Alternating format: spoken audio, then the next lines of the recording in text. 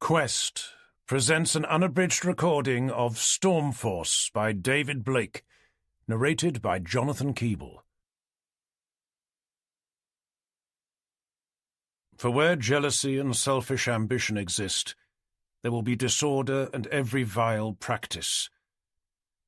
James chapter 3, verse 16.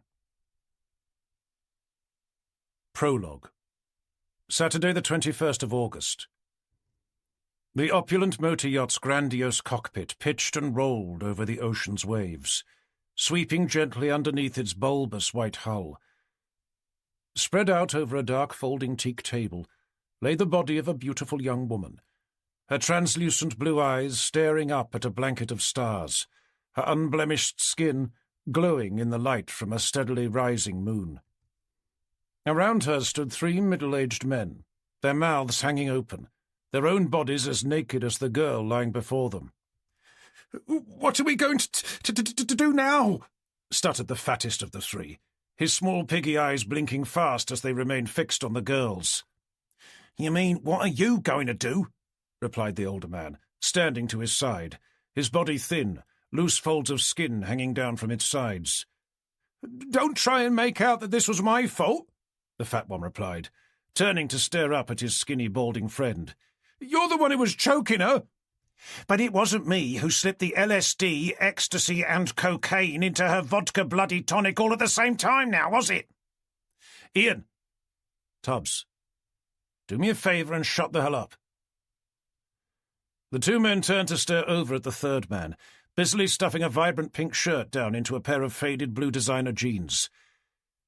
A sudden feeling of exposed vulnerability had the two still naked men start scrambling frantically about for their clothes, pulling them over their sun-bronzed bodies before standing once again to stare down at the girl. A silence as cold as the surrounding sea crept its way over the luxury yacht, leaving the only sound to be the tops of the waves, lapping gently against its gleaming white hull. "Is she definitely dead?" came the uncertain voice of the man who was being called Tubbs, peeling his eyes off the girl to stare over at the person standing on the opposite side of the table. "What do you think?" "I don't know, Mike. Unlike you, I'm not a doctor." "Well, after the convulsions, vomit, and blood that came pouring out of her nose, she stopped breathing. She hasn't moved since, not even enough to blink. Bearing all that in mind, I don't think you need 5 years in medical school to know that she's definitely fucking dead." "Shit." As they'd been talking, Ian had been furtively glancing about. "I think the solution is obvious enough," he soon began, casting his eyes over at the sea, glistening in the moonlight like a carpet of slithering slugs. "We simply tie something around her feet and throw her over the side. Then we motor our way home and pretend none of this ever happened." "Agreed," Mike replied. 100%. A sudden giant beam of light swept over the boat. Panicking, they all ducked their heads. "What the hell was that?" demanded Tubbs, his bottom lip trembling.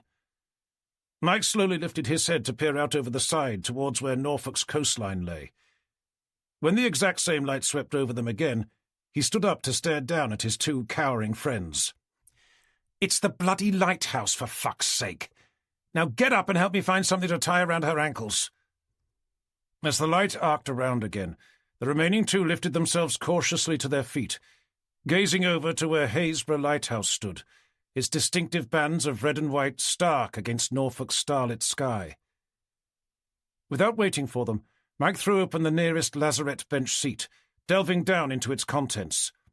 "We just need an anchor or something, and a length of rope to attach it to." Tubbs looked back at the body. "Are you sure we should be doing this?"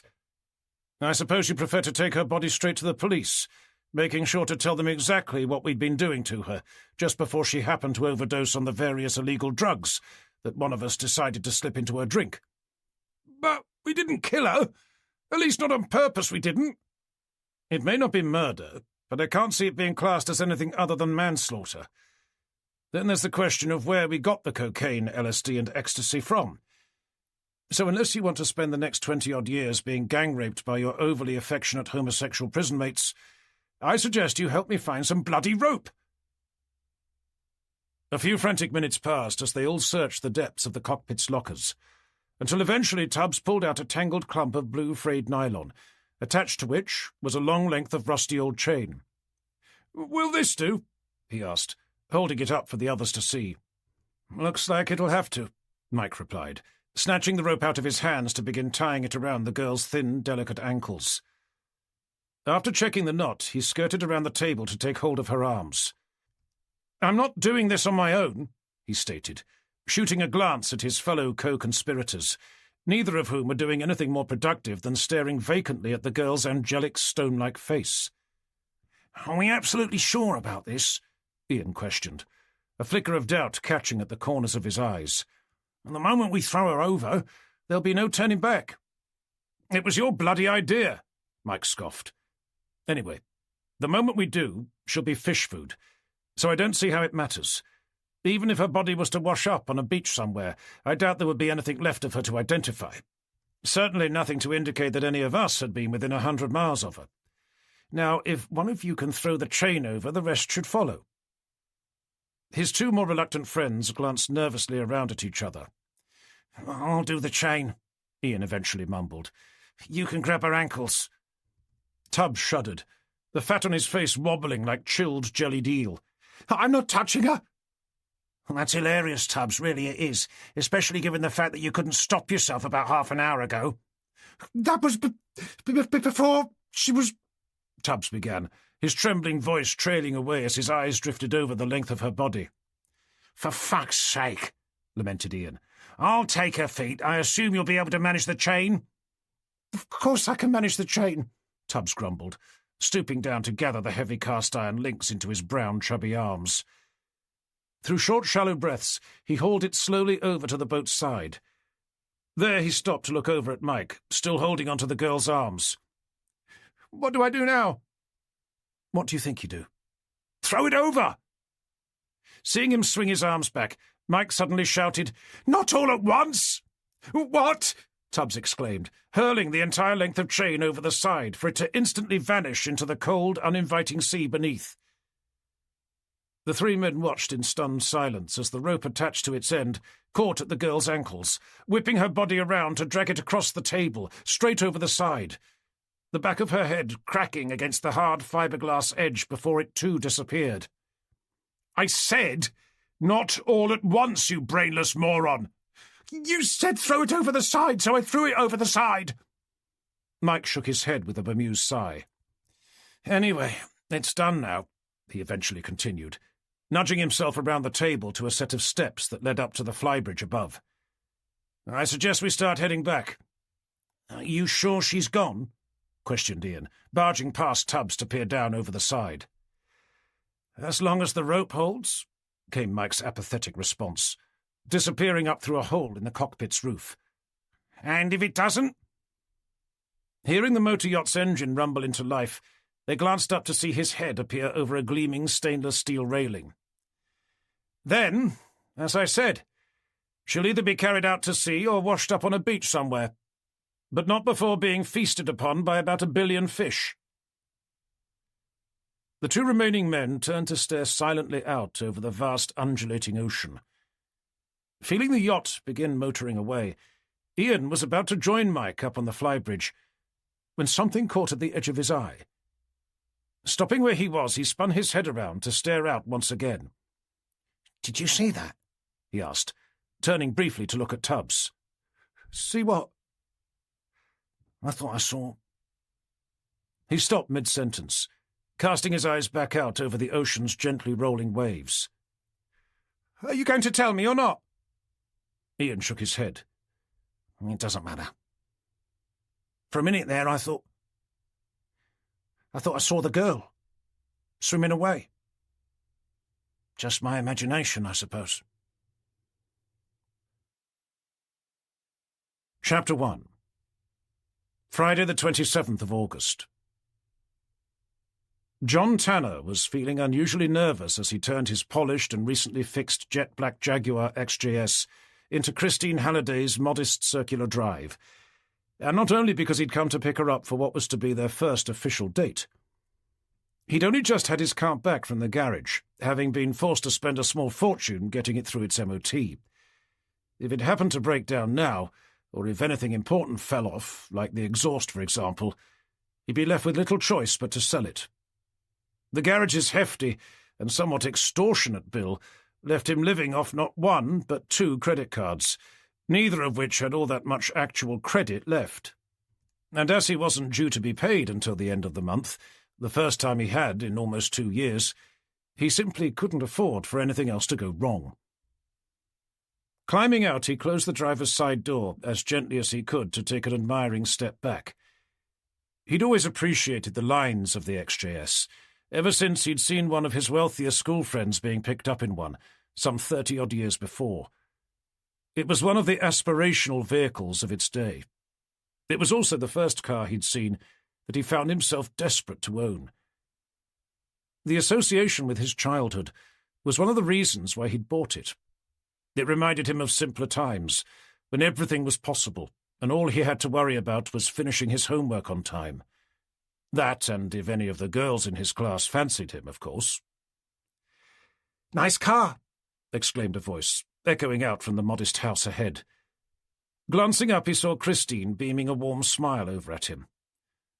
"Really?" he asked, an anxious frown sending waves rippling over his forehead. He'd always known his car was an unusual choice. It was for that reason he was never quite sure what people's reaction would be. "Of course," she replied with apparent sincerity. "I mean, what's not to like?" Tanner shrugged. "Some people think it's, a little 80s. "And what's wrong with that? Some of my best memories are from the 80s. "They're not exactly known for their reliability either."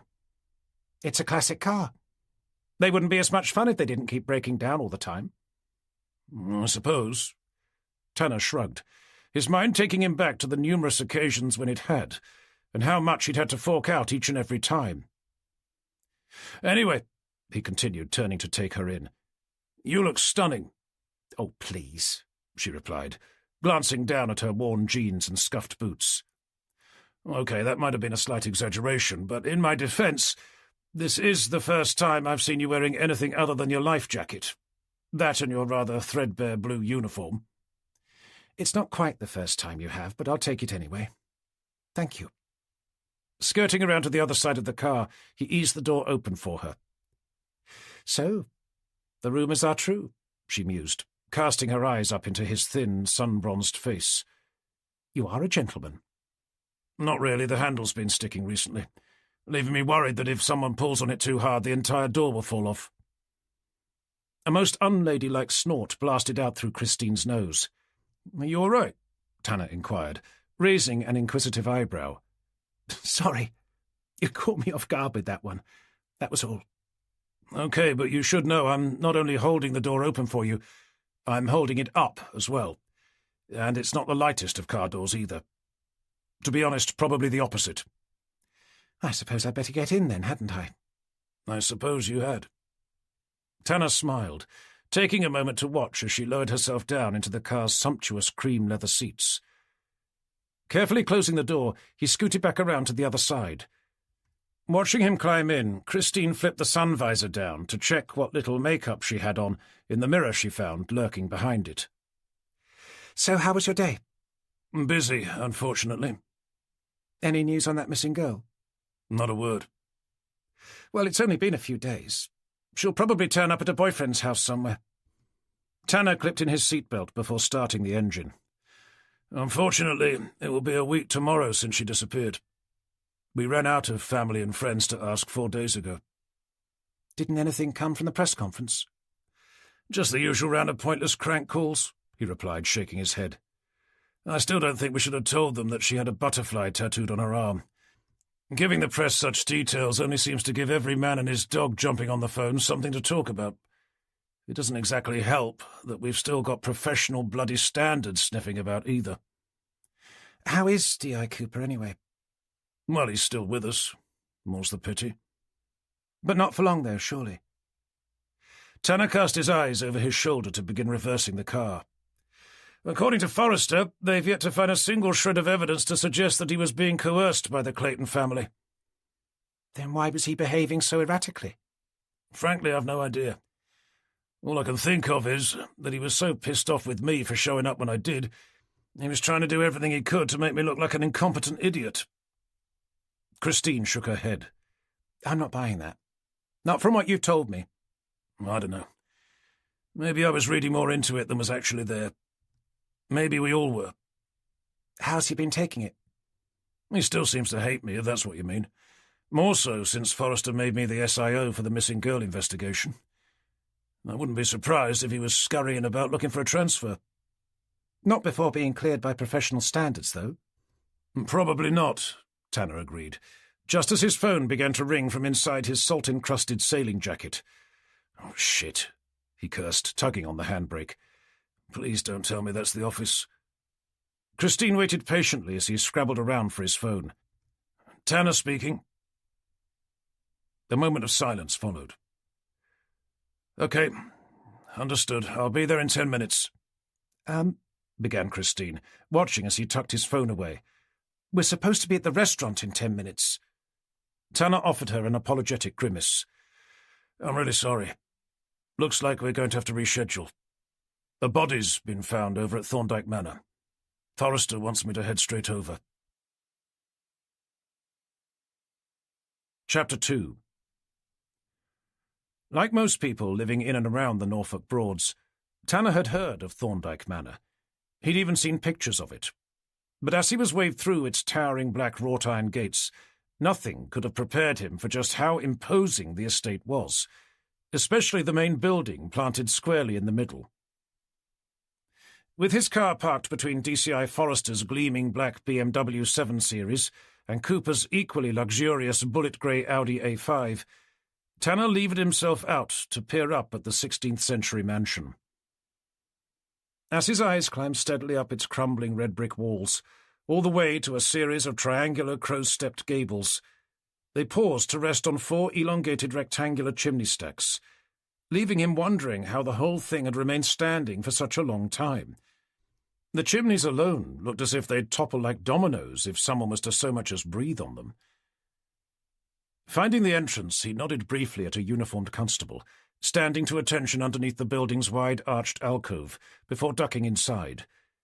There he found himself gazing around a resplendent wood-panelled foyer, portraits of long-dead members of the British aristocracy staring down their aquiline noses at him, as if he was of no more significance than a stray speck of dust. With the sound of voices drifting down from the floor above, he made his way up an ornately carved staircase to a half-open door. Stepping through, he found himself inside a sumptuous stately bedroom, in the centre of which stood an impressive Regency-styled four-poster bed, one that was surrounded by his colleagues from CID, as well as numerous overall-clad police forensics officers. Craning his neck to see what, or more likely who it was lying on the bed who they all seemed to be staring at, an all-too-familiar voice boomed out from behind him. "Ah, there you are!" Tanner turned to see DCI Forrester's shining bald head, peering at him from around the door he was still standing beside. "You made good time?" "I was already in the car," he replied, with a sanguine smile, stepping forward to find someone else lurking behind the door, a tall, stick-thin man with a stern, bony face, dressed head to foot in the pristine uniform of a high-ranking police officer. "Superintendent Whitaker, this is Detective Inspector John Tanner."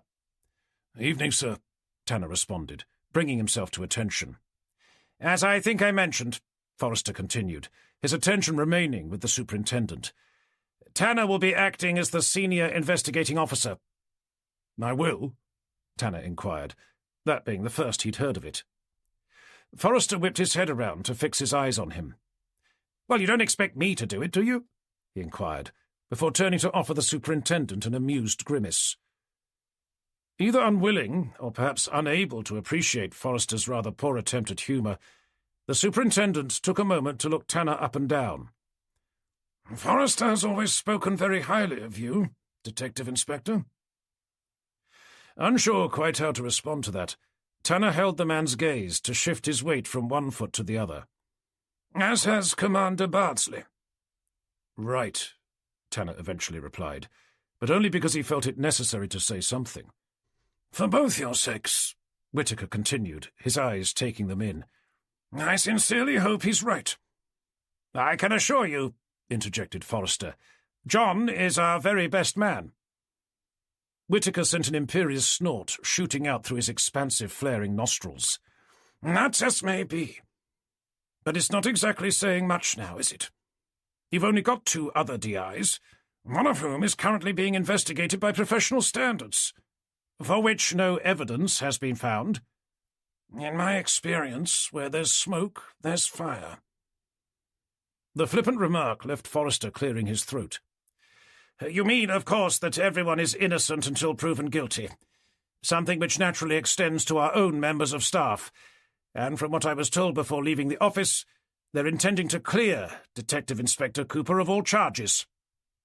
Yes, well, came Whitaker's dismissive response, his steely blue eyes returning to Tanner's. I suppose I'd be a little happier if he was the only member of your CID department who'd been under the microscope of professional standards, which is probably why they've gained a reputation for being somewhat over-enthusiastic, Forrester continued, rallying to Tanner's defence. The superintendent slowly peeled his eyes off Tanner to gaze over towards the bed. Anyway, that aside, whoever did this needs to be found, and sooner rather than later. The media attention is going to be huge. It was Tanner's turn to clear his throat. Forgive me, but does that mean we know the body's identity? It's none other than Lord Blackwell's son, Sir Michael Blackwell, Whitaker stated, lifting his chin to glare down his nose at first Tanner, then Forrester. Which, simply put, means that under absolutely no circumstances are either one of you going to fuck this thing up. Is that understood? Fully, sir, Forrester replied, pulling his shoulders back to shift the attention over to his most senior officer. Isn't that right, Tanner? Absolutely, sir, Tanner replied, albeit with considerably less conviction. Chapter 3. Left reeling from the news that he'd been made the SIO for what was looking likely to be the single most high-profile investigation of his career to date, without Forrester having even bothered to ask if he wanted to be, Tanner excused himself to slink away from the unwelcome scrutiny of Norfolk's most senior police officer. Skulking over to where he could see their medical examiner, Dr. Johnston, deep in conversation with D.I. Vicky Gilbert, together with the still relatively new to CID D.C. Mark Townsend, in a tired, despondent tone he made the effort to catch the doctor's eye. Okay, so what have we got? As his colleagues turned their strangely ashen-coloured faces towards him, a narrow gap opened up, just enough for Tanner to see for himself. Jesus Christ, he gagged, the acidic taste of uninvited bile catching at the back of his throat. Lying on the bed was the naked body of a middle-aged man, his eyes staring up at the bed's silk-lined canopy, sun-bronzed limbs handcuffed to its ornately carved dark wooden posts. But none of that was what had made Tanner retch so badly. The body's chest cavity had been prized apart, the curved tips of its ribs jutting out like the jaws of a feasting lion, and bulging half out of his mouth was what Tanner suspected to be the man's blood-filled heart. "Pretty much as you can see," Johnston replied, taking a moment to follow Tanner's gaze. "But there are some interesting aspects which I suspect are worth making a note of." "Some interesting aspects," Tanner repeated, his eyes unable to tear themselves away from what had been shoved down into the man's wide-open mouth. "Well, interesting to me, that is," the medical examiner continued, offering Tanner a nonchalant smile. Tanner shook his head clear as he struggled to fathom how it was possible for anyone to describe the horrific scene set before them in such a casual manner. "Anyway," Johnston continued, returning his attention back to the body, "he'd had sexual intercourse shortly before this happened. How long before is difficult to tell, but I'd say he died about 24 hours ago, so probably sometime yesterday evening." "With a man or a woman?" Tanner inquired, his mind left to consider the likelihood that the person he'd been intimate with was the same person responsible for leaving him in such a state. "Oh, a woman. At least I'm fairly sure it was. There's a film of what I believe to be vaginal transudate on his, manhood," Johnston muttered, giving Vicky a brief but obviously embarrassed glance. "But I will, of course, need to confirm that." "Do you think it's possible for a woman to have done that to him?"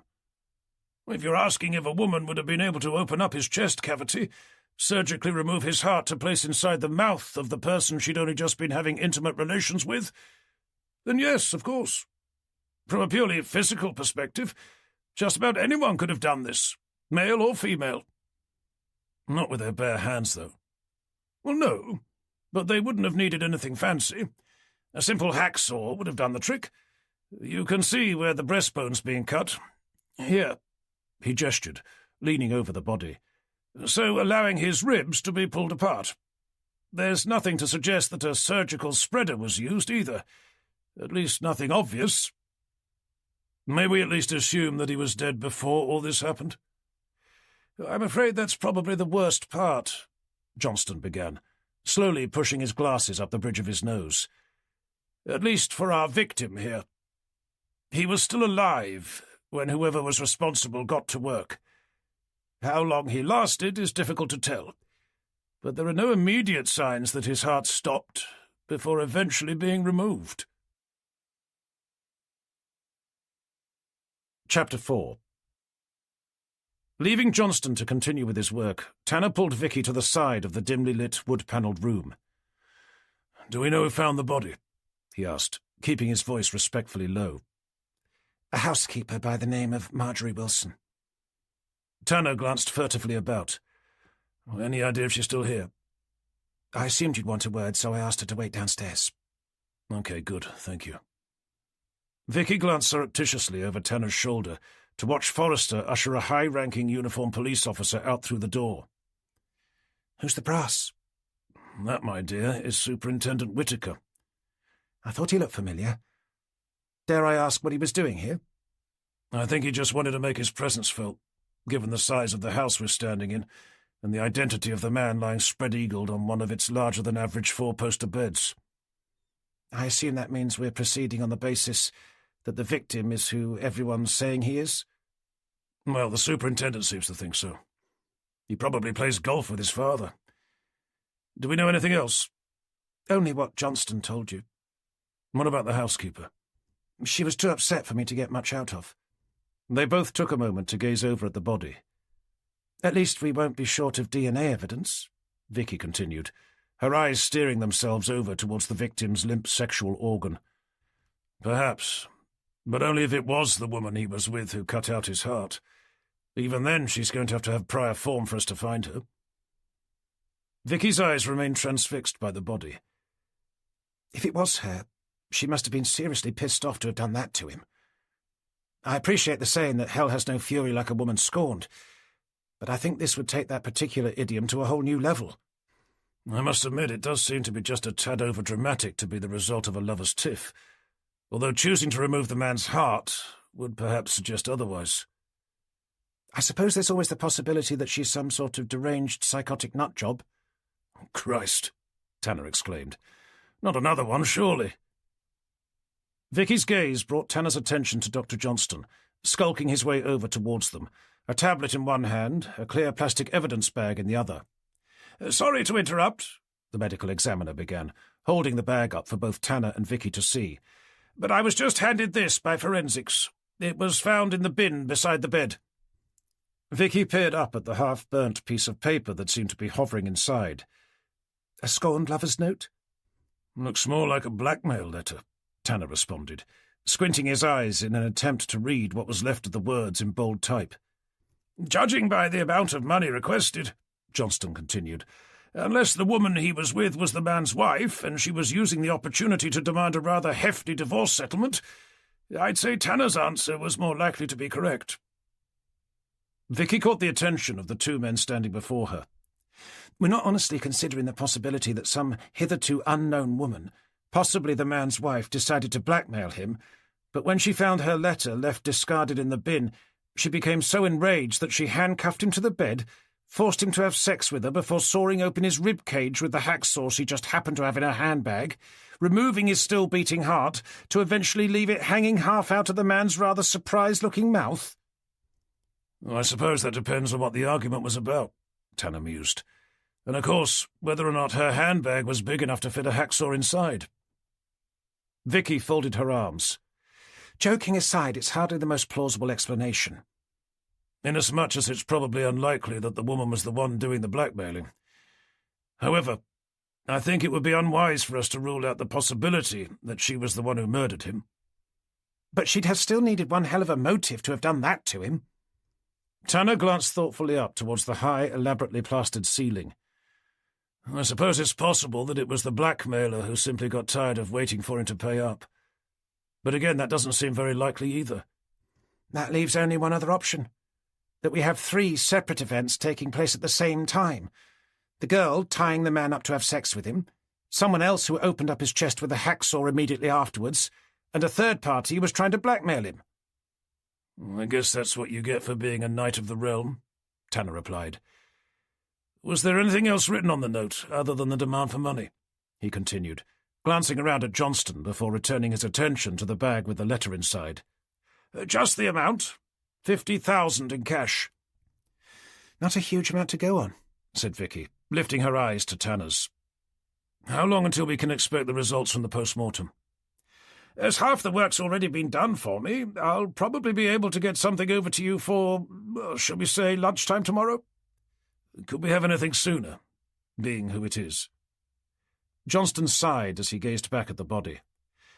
I suppose I'll be able to get an early summation over to you for first thing in the morning, but that's the best I'll be able to do. Chapter 5. With Johnston returning his attention to the scene of the crime, Tanner led Vicky out of the bedroom in search of the housekeeper who'd discovered the body. Asking around, they soon found her sitting at an island table inside a large Victorian kitchen, a female police constable keeping a watchful eye on her from beside an old ceramic butler sink. "Mrs. Wilson?" Tanner inquired, his line of sight partially blocked by an eclectic mix of pots and pans hanging down from a wrought-iron ceiling rack. The woman glanced up, her rosy, crumpled face blinking confirmation at him through round, tear-strained eyes. "Detective Inspector Tanner and my colleague Detective Inspector Gilbert, Norfolk Police. Is it okay if we ask you a couple of questions?"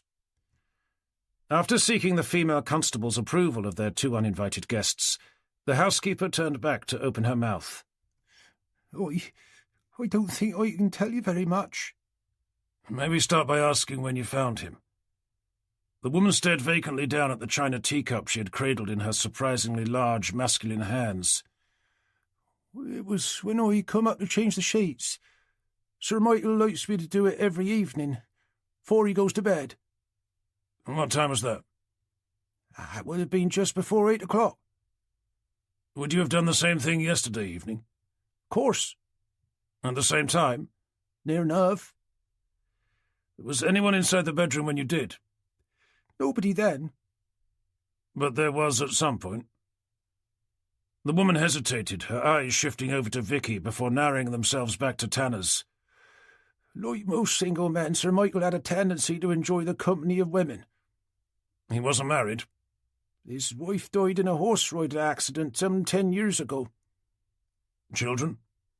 The housekeeper shook her head. Tanner took a moment to glance about. "You're saying he lived here all on his own?"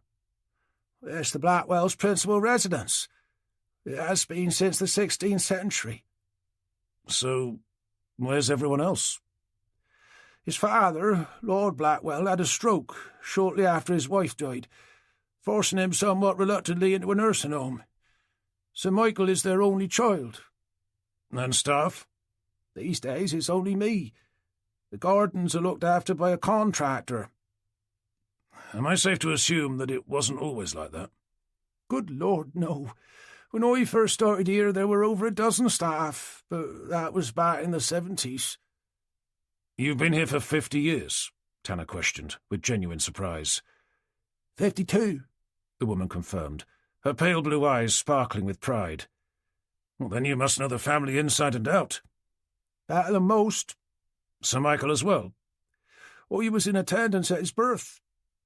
So you can tell us what he was like? The elderly woman hesitated for the briefest of moments. As you'd expect from someone of his social standing. Tanner raised a curious eyebrow. It was an odd thing for her to have said, but fairly obvious what she'd meant. That her employer was like most people he'd met born with a silver spoon in their mouth, pompous, egocentric, and generally speaking, rather arrogant. Did he have a profession?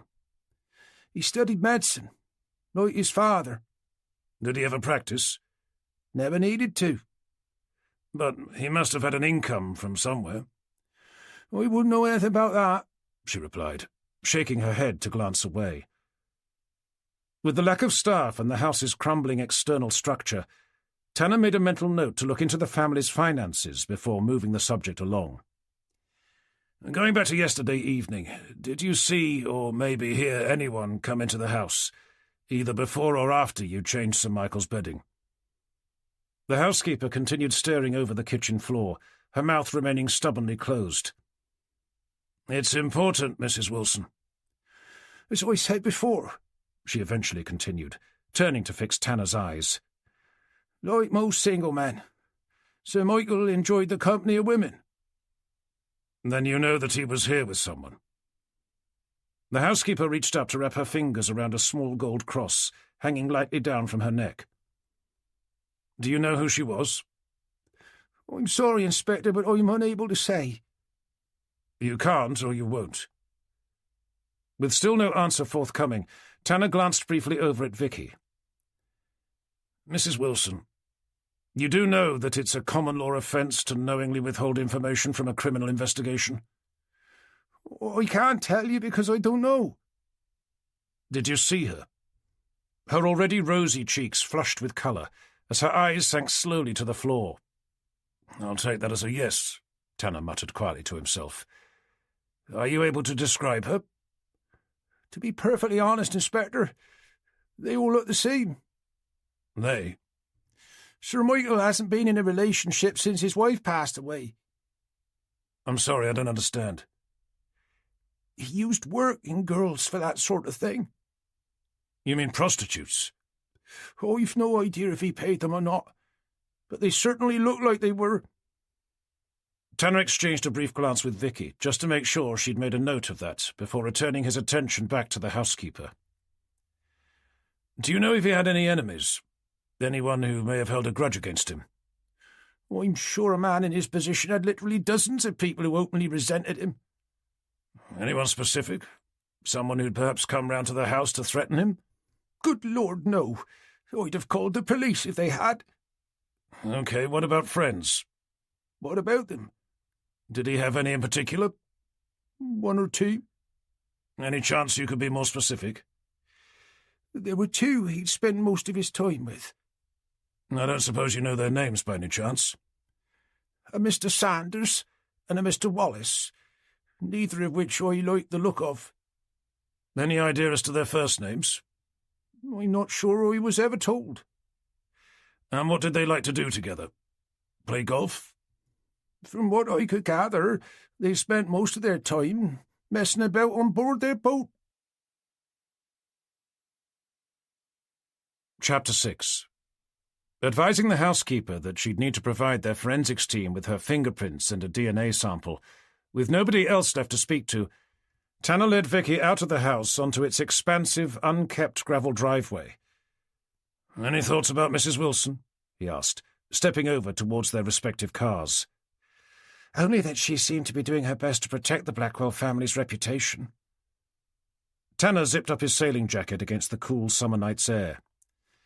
Do you think she was being protective? Or more that she was doing her best to hide her disgust? How do you mean? Did you see the cross around her neck? I can't say that I did, Vicky conceded. If she turns out to be some sort of Christian fanatic, I can't imagine she'd have been too pleased to find herself having to show an endless stream of prostitutes in through the front door of the house she'd spent the vast proportion of her life working at. Who knows? Maybe she snapped when she accidentally walked in to find him handcuffed to the bed whilst being ridden like a donkey. If that was the case, wouldn't she have killed the girl as well? Tanner shrugged. Maybe she tried, but found herself hindered by the fact that she wasn't chained to the bed in quite the same way as her lord and master. And would she really have been able to saw open his chest like that? Continued Vicky, her tone drenched in doubt. Johnston did say that just about anyone would have been capable of doing so, at least from a physical point of view, and it's not as if she had the appearance of being a weak and feeble old lady, far from it. Maybe her idea was to make it look like the girl had done it, thinking that being banged up for first-degree murder was a suitable punishment for her sacrilegious profession. "I've just thought of something else," Vicky began, stopping beside Tanner's car. "What if she'd been included in his will, and came to the conclusion that she couldn't wait another 30-odd years to cash in?" Tanner gave her a sideways glance. "Do you think that's likely?" "Not really, but I suppose it's possible." "If she had been included in his will, we're soon going to find out. I suggest we make that the first thing we take a look at. The second will be the state of Sir Michael's finances. She may not have been willing to comment, but even if he couldn't be described as broke, it's fairly clear that he wasn't exactly rolling in cash, not if he couldn't afford to keep his estate in anywhere near the condition it must have been when the place was crawling with servants." "Anything else?" asked Vicky, pulling out her notebook. "The girl he was with. We have to find her. Even if she wasn't directly responsible, there's every chance she was part of the plan. It's simply too much of a coincidence that she just happened to handcuff him to the bed shortly before someone else dropped by with a hacksaw. Maybe she was told to go there with the instructions to ensure he was tied down before letting someone else in through the back door. For all we know, she was there at the time he was cut open. Her testimony is going to be vital." "OK, I'll tell Dr. Johnston that we need her DNA sample as a priority. Hopefully we'll then be able to find her on the database." "Next on the list will be to identify the two men the housekeeper said he used to hang out with. What were their names again?" Vicky turned back a page in her notes. "Mr. Sanders and Mr. Wallace." "It's a shame she didn't know their first names. I'd hate to think how many Sanders and Wallaces there are in Norfolk." "She did say they used to spend most of the time on board their boat." "Yeah, she did, didn't she?" said Tanner, tapping a pensive finger against his square-shaped chin. "I wonder if that meant that they owned a boat together." "If Sir Michael was as skint as is being suggested, then it would make sense if they did." "It would certainly make them easier to find," Tanner continued, suppressing an exhausted yawn whilst glancing down at his watch. "I suggest we give the Broads Authority a call to ask if they have any boats registered to either Sanders, Wallace, Sir Michael Blackwell, or maybe all three. But for now, I think we should call it a day, at least what's left of it. What with who the victim is, the manner by which he's been killed, and the complications surrounding it, I think we're going to need some sleep before all the news media vans start piling up outside the station again." Chapter 7. Saying goodbye to Vicky, Tanner climbed into his car to start digging his fingers into the corners of his eyes. He was both mentally and physically exhausted. There'd normally be months, sometimes years, between murder investigations. By that time, he'd be praying for something more substantial to work on, other than the normal run-of-the-mill burglary and domestic violence cases that seemed to permanently litter his desk. This time around, not only had it been only 2 weeks since he'd had to watch Thomas Longshaw murder his brother moments before having his throat torn open by his estranged father's sole remaining Rottweiler, but to suddenly find himself the SIO for the murder of none other than Lord Blackwell's son already had him feeling the pressure. With the sudden image of Christine entering his mind, and the perturbed look on her face when he told her that he was going to have to abandon their plans for the evening, he dug out his phone to give her a call before catching the clock on his Jag's varnished wooden dashboard. It had already gone 10. Was it too late to call, he asked himself. If it wasn't, and he did, what would he say? Apologise again for having to bail on what was to have been their first official date together? He also knew what she'd end up asking. When would he be free to have another go? It would have been a natural question, one which she'd no doubt expect some sort of definitive answer to, like Sunday afternoon or Tuesday evening. It didn't matter. He knew he wouldn't be able to say, at least not with any certainty. His availability for the foreseeable future would rest solely upon the roads this new investigation would take him. Would she understand that? And what would she start thinking when he'd be forced to say that he didn't know? It was hardly going to be a response to leave her thinking that he was desperate to see her again. Shit, he cursed quietly to himself, his finger hovering indecisively over the call button. Finally deciding that it had to be better to call than to not, he was about to press down on the screen when the phone rang in his hand. Jumping with a start, his surprised frown melted instantly away when he saw who the caller was. "Hi, Christine," he replied, a natural smile gently lifting the corners of his mouth. "I was just about to give you a call myself." "I didn't know if I should." "Oh, there's no harm. If I couldn't answer, it would have just gone through to voicemail. Anyway, I'm pleased you did. I wanted to say sorry again for earlier." "There's nothing to apologize for. It's your job. Besides, if you didn't have it, I can't see how you'd have been able to pay for the meal." "I knew there was a reason why you agreed to go out with me." Of course. Why else would I?" "Anyway, at this rate it looks like you won't be able to, whether you wanted to or not, at least not for a while." An almost imperceptible pause followed before Christine's voice came back over the line. "How come?" "It's another murder, I'm afraid, and a high-profile one at that." "Anyone I know?" Tanner hesitated. "It's probably best if I don't say who for the time being, at least. Suffice to say, I'd be surprised if you hadn't heard of him. Anyway, Forrester decided to make me the SIO without even bothering to ask." "You wouldn't have wanted to work under Cooper again, would you?" "Well, no, but it would have been nice to have been given the choice." "Couldn't you have refused?" "Not really. He told me in front of Superintendent Whitaker." "Superintendent who?" "He's Norfolk's most senior police officer. The fact that he was anywhere near the crime scene should give you an idea as to just how high-profile this investigation's going to be." "Okay, well, no problem. Just give me a call when you know you're going to be free, and we'll reschedule for another time. But don't leave it too long. I might have to log myself back into my Tinder account." Tanner grinned with relief. She was being neither unnecessarily pushy nor belligerently distant. He was about to thank her again when her voice came back over the line. "I did actually call for a reason, other than to remind you that you owe me a night out." "That's good to know." "I just had a call from my own boss. He told me there's a storm heading our way from Eastern Europe. It's currently only classed as a Category 2, but it's forecast to increase up to Level 3 by the time it hits." Tanner's thoughts immediately turned to his boat. "When is it expected?" "The wind will start building from tomorrow night, but the centre isn't expected to reach us for another couple of days. Anyway, I thought I'd better warn you ahead of time." "Okay, thank you. I don't suppose you have any recommendations for my boat?" "The Broads Water Authority will be advising all liveaboards to seek alternative accommodation for the storm's duration. If it was mine, I'd probably have it craned out. The last time we had a storm like this, there were at least half a dozen swept off their moorings." "I'll have to look into it," Tanner replied, his mind already worried about the cost of having it lifted out. "If you'd prefer to keep it in the water," Christine continued, as if reading his mind, "then I'd suggest finding a floating pontoon to moor it up against. At least then you won't have to worry about the water level. Preferably somewhere that can offer you some shelter from the wind as well." "I don't suppose you have any suggestions?" "I'd have to clear it with my boss," Christine continued, "but I think your safest bet would be to moor it up alongside our patrol boats at Potter Heigham. I'm sure he wouldn't mind. The pontoons there are designed to cope with the highest tides." "Would you mind asking him for me?" "Of course, no problem.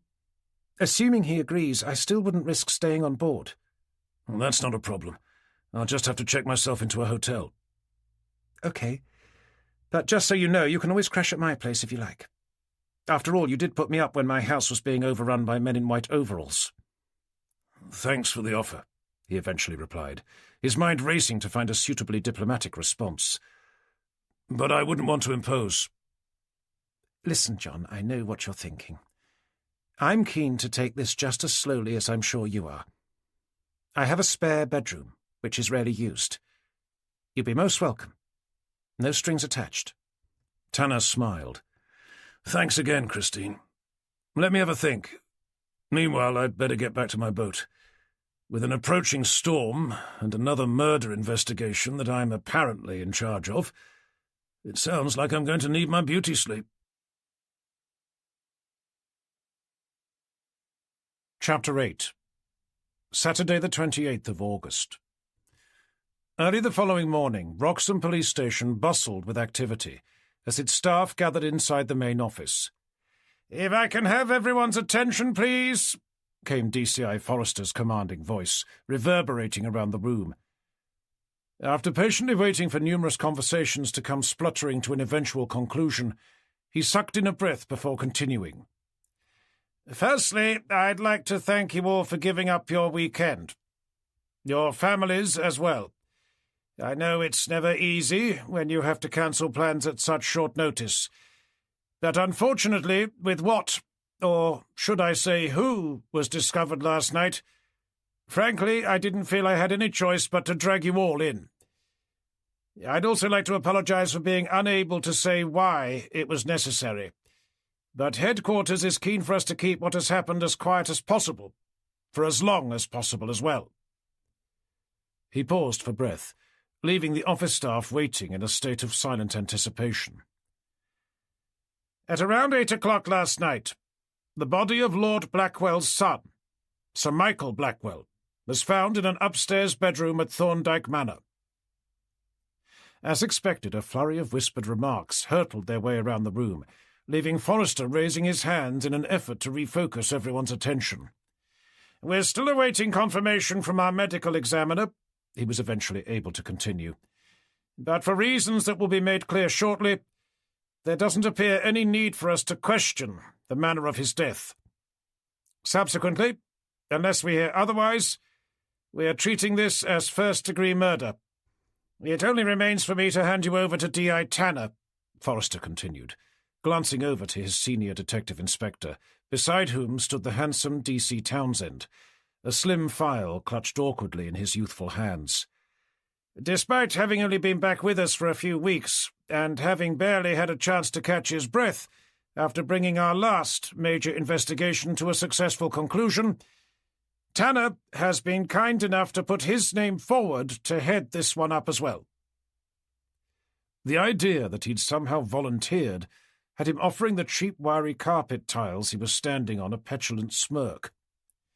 "Whilst on the subject of who heads up what," Forrester continued, casting his eyes around the room, "I'd like to add that the decision for Tanner to take the lead once again bears no reflection on D.I. Cooper's abilities in any way, shape, or form." Tanner followed Forrester's gaze to find him staring at his younger male counterpart, who in turn was forcing a smile directly back at their DCI. "Cooper did an outstanding job during Tanner's somewhat lengthy absence," Forrester continued, "especially in light of his overall lack of experience." Tanner watched with pitying amusement as Cooper's face darkened with humiliated rage, his eyes ricocheting off Forrester's to bury themselves into the farthest wall. "But as our most senior DI, both myself and Superintendent Whitaker believe that with such a high-profile murder investigation, it's only right that the role of SIO went to our most experienced officer."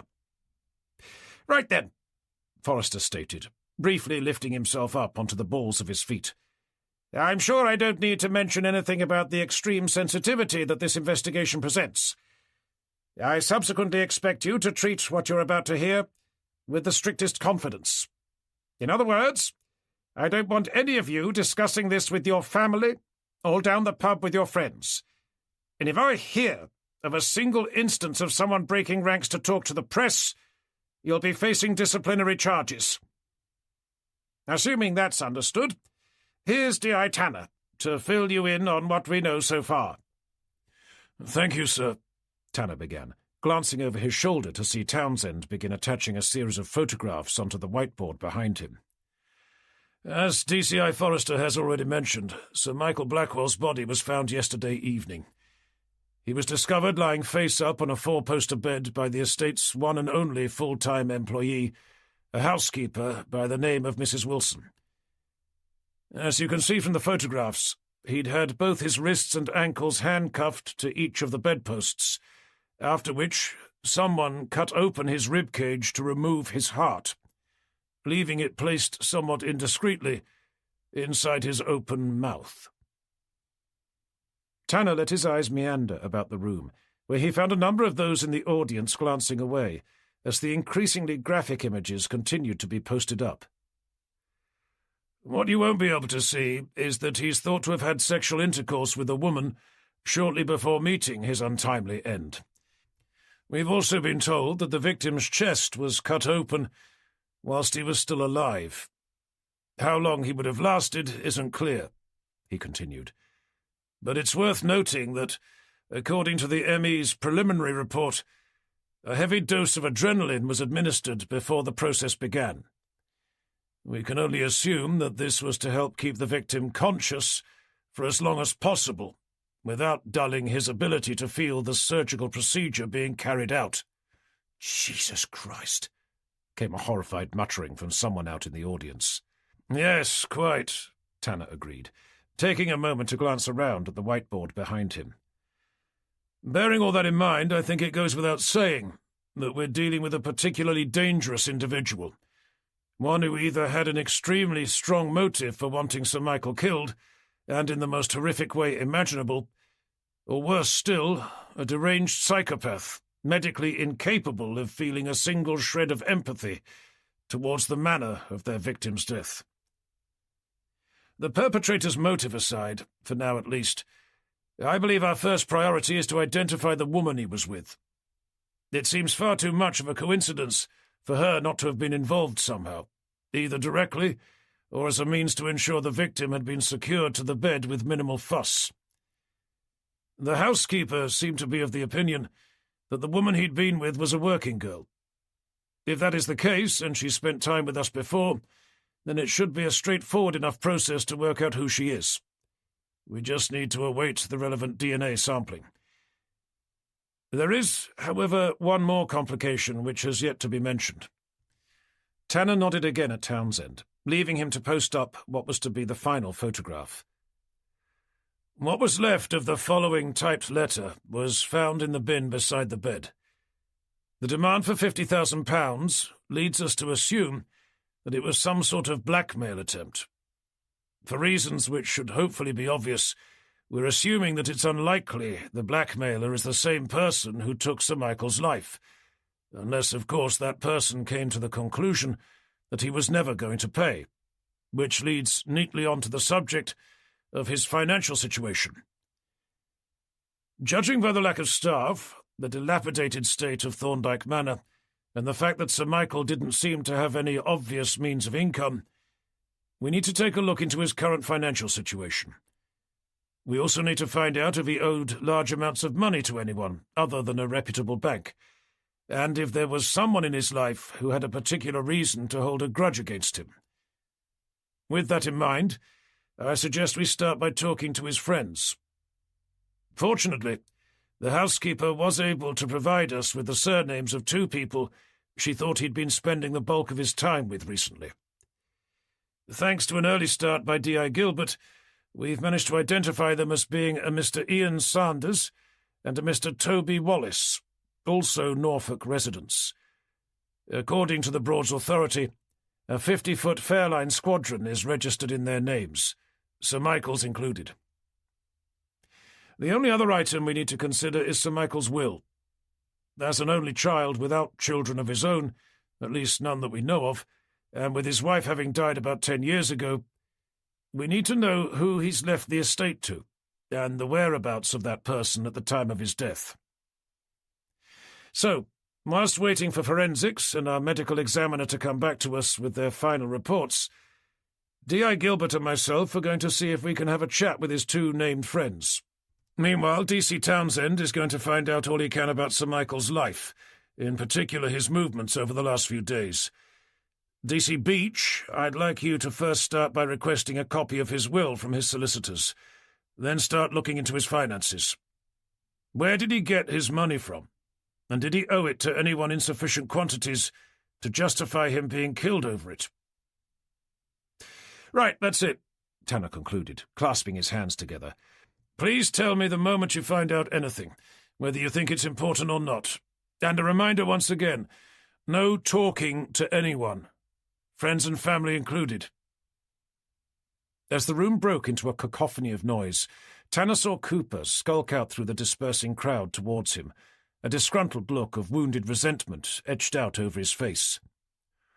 "What about me?" he asked as he approached, unable to look Tanner directly in the eye. Realizing he'd managed to forget that he was even there, Tanner took a hesitant moment to clear his throat. At the end of the day, despite having been cleared by professional standards, he still didn't trust him. However, he also knew that he didn't wish to spend the entire investigation having to fight him at every turn. "With Forrester's permission," Tanner began, taking a diplomatic stance, "I'd like you to head up an investigation into the blackmail attempt." "Oh, right," Cooper replied, a hesitant look of indecisive gratitude creasing the corners of his eyes. "Until we're told otherwise, I can't help but think that the two must be separate, so it only makes sense for us to treat them as such. I'll ask D.C. Townsend to assist you. I'm sure I'll be able to find someone else to cover his work." Chapter 9. After a brief conversation with Forrester, outlining the thought process behind giving Cooper the lead on the blackmail side of the investigation, Tanner and Vicky made their way out in search of the first of the two men Sir Michael's housekeeper had mentioned, Mr. Ian Sanders. With nobody answering the door at his registered address, they turned to the only other place they thought he might be, the boat the Broads Authority had listed under his name. According to their records, it was supposedly moored up somewhere along Ackle Dyke, just off one of the River Bure's many sweeping bends. "What was it called again?" Tanner queried, climbing out of his car to stare down a long line of boats, each moored aft end to the purpose-built grass-lined hardstanding. "Medusa," Vicky replied, slamming the XJS's car door to leave Tanner casting his eyes over it in a state of cautious anxiety. "Sorry, Vicky, may I ask if you could close the door a little more gently in the future?" "Why's that?" she asked, sending a mischievous smirk at him over the Jag's sloping low roof. "Do you think something will fall off?" "To be honest, I'd rather not take that chance." Vicky nodded to offer him a reassuring smile. "I'll be more careful next time." "It would be appreciated," Tanner replied, peeling his eyes off the car to begin leading the way down the dike. Seeking out each boat's name, it didn't take them long to find the one they were looking for no other reason than it was by far the largest boat there. With nobody in view, either within its wide rectangular cockpit or through its open glass sliding door, Tanner stood back to call out, "Hello? Is anyone home?" A scuffling sound from the flybridge at the top of the boat had them both glancing up to find the shaved, sun-tanned head of a thin, middle-aged man staring down at them over a highly polished chrome railing. "Can I help you?" "Are you Mr. Ian Sanders of 14 Lulworth Avenue?" "That probably depends on who's asking." Tanner held aloft his ID. "Detective Inspector Tanner and my colleague Detective Inspector Gilbert, Norfolk Police." The man stood up straight, his eyes shifting between the two of them. "What's this about?" "It's concerning someone we believe to be a close friend of yours. Sir Michael Blackwell?" "Yes, and what about him?" "Does that mean you are Ian Sanders?" "Okay, yes, but you still haven't told me why you're here." Tanner sucked in a fortifying breath. "I'm afraid I may have some rather distressing news for you. Sir Michael's body was found inside his home yesterday evening." "His body?" "Due to the nature of his death," Tanner continued, "we're going to have to ask you where you were on Thursday night from around 8 o'clock to 12. "You mean someone killed him?" Sanders questioned, his eyes widening in shock. "We're not in a position to say how he died, only that his death wasn't from natural causes." Tanner and Vicky watched as the man's narrow, bony face visibly paled, disappearing a moment later to be replaced by a pair of long, gangly legs tumbling down a series of moulded plastic steps. "Do you have any idea who killed him?" they heard him demand, his head reappearing through the opening in the cockpit ceiling. "Not yet." But you must have some idea. Naturally, Tanner said, offering Sanders a thin, detached smile. Which is why we're keen to find out where you were the night before last. You can't possibly think that I had anything to do with it. We don't have any particular reason to think that you did, but it would certainly be useful if we could eliminate you from our inquiries. Hence the question. The man stopped to stare vacantly down at the cockpit's dark wooden table. I was here with another friend. It was our poker night. We were waiting for Mike, but he never showed. Your other friend wasn't Mr. Toby Wallace by any chance? Sanders nodded to sink slowly down into a black folding chair. Will he be able to confirm that? Of course. Would anyone else? The man glanced up as if being woken from a dream. Huh? Would anyone else be able to confirm that you were here on Thursday night other than your friend Mr. Toby Wallace? Well, no. I mean, I don't know, he stuttered, turning his head to glance around at the boats moored up on either side. You can ask our neighbours, I suppose. They probably heard us. We do seem to make more noise than perhaps we should. Am I to assume that this was a regular occurrence? Pretty much. Every Thursday. May I ask how long you'd known each other? Me and Michael? Oh, years. We went to Cambridge together. And Mr. Wallace? Not quite so long. Michael introduced me to him a while back. The three of us turned out to be looking to buy a boat at the same time. So after a few drinks, we came up with the idea of picking one up together. I don't suppose you know how Mr. Wallace knew Sir Michael? Sanders nodded.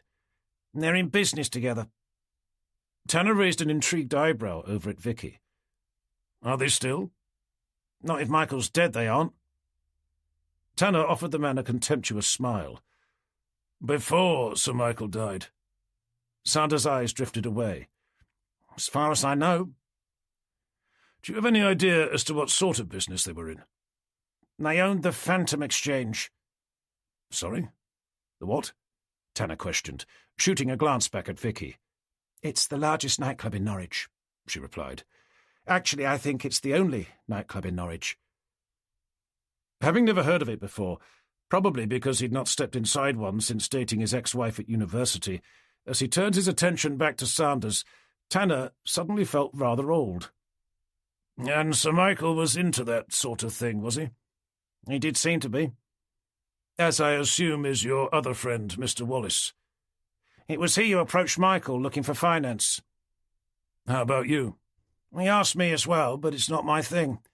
Too loud for my liking. Tanner took a moment to run his eyes over the smooth, elegant lines of the luxury yacht they were standing beside. May I ask what you do for money? If you mean my profession, I used to work in banking. Risk management, to be precise. Not anymore. I retired a few years ago. The riskiest thing I do these days is to take this out sea fishing. He laughed, the grin evaporating a moment later. Tanner studied his face.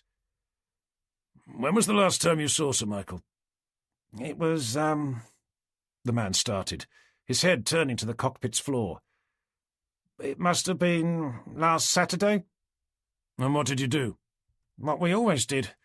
Took the boat out to see what we could catch, or as was more normally the case, what we couldn't.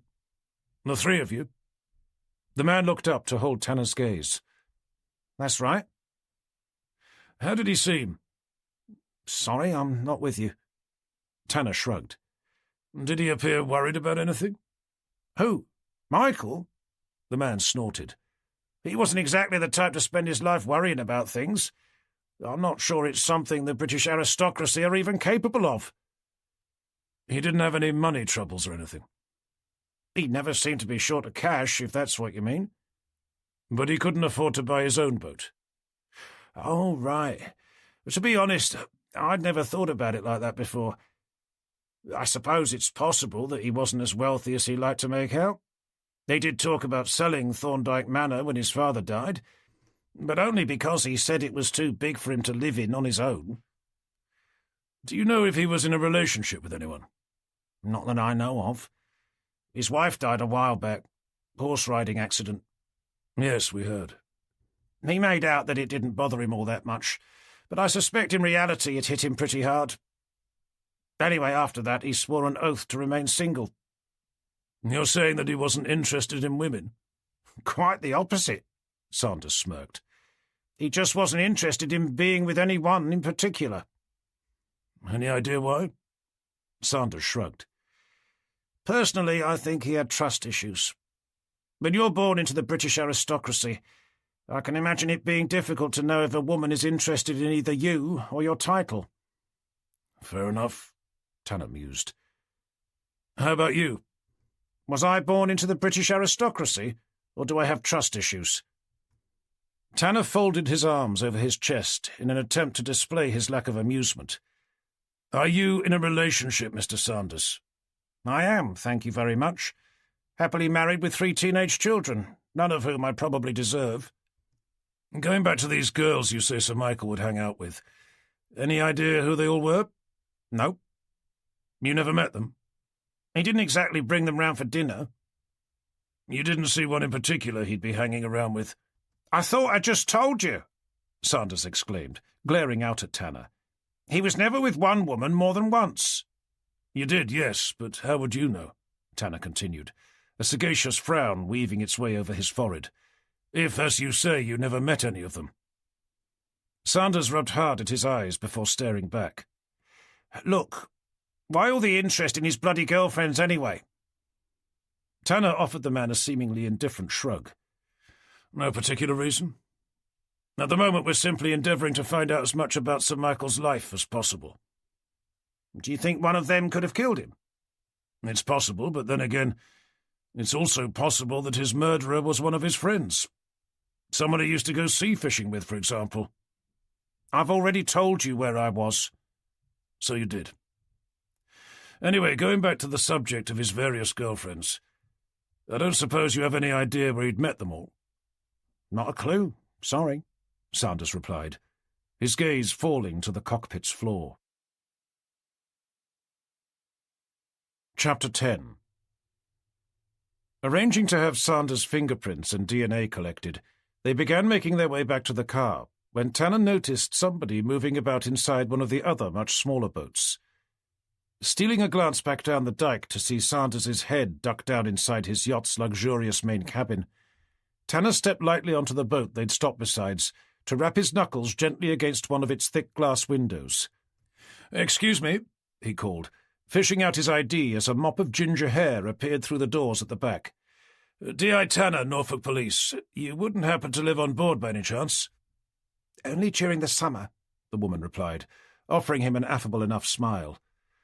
"I don't suppose you would have been here on Thursday evening," Tanner continued, watching a well-fed tortoiseshell cat weave its way between the woman's legs.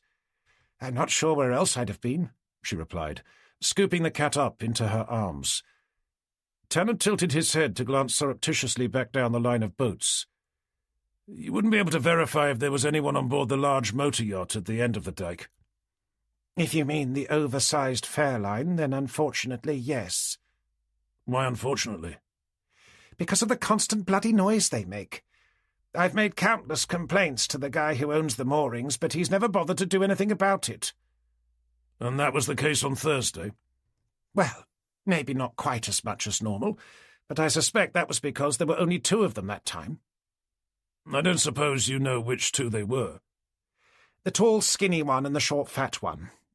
It was the posh, good-looking one with the fetish for wearing horrendous pink shirts who wasn't."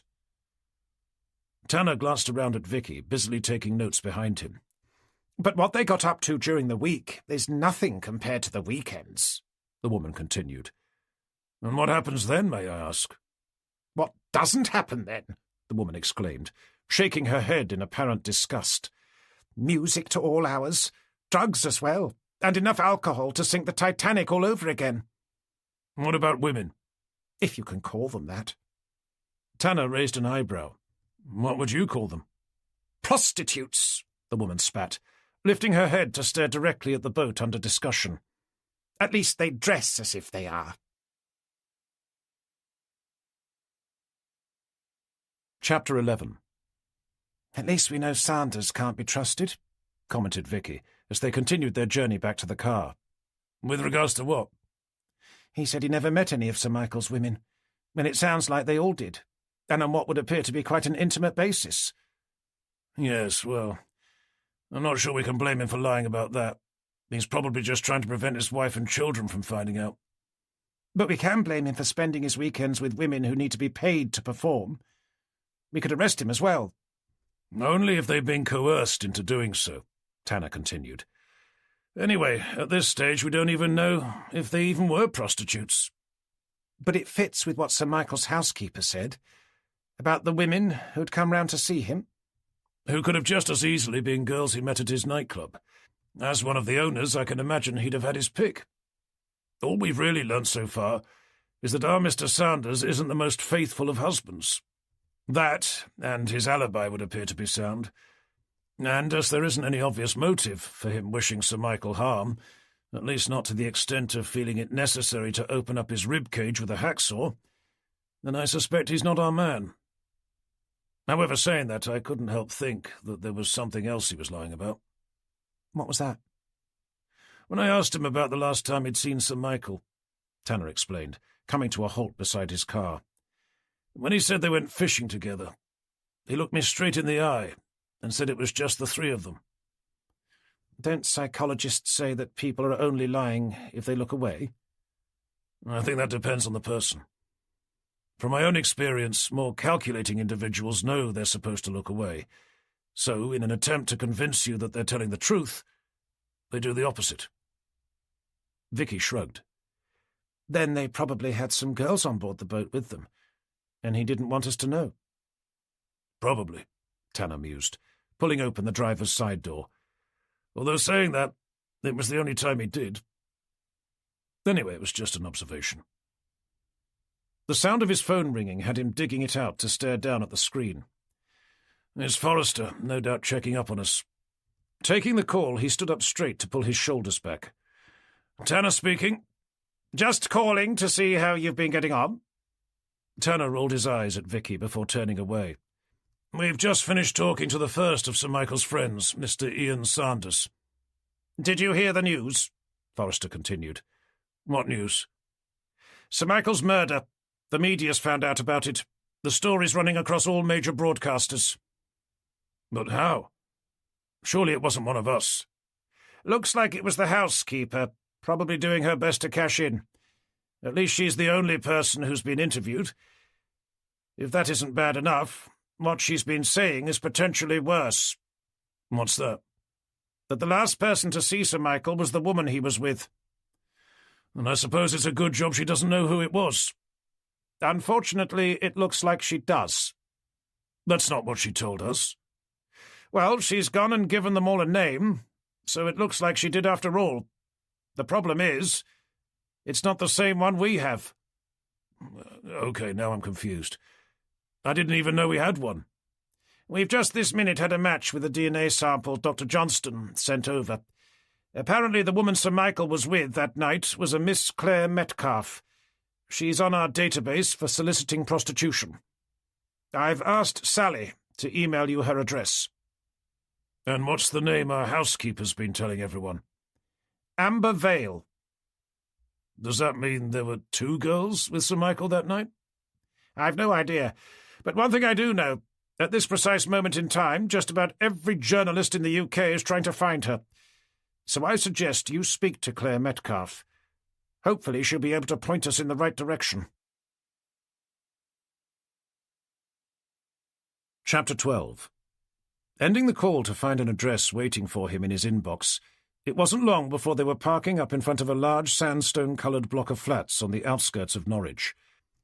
After leading the way up a set of cold grey concrete steps to the third floor, Tanner was soon leaning his finger against a cheap plastic bell as Vicky dug out her ID beside him. "Miss Claire Metcalfe?" Tanner inquired, holding up his own to the face of the attractive young woman who'd answered the door, her natural beauty hidden by layers of garishly coloured makeup. "Christ!" the woman replied, glaring first at Tanner, then over at Vicky. "What have I done now, for fuck's sake?" D.I. Tanner and D.I. Gilbert, Norfolk Police, Tanner stated. "We just have a couple of questions. May we come in?" No, you may not. Now, get on with it. I was about to go out." Anywhere nice? Not that it's got anything to do with you, but some of us have got to work for a living. And what sort of work is that? The woman looked Tanner up and down. Nothing you could afford, darling. At least not if that suit is anything to go by. Is that an open confession to soliciting sexual favours in return for someone's hard-earned cash? I'm an exotic dancer, thank you very much. Oh, I see. And whereabouts is it that you exotically dance? Metcalfe folded her arms over her ample-sized chest. The Riverside Gentlemen's Club, if you must know. Tanner turned to raise a questioning eyebrow at Vicky. Don't look at me, his colleague replied, tilting her head to give him an accusatory glare. It's a private club, about 2 bus stops that way, Metcalfe interjected, pointing off towards where they could see Norwich Cathedral's spire rising majestically up from its burgeoning city's centre. I see, Tanner continued. And that's what you were doing on top of Sir Michael Blackwell on Thursday evening at around 9 o'clock. Exotically dancing? The woman's eyes darted erratically between the two detectives before coming to an eventual rest on Tanner's. I was his escort for the evening. Right, yes, of course. And where did you escort him to? Oh, you know, around, she replied, offering him an irreverent smirk. Around where? His bedroom? Metcalfe shrugged back in response.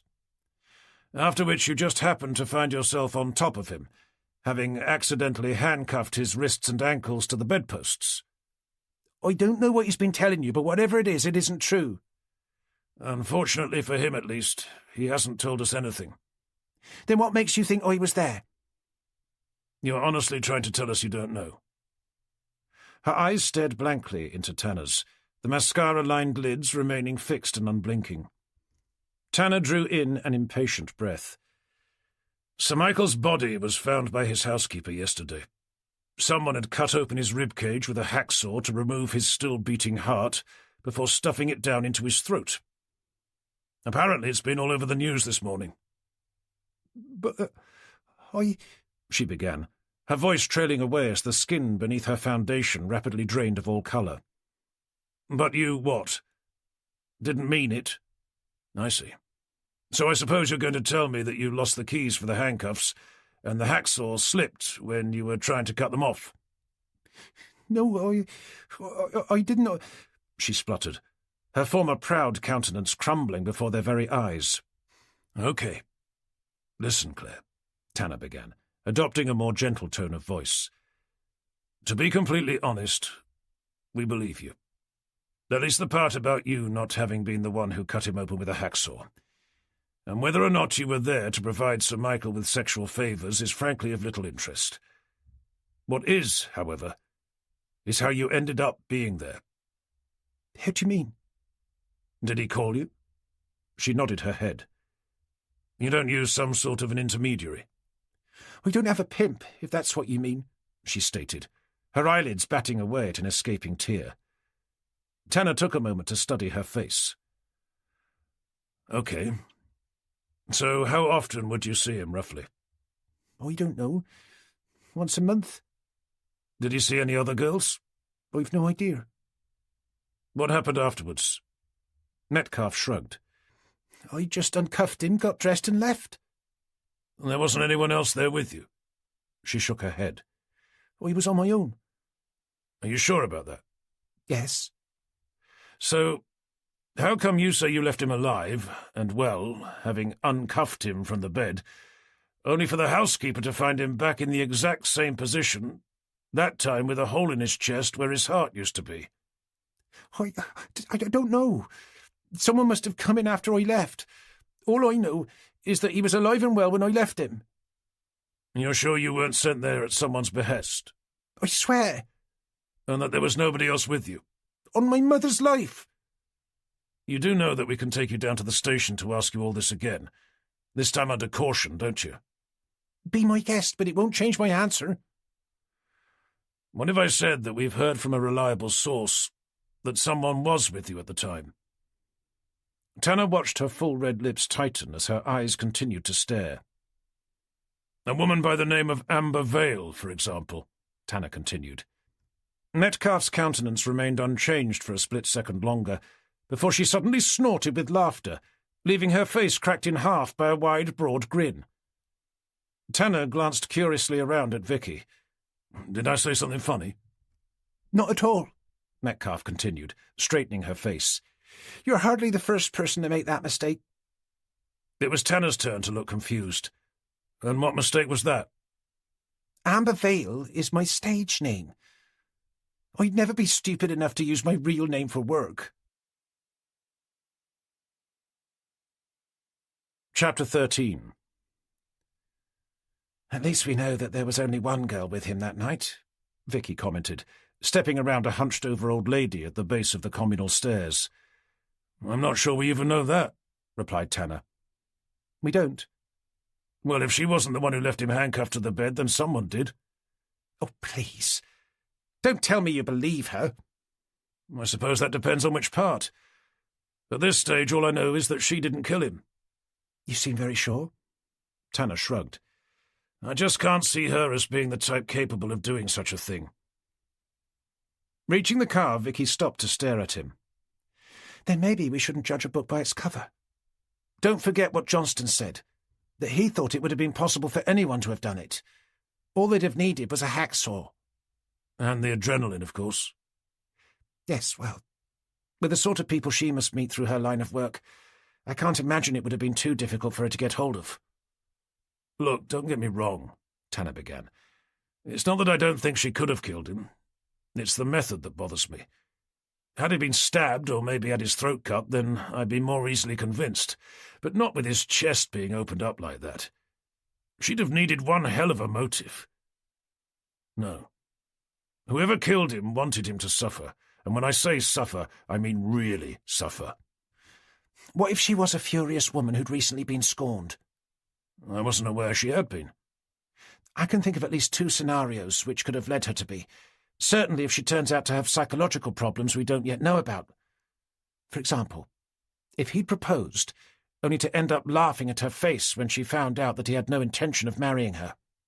Or maybe if he'd convinced her that she was the only woman for him, only to find out she was just one of a very long line." "Fair enough," Tanner continued, skirting around to the driver's side door. "But she's going to need to have some pretty serious mental issues.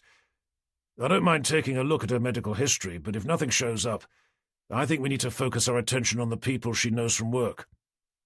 "Okay, well, you're the boss, I suppose." "You don't agree?" "Not really. But hey, what do I know?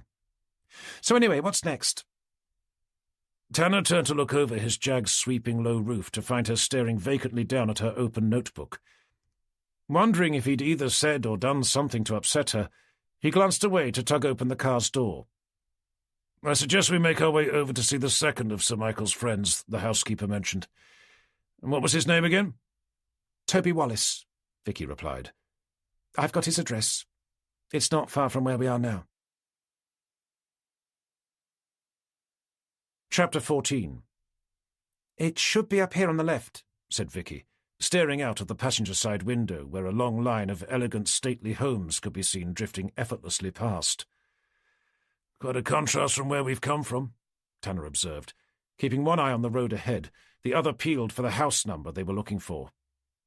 "Chalk and cheese," Vicky muttered in agreement, before sitting up in her seat. "Hold on. This looks like it." Just up ahead was a curved wall, leading into an impressively wide driveway, the number 42 standing proud against its neatly laid corn-yellow bricks.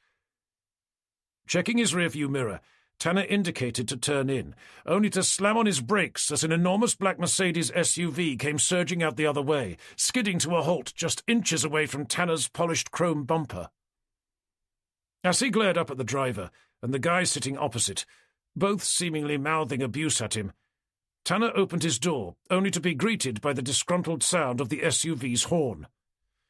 "This should be fun," he muttered to Vicky, levering himself out as the horn blasted out again. Leaving his door open, Tanner pulled out his ID to step up to the obstructing vehicle, just as the driver's side window wound slowly down to reveal a large anvil-shaped head.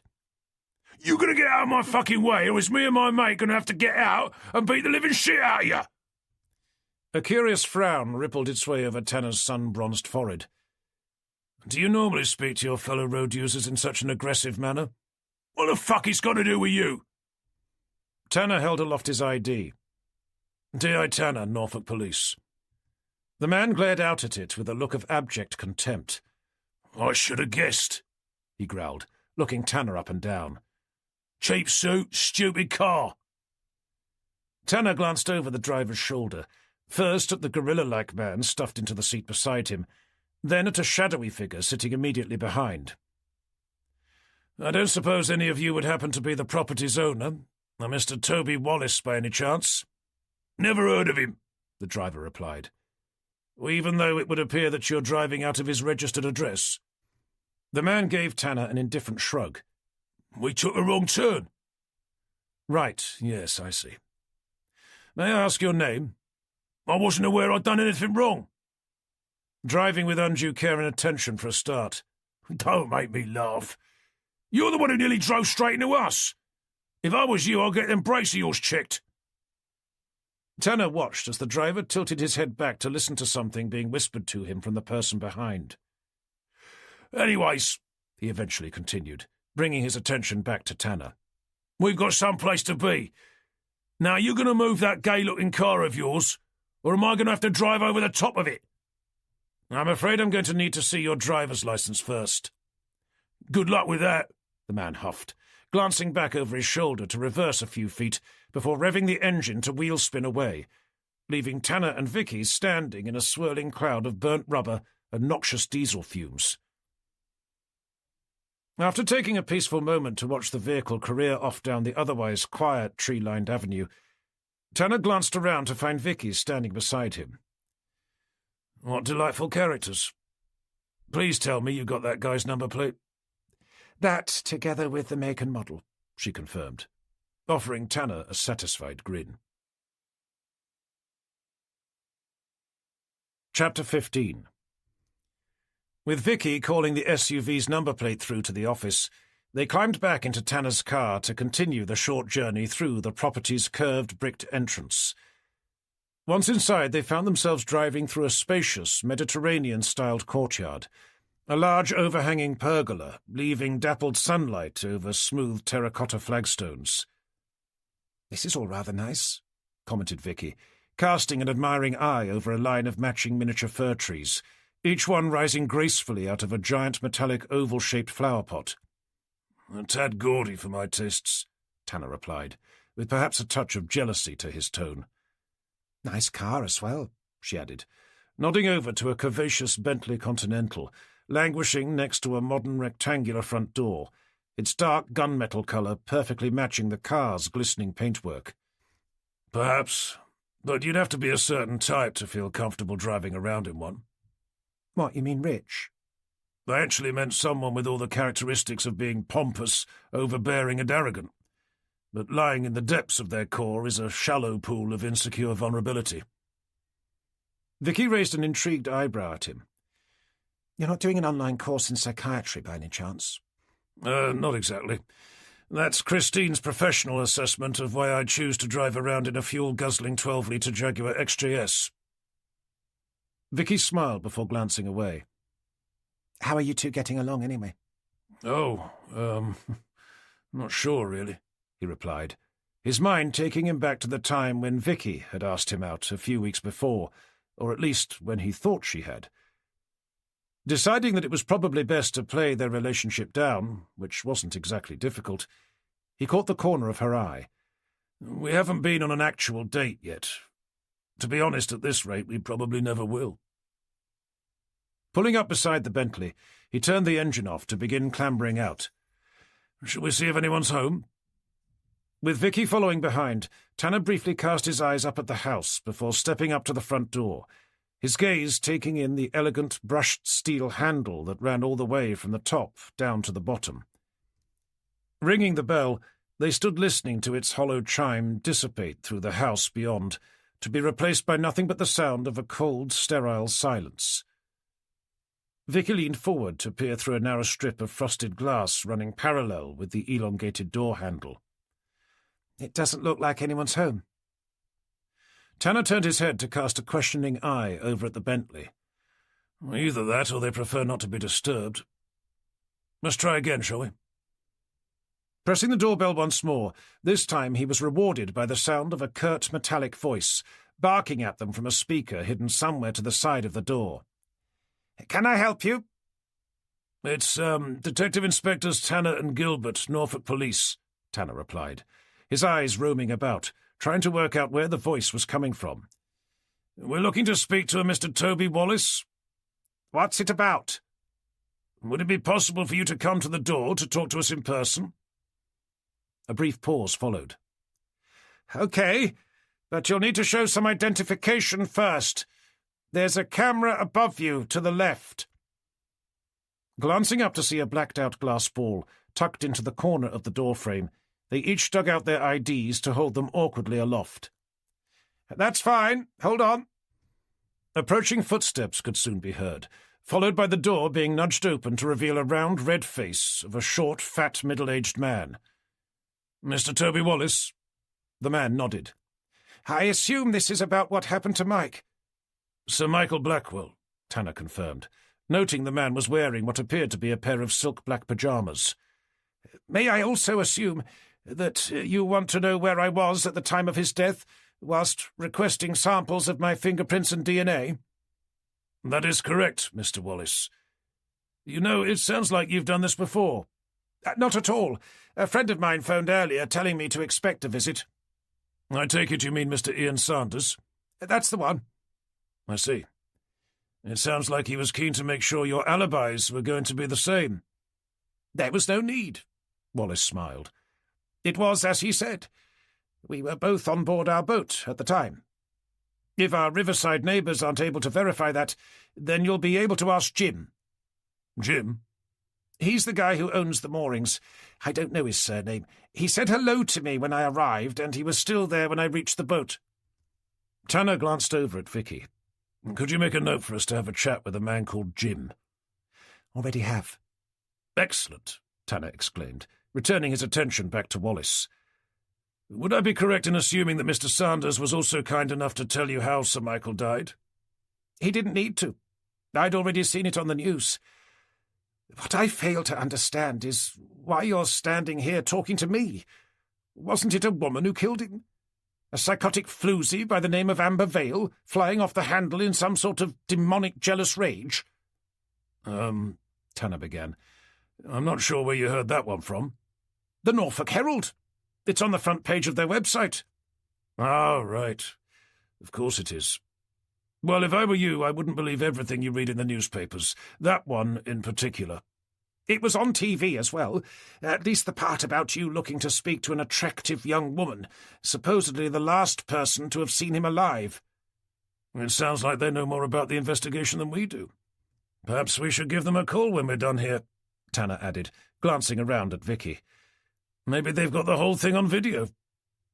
With her smiling back, Tanner returned his attention to the man standing in the doorway. "But as we're here, maybe you could tell us a little about what your good friend Mr. Sanders mentioned to us.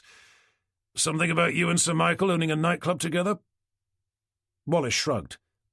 "What about it?" "I was just thinking that now he's no longer with us, you must have become the sole owner." "And that's why I killed him," Wallace stated. "Now, why didn't I think of that?" "Perhaps you had, Mr. Wallace, which was why you went to the trouble of making sure you were seen on board your boat at the time of his death." "That's it, yes, of course. Oh, but hang on. If I was on board my boat, which at least one person will be able to verify, how could I have been inside Mike's bedroom bashing him over the head with a candlestick?" "There's more than one way to skin a cat." "I see. Yes. Actually, sorry, no, I don't." Tanner turned his head to gaze over the elegant courtyard, over to the curved wall where they drove in. "May I ask who your visitors were?" "Which visitors were those?" "The ones who nearly drove straight into us on their way out." "I've no idea." "Are you really trying to tell me that you don't know?" "Nobody's been round here for days. They must have turned in by mistake." Tanner offered Wallace an accommodating smile. "Okay, well, fair enough. I do hope you're not planning on going anywhere over the next few days. A backpacking trip around Europe, for example. There's nothing like that in my diary. And am I to assume that you won't mind if we send a forensics team around to collect your fingerprints and DNA? Any time. My door is always open. Apart from the times when it's closed, of course. Chapter 16. "Funny man," muttered Tanner, the moment Wallace's head disappeared back inside his grandiose mansion. "Hilarious," Vicky agreed in a similar sarcastic tone. "What did you mean about there being two ways to skin a cat?" Tanner turned to begin leading the way back to his car. "I thought of another reason why our friends in the SUV may have been here, other than to turn their car around, of course." "What was that?" "To collect payment for services rendered. Probably in cash." "You think he might have hired them to kill Sir Michael?" "Well, they weren't here on behalf of the RSPCA, I know that much. And both parties seemed equally keen to deny having ever met. As it currently stands, our Mr. Wallace is the only person with even the vaguest sort of a motive for wanting him dead." "Apart from Claire Metcalfe, of course." "Yes, well," Tanner snorted. "I'm still not convinced about her, but we'll have to see." "I assume you're thinking that Wallace and Sir Michael had some sort of falling out?" "Either that or Wallace simply wanted the business all to himself. Maybe Sir Michael was refusing to sell it to him." "Okay, but doesn't it seem just a little extreme? To have someone killed over a business deal?" "To you and I, maybe." "What about the manner of his death? Removing someone's heart to leave it hanging out of their mouth sounds far more like the result of psychotic jealous rage than the work of a hired assassin." "That probably depends on who the hired assassin was," Tanner replied, as the muffled sound of Vicky's phone could be heard ringing from somewhere inside her coat. "Any chance that's news on the number plate?" he asked, catching her eye as she fished it out. "It's the office," she confirmed, lifting it to her ear, "so it could be." Leaving her to take the call, Tanner took a quick tour around the Bentley, occasionally stopping to peer inside, all the while doing his best to overhear his colleague's conversation. "Okay, thanks, Sally," he eventually heard her say, ending the call to exchange the phone for her notebook. "Anything?" "Macmillan International Investments and Entertainment Limited," she replied, busily making notes. "I'm sorry?" "The business that owns the Mercedes." "And who owns the business?" "A man by the name of Terence Macmillan. He's a London-based property developer and businessman. He also just happens to own the Riverside Gentlemen's Club, of which there would appear to be quite a few dotted up and down the country." "Wasn't that where Claire Metcalfe said she worked?" "The very same." "Do we know where it is?" "Back towards Norwich, near the university." "Then I suggest we head straight over there to see if we can find its owner." "No probs. But before we do, Forrester wants us back in the office." "What, seriously?" "That's what Sally said." "Did he tell her why?" "She said she didn't know." "Do you want me to phone him up to ask him?" "Maybe not," he replied, glancing down at his watch. "But it better be important. Norwich is back the other way." Chapter 17. Discovering the reason for the long tailback down Stalham Road to be a number of badly parked news media vans cluttering up the pavement outside Wroxham Police Station, Tanner was finally able to edge his way into its entrance to leave his car parked discreetly in the farthest corner. With Vicky's ear glued to her phone, endeavouring to track down the owner of the Riverside Gentlemen's Club, they entered the main office, where Tanner hovered beside his desk, unable to decide if he should take a moment to check through his emails before heading over to see what Forrester had dragged him back for, or if he had time to make himself a coffee first. Reaching the conclusion that coffee was a definite priority, he turned on his heel to make a beeline for the kitchen, only to find DC Sally Beach trotting out the other way. "Oh, hi, John," she exclaimed, a massive mug of steaming hot coffee cocooned by her smooth, delicate hands. "Did you hear that my uncle wanted to see you?" "Vicky did mention something about it," he replied, glancing over her shoulder to see if she'd been kind enough to leave any coffee for him. "Okay, I'll leave you to it," she continued, batting her eyelids whilst nudging her way past. Relieved to see the carafe was still half full, he forged his way inside, reaching up to grab a mug from the cupboard above the kettle, when young DC Townsend's head appeared around the door. "Afternoon, sir. Did anyone tell you that DCI Forrester wanted to see you?" "One or two people," Tanner muttered, shaking his head. OK, just so you know. With the coffee poured and the milk added, he turned to make his way out, only to nearly walk straight into D.I. Cooper. Apologising, he took a half-step back. My fault, Cooper replied somewhat awkwardly. Did you hear Forrester wanted to see you? Oh, for fuck's sake, Tanner muttered under his breath. Glancing up to see a look of wounded discontentment drawn out over Cooper's face, he hastily put forward what he felt was a necessary apology. Sorry, Cooper, it's just that you're the third person to tell me that since I walked in, and that was only about 30 seconds ago. Then I suppose it must be important, Cooper huffed, standing to one side to allow Tanner to pass. Stopping next to Forrester's door, Tanner knocked briefly at it before nudging it open. You wanted to see me, sir? Ah, there you are. I was about to send out a search party. Tanner frowned with irritation. I was out interviewing suspects. I thought you knew. I was under the impression you'd be bringing that woman in for questioning. Sorry, sir, which woman was that? The one I was talking to you about on the phone, Forrester continued, glancing around at his monitor. Claire Metcalf. I'm fairly sure you didn't. Maybe not in so many words, but to be honest, I thought it should have been fairly obvious. I mean, she was the last person known to have seen him alive. We've already proved that she just had sex with him. She has a criminal record as long as my arm. For prostitution, Tanner interjected. Not first-degree murder. And, Forrester continued, we've just found out that she has a documented history of mental illness. What? You heard me. But nobody told me. Forrester gave him an indifferent shrug.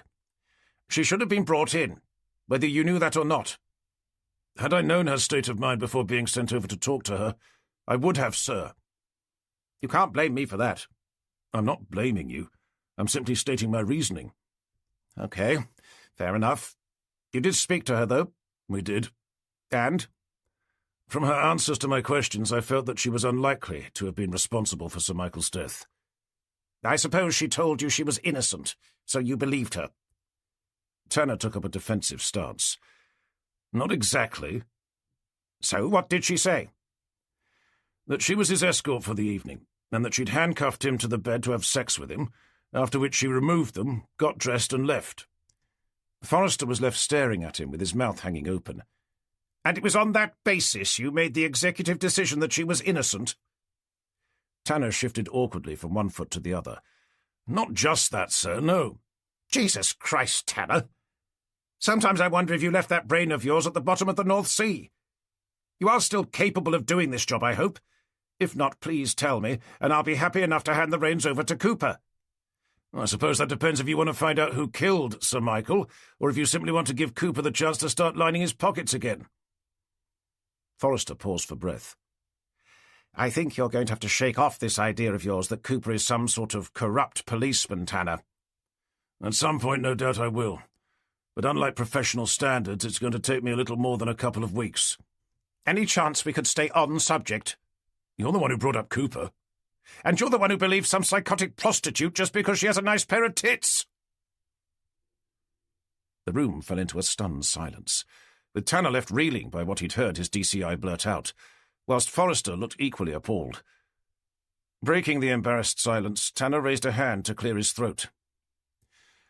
To be honest, sir, I can't say I noticed. Yes. Well, the DCI muttered, glancing sheepishly out through the partition window to see if anyone out in the main office had overheard him. You get my point.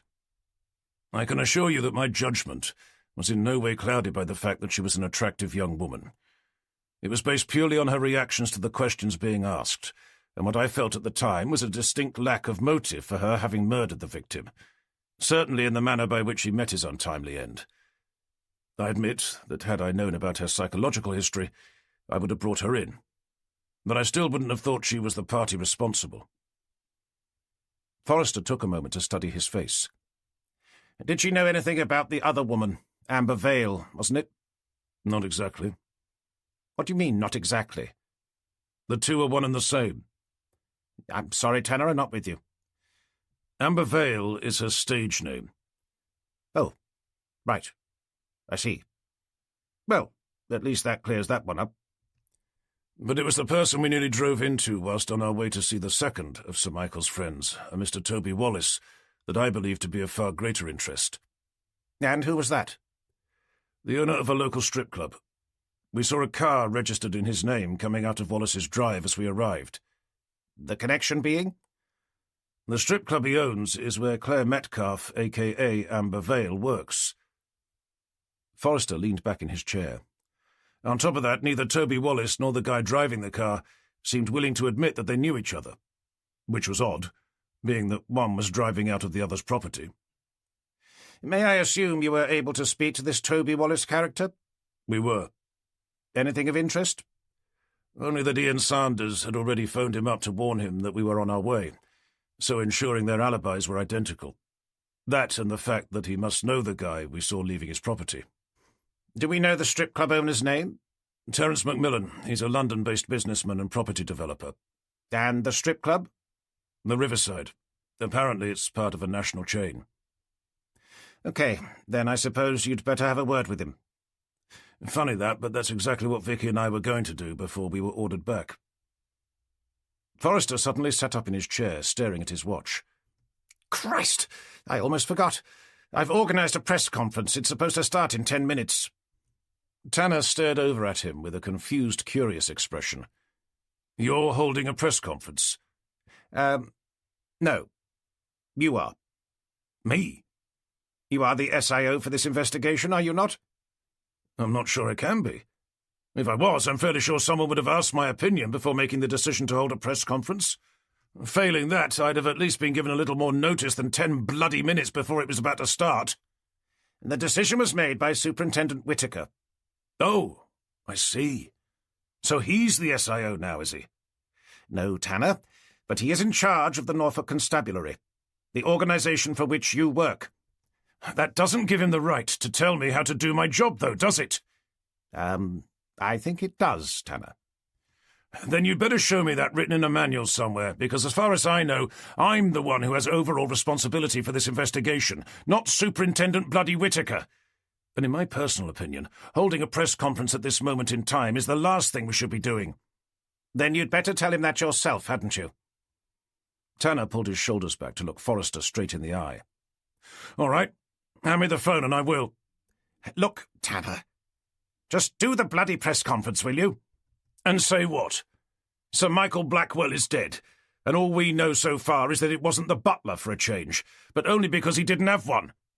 For a start, it will give us the chance to lay out the facts of the investigation whilst correcting what the housekeeper told them all, that the girl he was with didn't kill him. We don't know that she didn't. That's not what you told me 5 minutes ago. I said that I thought she was unlikely to have been responsible. That's not the same thing at all. Are you going to do the press conference or not? Tanner gave Forrester one last defiant glare before letting out a heavy sigh of forced capitulation. Fine. But I'm not going out there on my own. Don't worry. I've told Cooper to join you. Oh, great. That's just what I needed. And I'll be there as well. Even better. Chapter 18. How'd it go? Asked Vicky, watching Tanner approach from reception, a look of tired despondency hanging from his face. Assuming you mean the press conference, he replied, reaching her desk. About as well as can be expected. Still, at least it's done. Any luck locating that strip club owner? He's normally there between 3 in the afternoon and about 1 in the morning. Otherwise he should be at the hotel he's staying at. Tanner took a moment to glance down at his watch. Then I suppose we'd better get ourselves over there before Forrester sends me out to pick up Superintendent Whittaker's uniform from the dry cleaners. Never mind, Tanner replied, spinning back to fetch his coat, only to see Forrester bounding his way towards him, an unusually cheerful expression stretched out over his face. I thought that went rather well, the DCI called out, capturing Tanner's attention with a cheerful smile. Which bit? Tanner queried in response, his tone drenched in condescending sarcasm. Yes. Well, I suppose they're never exactly easy. Anyway, at least they've got the facts now. Tanner gave his shoulders an ambivalent shrug. Perhaps. But it won't stop them from writing whatever comes into their tiny little minds between now and when they get back to their desks. I didn't think they brought their desks with them, Forrester exclaimed, grinning demonically, at first Tanner, then Vicky, as if expecting them to burst into uncontrollable fits of hysterics. With Tanner's face remaining a mask of stoic indifference, and Vicky barely managing a smile, Forrester cleared his throat. Anyway, so, what are your plans now?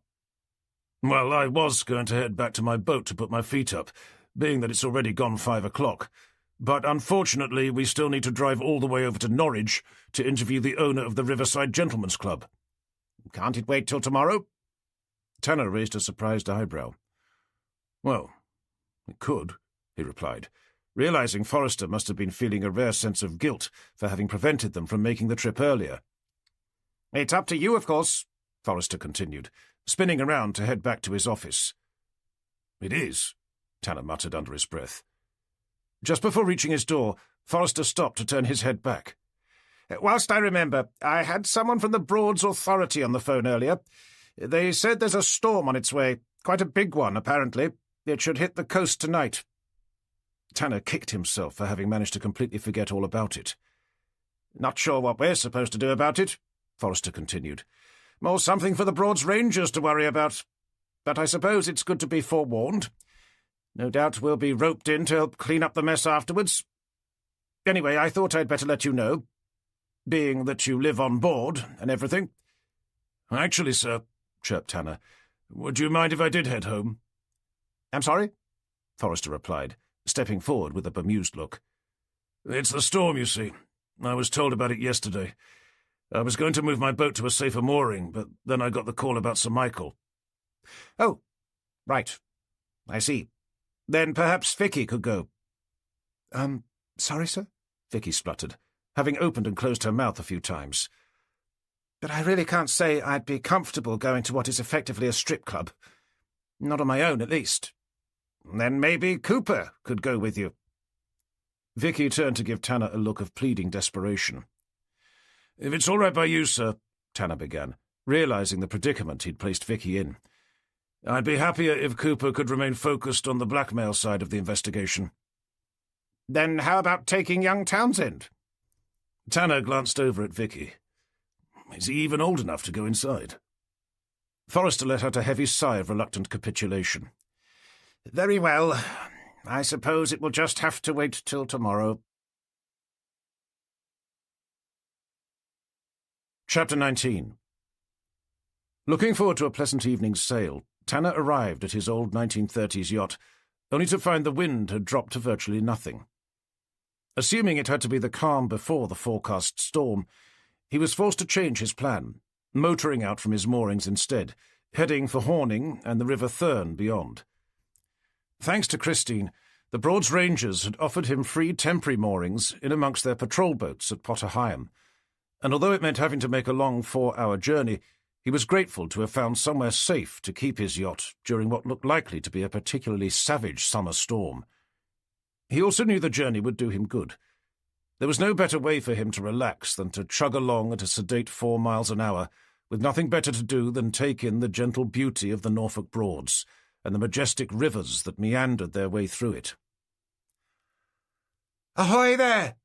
came a familiar voice, as he began steering his yacht in towards a line of near-identical patrol boats, each glowing pink in the light of a steadily setting sun.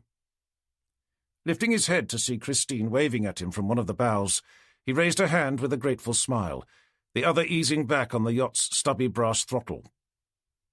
With the noise from the engine ebbing steadily away, the boat's forward momentum gradually began to slow.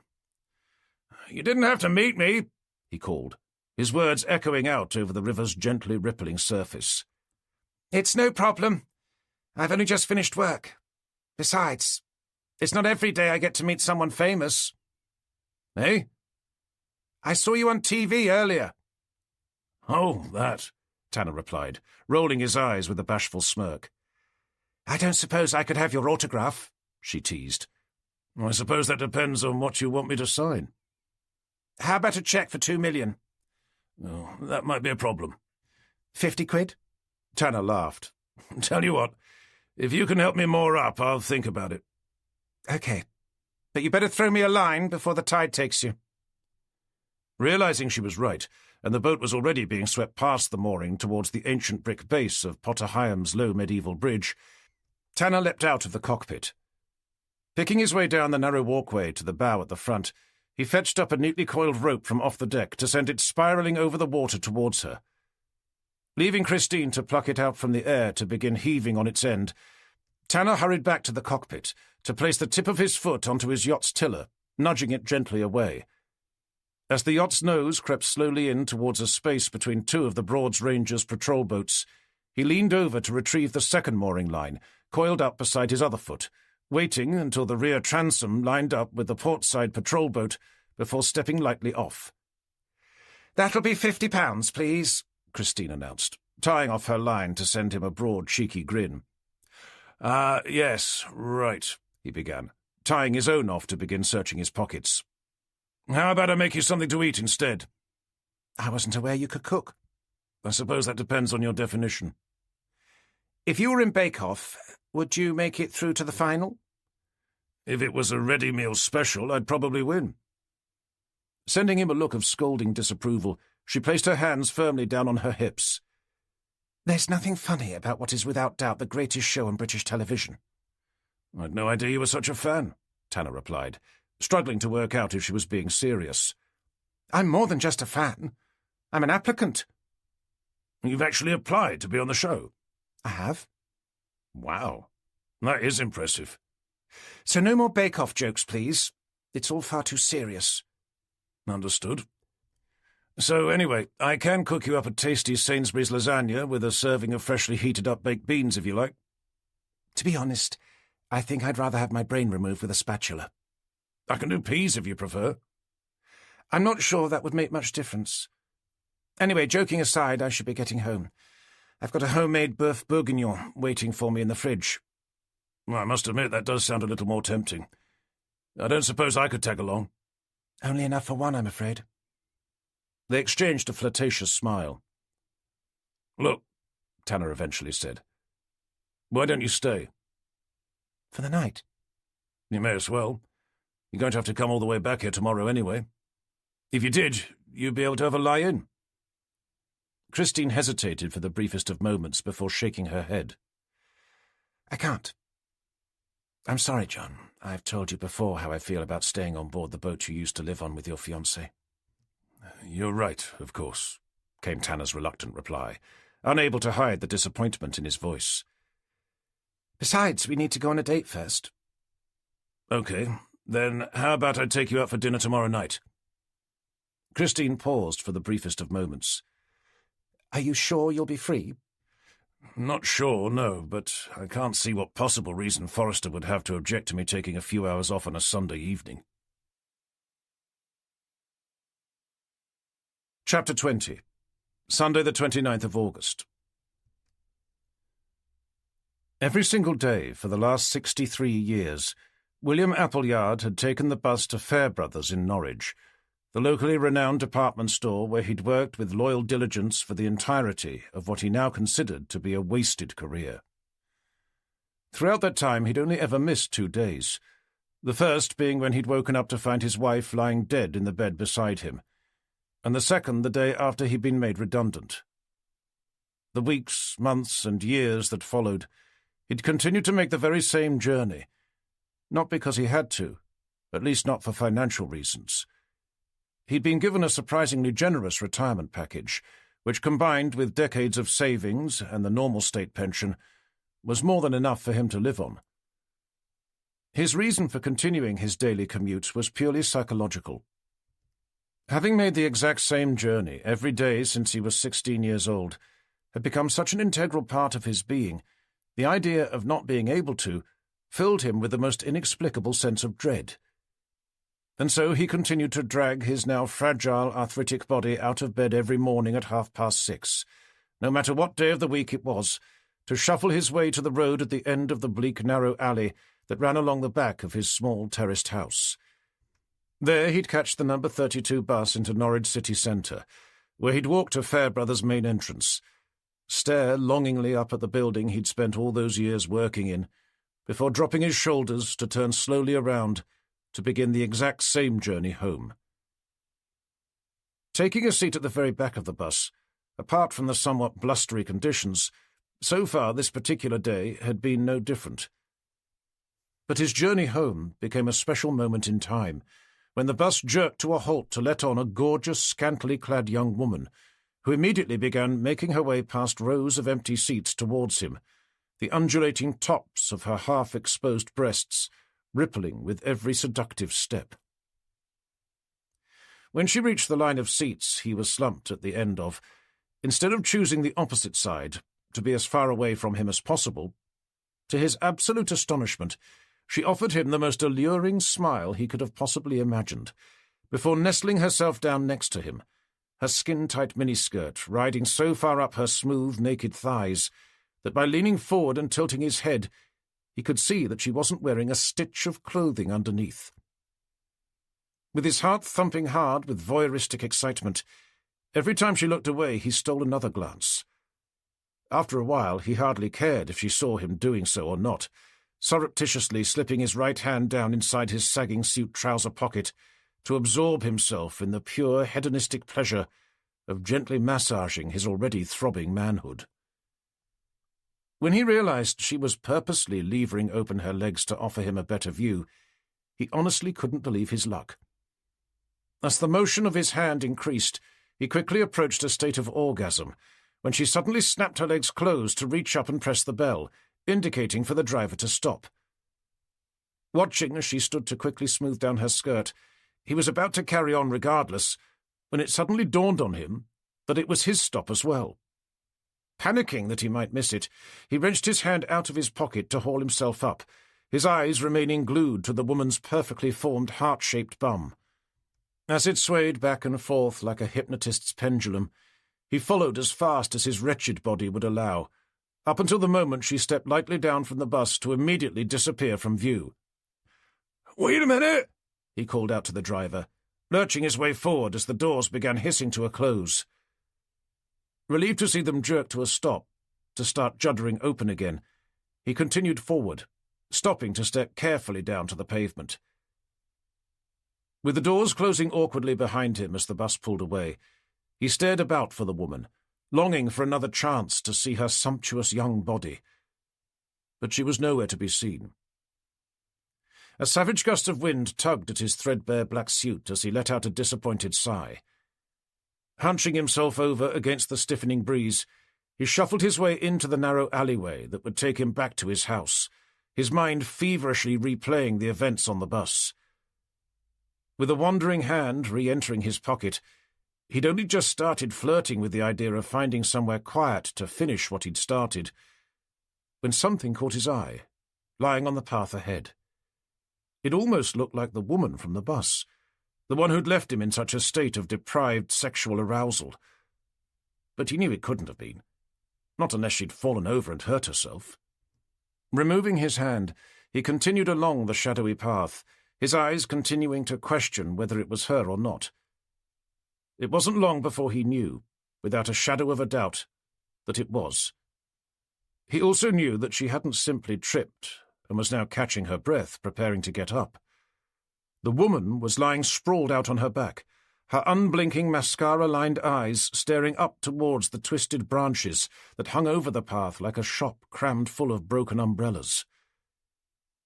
He continued to stare at her face for a moment longer, before allowing them to wander down the length of her curvaceous body, first resting gently on the smooth, milky curves of her ample young breasts, then down to where the hem of her skirt met her pale, naked thighs. Instinctively he knew she was dead. There was no other explanation for her eyes to be staring up like that, if she was anything but. With his mind picturing what he'd been stealing glances at on the bus, his manhood swelled once again. Ungluing his eyes from the hem of her skirt, he lifted his head to stare down the lane, first at where he'd come from, then the other way towards where he lived. There was nobody about. There never was. His eyes drifted back to her skirt, a billion years of animalistic evolution yearning desperately for what he knew lay underneath. "Could I?" he asked himself, glancing up again. "There's nobody about." His hand snuck back into his pocket as his eyes ran themselves back up the smooth, bare skin of her legs. "We could," he continued to think. glancing over his shoulder at the thin line of trees that lay only a few feet behind. "But not here." With his heart thumping hard behind his ears, he glanced up and down the lane again, listening for the slightest sound. Without a soul in sight, he quickly navigated himself around to the woman's head, fetching up her arms to begin heaving her back. As beads of sweat erupted over his head and face, the heels of his polished office shoes soon began digging into the soft earth behind. Less than a minute later, with only the woman's feet remaining on the path, he was about to heave her body back again for what he hoped would be the final time, when a flicker of fluorescent yellow began dancing through the trees towards him. Panic rising, he placed a frantic foot behind him to heave back again, only for his office shoes to slip on the inky black mud, sending him crashing to the ground, his ears to be met by the jarring screech of a bicycle's rusting brakes. Chapter 21. Tanner woke that morning with that all-too-familiar sense that he'd hardly slept a wink. As the night had worn steadily away, a building breeze had left his yacht slamming into the patrol boats lashed to either side of his. More annoying still, he'd neglected to put a spacer between the mast and the rope used to hoist the mainsail, leaving it slapping against the vertical wooden beam every time there was even the slightest gust of wind. It wasn't until he was dragging himself out of bed that it dawned on him he'd forgotten something else as well. Two things, in fact. Firstly, that his car was still sitting in the car park next to his former moorings, all the way over at Wroxham, leaving him with no immediate way of getting into work. The second was that he was supposed to have reset his alarm to give him the additional time needed to commute in from his new, more distant location. Kicking himself for having forgotten both, with the wind howling like a banshee above his head, he scrabbled around for his phone to put an urgent call through to a local taxi firm. With the car booked to come as soon as possible, his next call was to Vicky, asking her to let Forrester know that he was going to be late. By the time the taxi had dropped him off outside the station, it was already gone 9:30. Hurrying inside, he'd only just started wrestling himself out of his coat when he saw Vicky forging her way through the middle of the office towards him. "I wouldn't bother if I were you," she said the moment she was within earshot. "I'm sorry?" "Your coat. We've been called out." "But," Tanner began, his eyes gazing longingly towards the kitchen. "I haven't even had a coffee yet." "We'll have to get one on the way," Vicky continued, plunging her arms into a coat of her own. "Claire Metcalfe's body's just been found along a lane near where she lives. The man who's thought to have killed her is being held for us on site." Chapter 22. Arriving at a cordoned-off bus stop at the edge of Salhouse Village, Tanner stepped out of Vicky's car to the sound of police do-not-cross tape flapping vigorously in a steadily stiffening breeze. Zipping his old sailing jacket up to the top of its broad high collar, he sent a glance spiralling up towards the brooding grey clouds above before leading Vicky over towards where a fluorescent-clad police constable could be seen standing to attention, just to the side of a narrow alleyway entrance. After offering the man the briefest of nods, they made their way into the alley, down towards where a small group of forensic officers could be seen, their pristine white overalls flickering between gaps in the trees to their left. When he saw Dr. Johnston's head emerge out onto the path ahead, he raised his voice above the sound of the wind. "What have we got?" "Thankfully, nothing like last time," the doctor replied, directing their eyes down towards a pair of pointed feet resting on the path's uneven concrete edge. "At the moment, my best guess is that she was killed by a single blow to the back of the head. However, there is a possibility that she simply passed out, hitting her head on the concrete. You can see a patch of blood just there," he continued, directing their attention down towards the middle of the path. "So it might have been purely by chance?" questioned Tanner, removing his eyes from the blood to run them along the length of the woman's stretched-out body, her pale, slender arms snagged above her head by a series of jagged, low-hanging branches. "Well, it's a possibility, but to be honest, I don't think it's very likely," Johnston continued, following Tanner's gaze. "Apart from the obvious fact that her body was moved shortly afterwards, most people who faint generally fall forwards, leaving them with facial injuries, and the force is rarely enough to kill them." Tanner glanced down at the body's heavily mascara-lined eyes, staring unblinkingly up towards the tangle of branches above. "Are we sure of her identity?" "Claire Metcalfe?" he asked, tilting his head as he tried to determine if it was the same woman they'd spoken to the day before. "At the moment we are. What we're presuming to be her handbag was found on the far side of the path. The credit cards inside all bear the same name." "Had anything been stolen?" Johnston shook his head. "There was a fair amount of cash in there as well." "So she wasn't mugged, then? How about rape?" "At this stage, I'd say probably not. She'd had sexual intercourse recently, though, but there are no obvious signs of trauma. So unless I find some when I get her back to the lab, I'd have to say it was consensual." Johnston's attention shifted from the body to look up at Tanner. "I assume you heard that someone was caught dragging her into the trees?" "As we left the office," Tanner replied, turning to look back down the alleyway from where they'd come. "I don't suppose you know if he's still here?" "I'm sorry, I don't." "Okay, no problem." A sudden gust of wind tore through the trees above, bringing a shower of leaves and twigs tumbling down through the branches. "I'd better get on," Johnston commented, watching with concern as a small branch landed on top of the corpse. "Hardly ideal conditions to be conducting the forensic examination of a murder scene." "I suppose you can't put a tent up?" "Not with all these trees. Anyway," he continued with an optimistic look, "it could be worse. It could be raining." The moment he said it, a heavy drop of water smacked into the path beside them, missing the woman's feet by inches. "Oh, that'll teach me to open my mouth," he lamented, a sanguine smile tugging at the corners of his mouth. "Sorry, folks, but it looks like I'm going to have to get back to work." Chapter 23. With a rapidly increasing number of raindrops smacking into the concrete path surrounding them, they turned to hurry back the way they'd come. Tanner, reaching behind his head to lever out the fluorescent yellow hood kept hidden inside his sailing jacket's collar, whilst Vicky rummaged around inside her bag for a collapsible umbrella. Reaching the end, Tanner stopped to face the constable they'd passed on the way in. "Is the person who was found with the body still here?" The constable nodded. "We assumed you'd want to speak to him." "Good man," Tanner replied, his eyes darting about, briefly studying the faces of the various people he could see standing nearby. But with the only civilian being a frail old man taking shelter under a bus stop, his hands held behind a smart but ill-fitting suit, he turned back to the constable. "Sorry, I can't see him." "It's the old man, under the bus stop," the constable continued, redirecting Tanner's attention. "Where Constable Dickens is standing." Tanner gave the officer an incredulous look. "What? Him?" That's correct, sir." "Are you sure?" "That's what the guy said who caught him, in the act, so to speak. He said he was cycling down the lane when he saw him dragging the victim into the bushes." "And where's this so-called cyclist?" "We took his statement and said he could go. I hope that's okay." "I'd have preferred to have been able to talk to him as well," muttered Tanner in a disapproving tone. "But at least the suspect's still here, I suppose. Has he said anything?" "Only that he didn't kill her." "Yes, well, I suppose he would. How about a name?" The officer tugged out a notebook. "A Mr. William Appleyard, retired."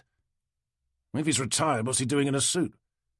The officer gave him a guilty shrug. "I'm sorry, sir, we didn't think to ask." Rolling his eyes, Tanner nodded over to Vicky to begin hurrying their way over to the bus stop, where the old man was now sitting, perched on the edge of one of its narrow plastic seats. "Mr. Appleyard?" Tanner queried, stepping under the bus shelter to pull out his ID. The man glanced up with a nod, paper-thin skin clinging to the sides of a long, haggard face. "Detective Inspector Tanner, and my colleague Detective Inspector Gilbert, Norfolk Police." "Oh, you didn't kill her!" he suddenly declared, his eyes darting briefly between them. "But you were caught trying to hide the body." "That doesn't mean I killed her, though, does it?" "Not on its own, perhaps. But you'd have to admit that it was an unusual thing to have done, presuming that person was innocent, of course. I'd have thought most people finding themselves stumbling over a corpse would have the good sense to leave it well alone." Appleyard returned his attention to what he'd been staring at before, the space between the pavement and the road, and a faltering trickle of water running gently between the two. "So? What were you doing?" Tanner continued. And please don't tell me you were worried someone might trip over her. His face remained unchanged. Okay, but you better know that if you're not prepared to tell me, I'll be left with no choice but to charge you with first-degree murder. Appleyard paused momentarily before opening his mouth. We were on the same bus together. She sat next to me. Go on. Well, you thought she was nice. Nice in what way? She smiled at me, the man continued, his voice vacant and flat. Not many people smile at me anymore. We can't even remember the last time a girl did. I assume you found her attractive. Appleyard offered Tanner a solitary nod. I can't blame you for that, I suppose, Tanner continued. So you decided to follow her off the bus and down the lane, where you attempted to have your disgusting way with her. But finding she wasn't quite as consenting as you may have hoped, you hit her over the head before dragging her off to find somewhere a little more private. I didn't kill her, Appleyard repeated, tugging painfully at the handcuffs securing his hands behind his back. Okay, so you were attempting to rape her, only for her to end up slipping on the concrete to end up dead. Either way, you're still looking at spending the rest of your life, at least what's left of it, locked up inside a maximum security prison. I admit I did follow her off the bus, but only because it was my stop as well. And I didn't follow her down the lane. My house is at the end. I found her when I was about halfway down. At first I thought she'd simply fallen over, so I went to help. But when I got there, it was obvious she was dead. And what happened then? The suspect remained quiet and still, the only sign of life being the tears falling silently from his eyes. Mr. Appleyard? I'm sorry, he eventually began, his voice nothing more than a faltering whisper. I didn't mean anything by it. And it's not as if she'd have minded. Minded what? It's just been such a long time. Over 20 years since my wife passed away. The suspect's head rolled slowly forward as he openly began to cry. And she was just so beautiful. I knew I shouldn't have. I was wrong to even think it. I tried not to, honestly I did. But I just couldn't. I just couldn't help myself. Tanner saw Vicky gag involuntarily beside him. Hearing her response, the suspect glared up at her, his sagging grey eyes now red with tears. Don't look at me like that, he spat. You've no idea what it's like to get old. I mean, really old. You see yourself in the mirror, but the person staring back, it's not you. It's someone else. You spend year after year forced to watch your body decompose before your very eyes, but inside you remain the same. You still want the same things. You still have the same basic human needs.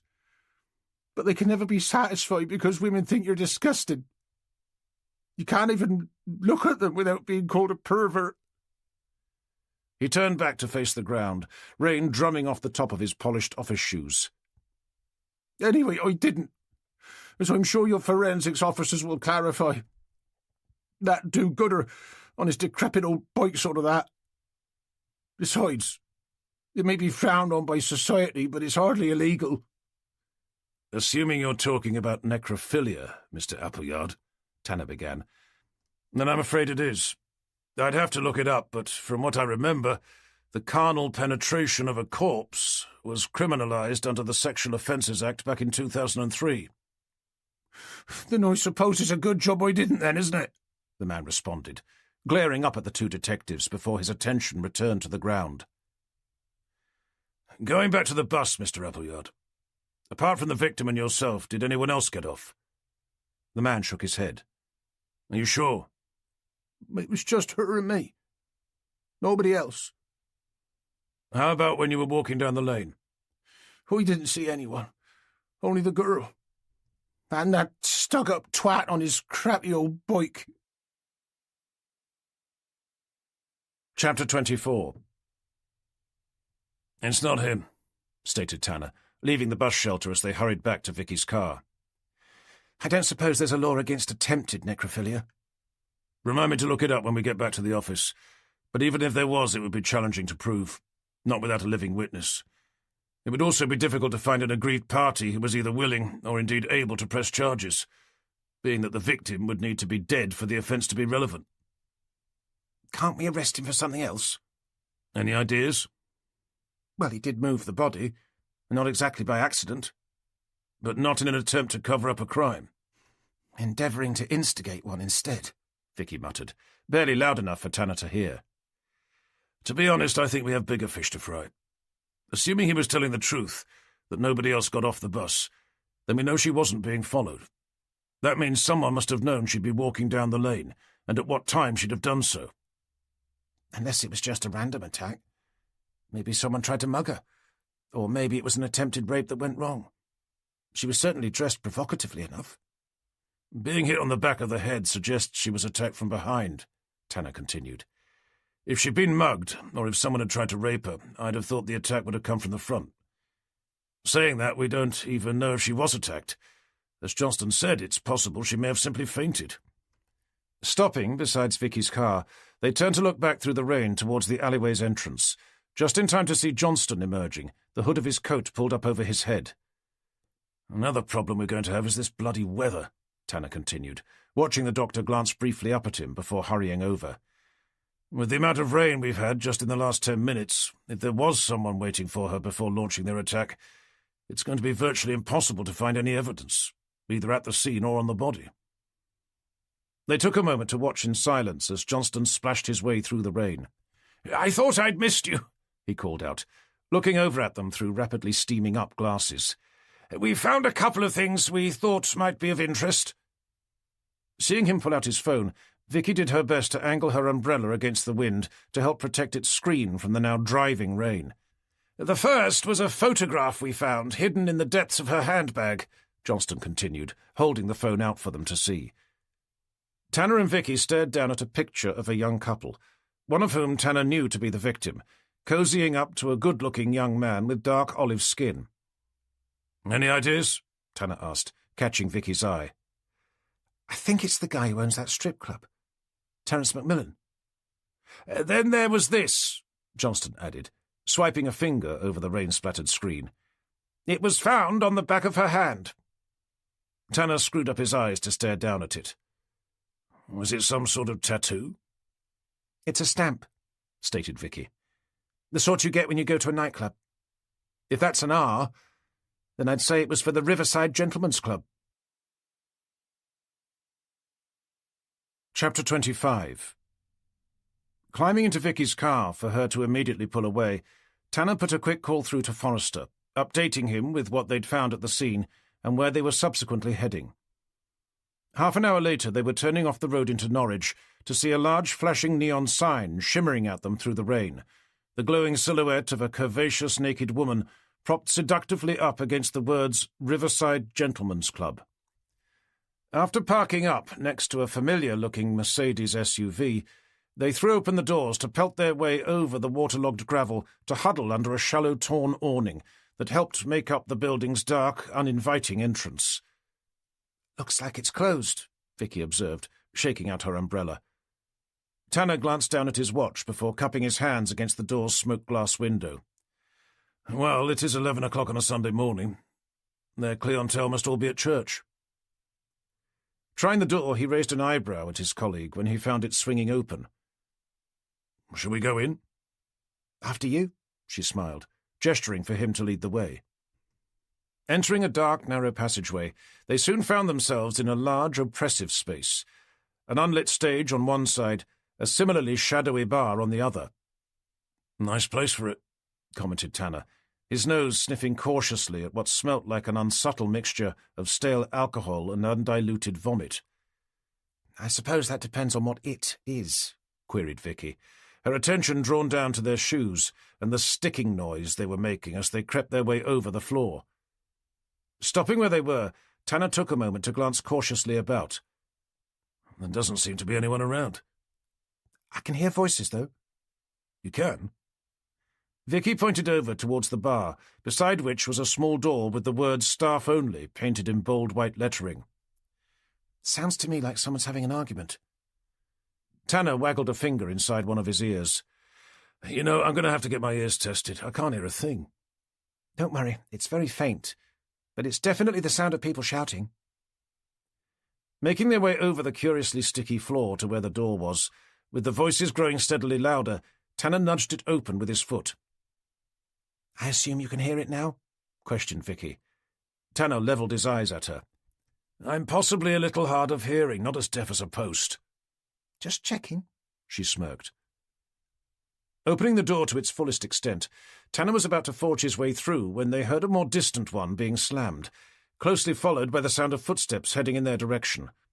Preparing himself for what felt likely to be an aggressive confrontation, Tanner pulled out his ID, just in time to see a well-built young man, dressed in an immaculate charcoal suit, come charging around the corner, fury etched over his handsome sun-tanned face. "Who the fuck are you?" they heard him bark, unnaturally white teeth flashing as he stormed his way down the corridor towards them. "Detective Inspector Tanner and Detective Inspector Gilbert, Norfolk Police." Pulling up just inches away, the man cast an unnerving eye at the IDs being held up in front of him. "You're a bit keen, aren't you? We don't open till 5. "We're looking for the owner, a Mr. Terence Macmillan." The man's eyes narrowed. "What am I supposed to have done now?" "I take it that means that you are him?" Pausing for a moment, the man took a half-step back. "It's a fair cop, I suppose," he eventually smirked, holding out his hands as if awaiting to be handcuffed. Tanner sucked in an impatient breath. "Do you happen to know someone by the name of Michael Blackwell?" "Never heard of him." "His full name is Sir Michael Blackwell, if that helps." "I'm sorry, why would it?" "Apparently he's been all over the news recently." Macmillan shrugged. "I don't have time for lounging about watching TV, I'm afraid. "Speaking of which," he added, making a point of glancing down at his oversized, jewel-encrusted watch, "is this going to take long? I have a business to run. Several, in fact."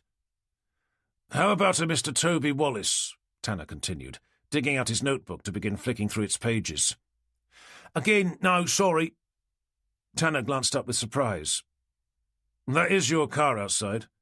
The black Mercedes with the tinted windows?" "What about it?" "It's just that we saw you yesterday driving out of Mr. Wallace's property." "Must have been someone else." "You nearly drove straight into us. My colleague here made a note of your number plate before you left us standing in a cloud of dust."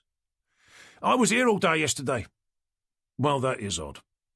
"It must have been my security guys. I did tell them to pop out to fetch some milk. They must have got lost on the way." "Oh, right. That must be it. At least it would have been, had Mr. Wallace not lived over 10 miles away. That's quite a journey to make just for some milk." "You can tell that to them. They may be good at security, but they've got a crap sense of direction. Anyway, are we done?" "Nearly," Tanner replied, with a thin, detached smile. "We just have a couple more questions regarding a woman who we believe was working here last night." "Yeah, well, we have been known to employ the odd woman every now and again, but that shouldn't come as too much of a surprise, given what we do and everything." "We found a photograph of you both together, tucked away inside her handbag." "Again," he smirked, "she could be one of 100. "No doubt, except this particular one was found dead this morning." "Oh, dear. How awful." "Don't you want to know who it is?" "Not really." "Her name's Claire Metcalfe. I assume you must know her." "No, sorry. Maybe she's another customer. We do get women in here as well as men," he added, turning to offer Vicky a sleazy wink. "Perhaps you would know her by her professional name, Amber Vale." Macmillan whipped his head back to fix his eyes on Tanner. "What?" "So you do know her, then?" "Of course I know Amber. She's one of our very best performers." "I therefore take it that you don't know how she ended up sprawled out down a quiet alleyway, just down from where she lived." "Why the hell should I?" "May I ask where you were this morning between the hours of 8 and 9? "I was at the hotel I'm currently staying at." "Which is?" "The Southern Lodge. It's the closest one I could find." "Will anyone be able to vouch for you?" "The receptionist. She saw me leave at around that time." Turning briefly to make sure Vicky was taking notes, Tanner continued. "What about on Thursday night between 8 and 12? "Why? What happened then?" "That's when Sir Michael Blackwell, the man you say you've never heard of before, despite his name being plastered all over the national news, was murdered in his bedroom, or at least one of them. He'd had his wrists and ankles handcuffed to the corners of a rather large four-poster bed before someone opened up his chest to remove his still-beating heart. News to me. It should be, especially as the woman you've already admitted to having known, Claire Metcalfe, otherwise known as Amber Vale, was seen entering Sir Michael's home shortly before he met his untimely end. Then I suppose it's a shame she's dead. Else you'd have been able to ask her why she killed him. Actually, we were able to speak to her, before she was murdered, of course. Macmillan held Tanner's eyes. Don't tell me she denied it. Surprisingly, she did. What's perhaps even more of a surprise was that we actually believed her. Well, more fool you. At the end of the day, she just didn't seem the type to saw open a man's chest with a hacksaw. At least not whilst he was still alive. Then I suppose she must have neglected to mention her ongoing psychological problems. You know what, she did. But don't worry, we found out about them shortly afterwards. A contented smile spread out over Macmillan's face. Well then, there you have it, case closed. Despite that, we still thought she was telling the truth. Oh, right. And why was that? Actually, I think I already know. You allowed her beguiling beauty to persuade you. That and her quite extraordinary pair of breasts. Actually, there were two other reasons, neither of which were related. Tanner fell momentarily silent as the two men continued glaring at each other. Macmillan eventually opened his mouth. Sorry, was I supposed to guess? Well, I think they're fairly obvious. At least the second one is. First up, she seemed to lack motive. Oh, right. But I didn't think deranged psychopaths needed one. And secondly, Tanner continued, happy to ignore the remark, because she's just turned up dead. So you don't think she killed herself during a bout of psychotic remorse for having murdered some rich guy with an hacksaw, just because he wouldn't tell her that he loved her? That would have been difficult, being that she was killed by a single blow to the back of her head, leading me to perhaps unsurprisingly believe that someone else must have done it, possibly because she knew who'd actually murdered him, someone who wasn't too keen for her to start going around telling everyone. Unless she was mugged, of course. Tanner offered him a thin smile. Not very likely. What? You mean people don't get mugged in Norfolk? Blimey, I'd no idea. It happens all the time down in London. Don't worry, people get mugged around here as well. It's just that the assailants normally remember to take the person's money, especially when this one in particular had a purse crammed full of the stuff. Maybe they just forgot. From what I've seen during my brief stay so far, everyone around here is as thick as shit. Must be all the inbreeding, he sneered, staring first at Vicky, then Tanner. I'm from London, Tanner remarked. Macmillan shrugged. Fair enough, although to be honest, there are plenty of stupid people down there as well. Which does lead me to ask what you're doing all the way up here, Mr. Macmillan. I understand your main residence is in London. I'm here on business. What sort of business is that? Macmillan glanced over at Vicky again. Are you sure he's not from Norfolk?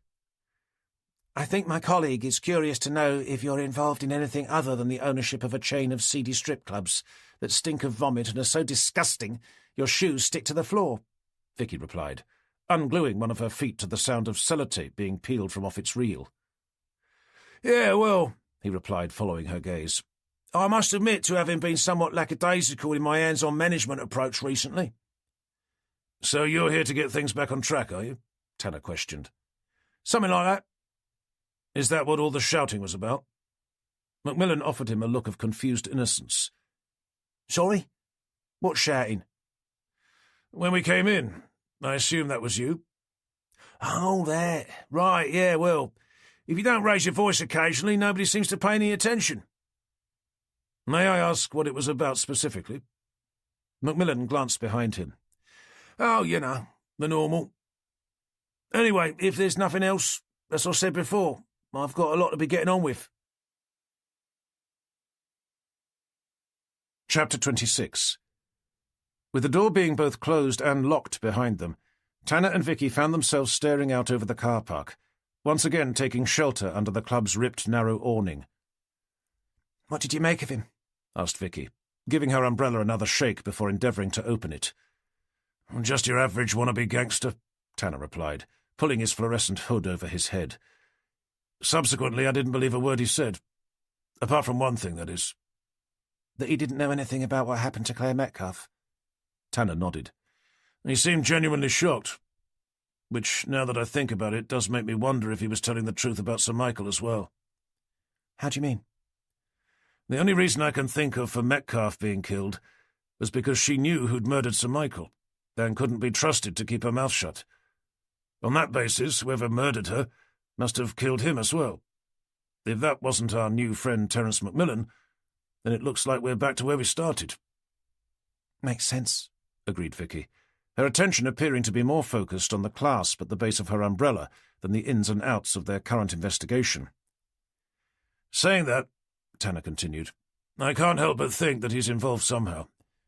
He clearly knows Toby Wallace, else we wouldn't have nearly driven straight into him on his way out of his drive.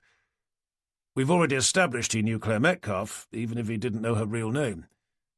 Then there's the business connection. What connection is that? Wallace and Macmillan are in a very similar line of work, in that they both own a late-night entertainment venue. In fact, the only difference I can think of between the two is that the employees of one expose slightly more flesh than the clientele of another. Maybe they're trying to do some sort of deal together. Maybe the deal went wrong, Vicky mused. A bit like my umbrella. What's wrong with it? Queried Tanner, glancing down. I can't seem to get the bloody thing open. Here, let's take a look. Shaking her head in frustration, she handed it to him before gazing out at the rain rattling down onto the roof of her car like the wayward bullets of a Gatling gun.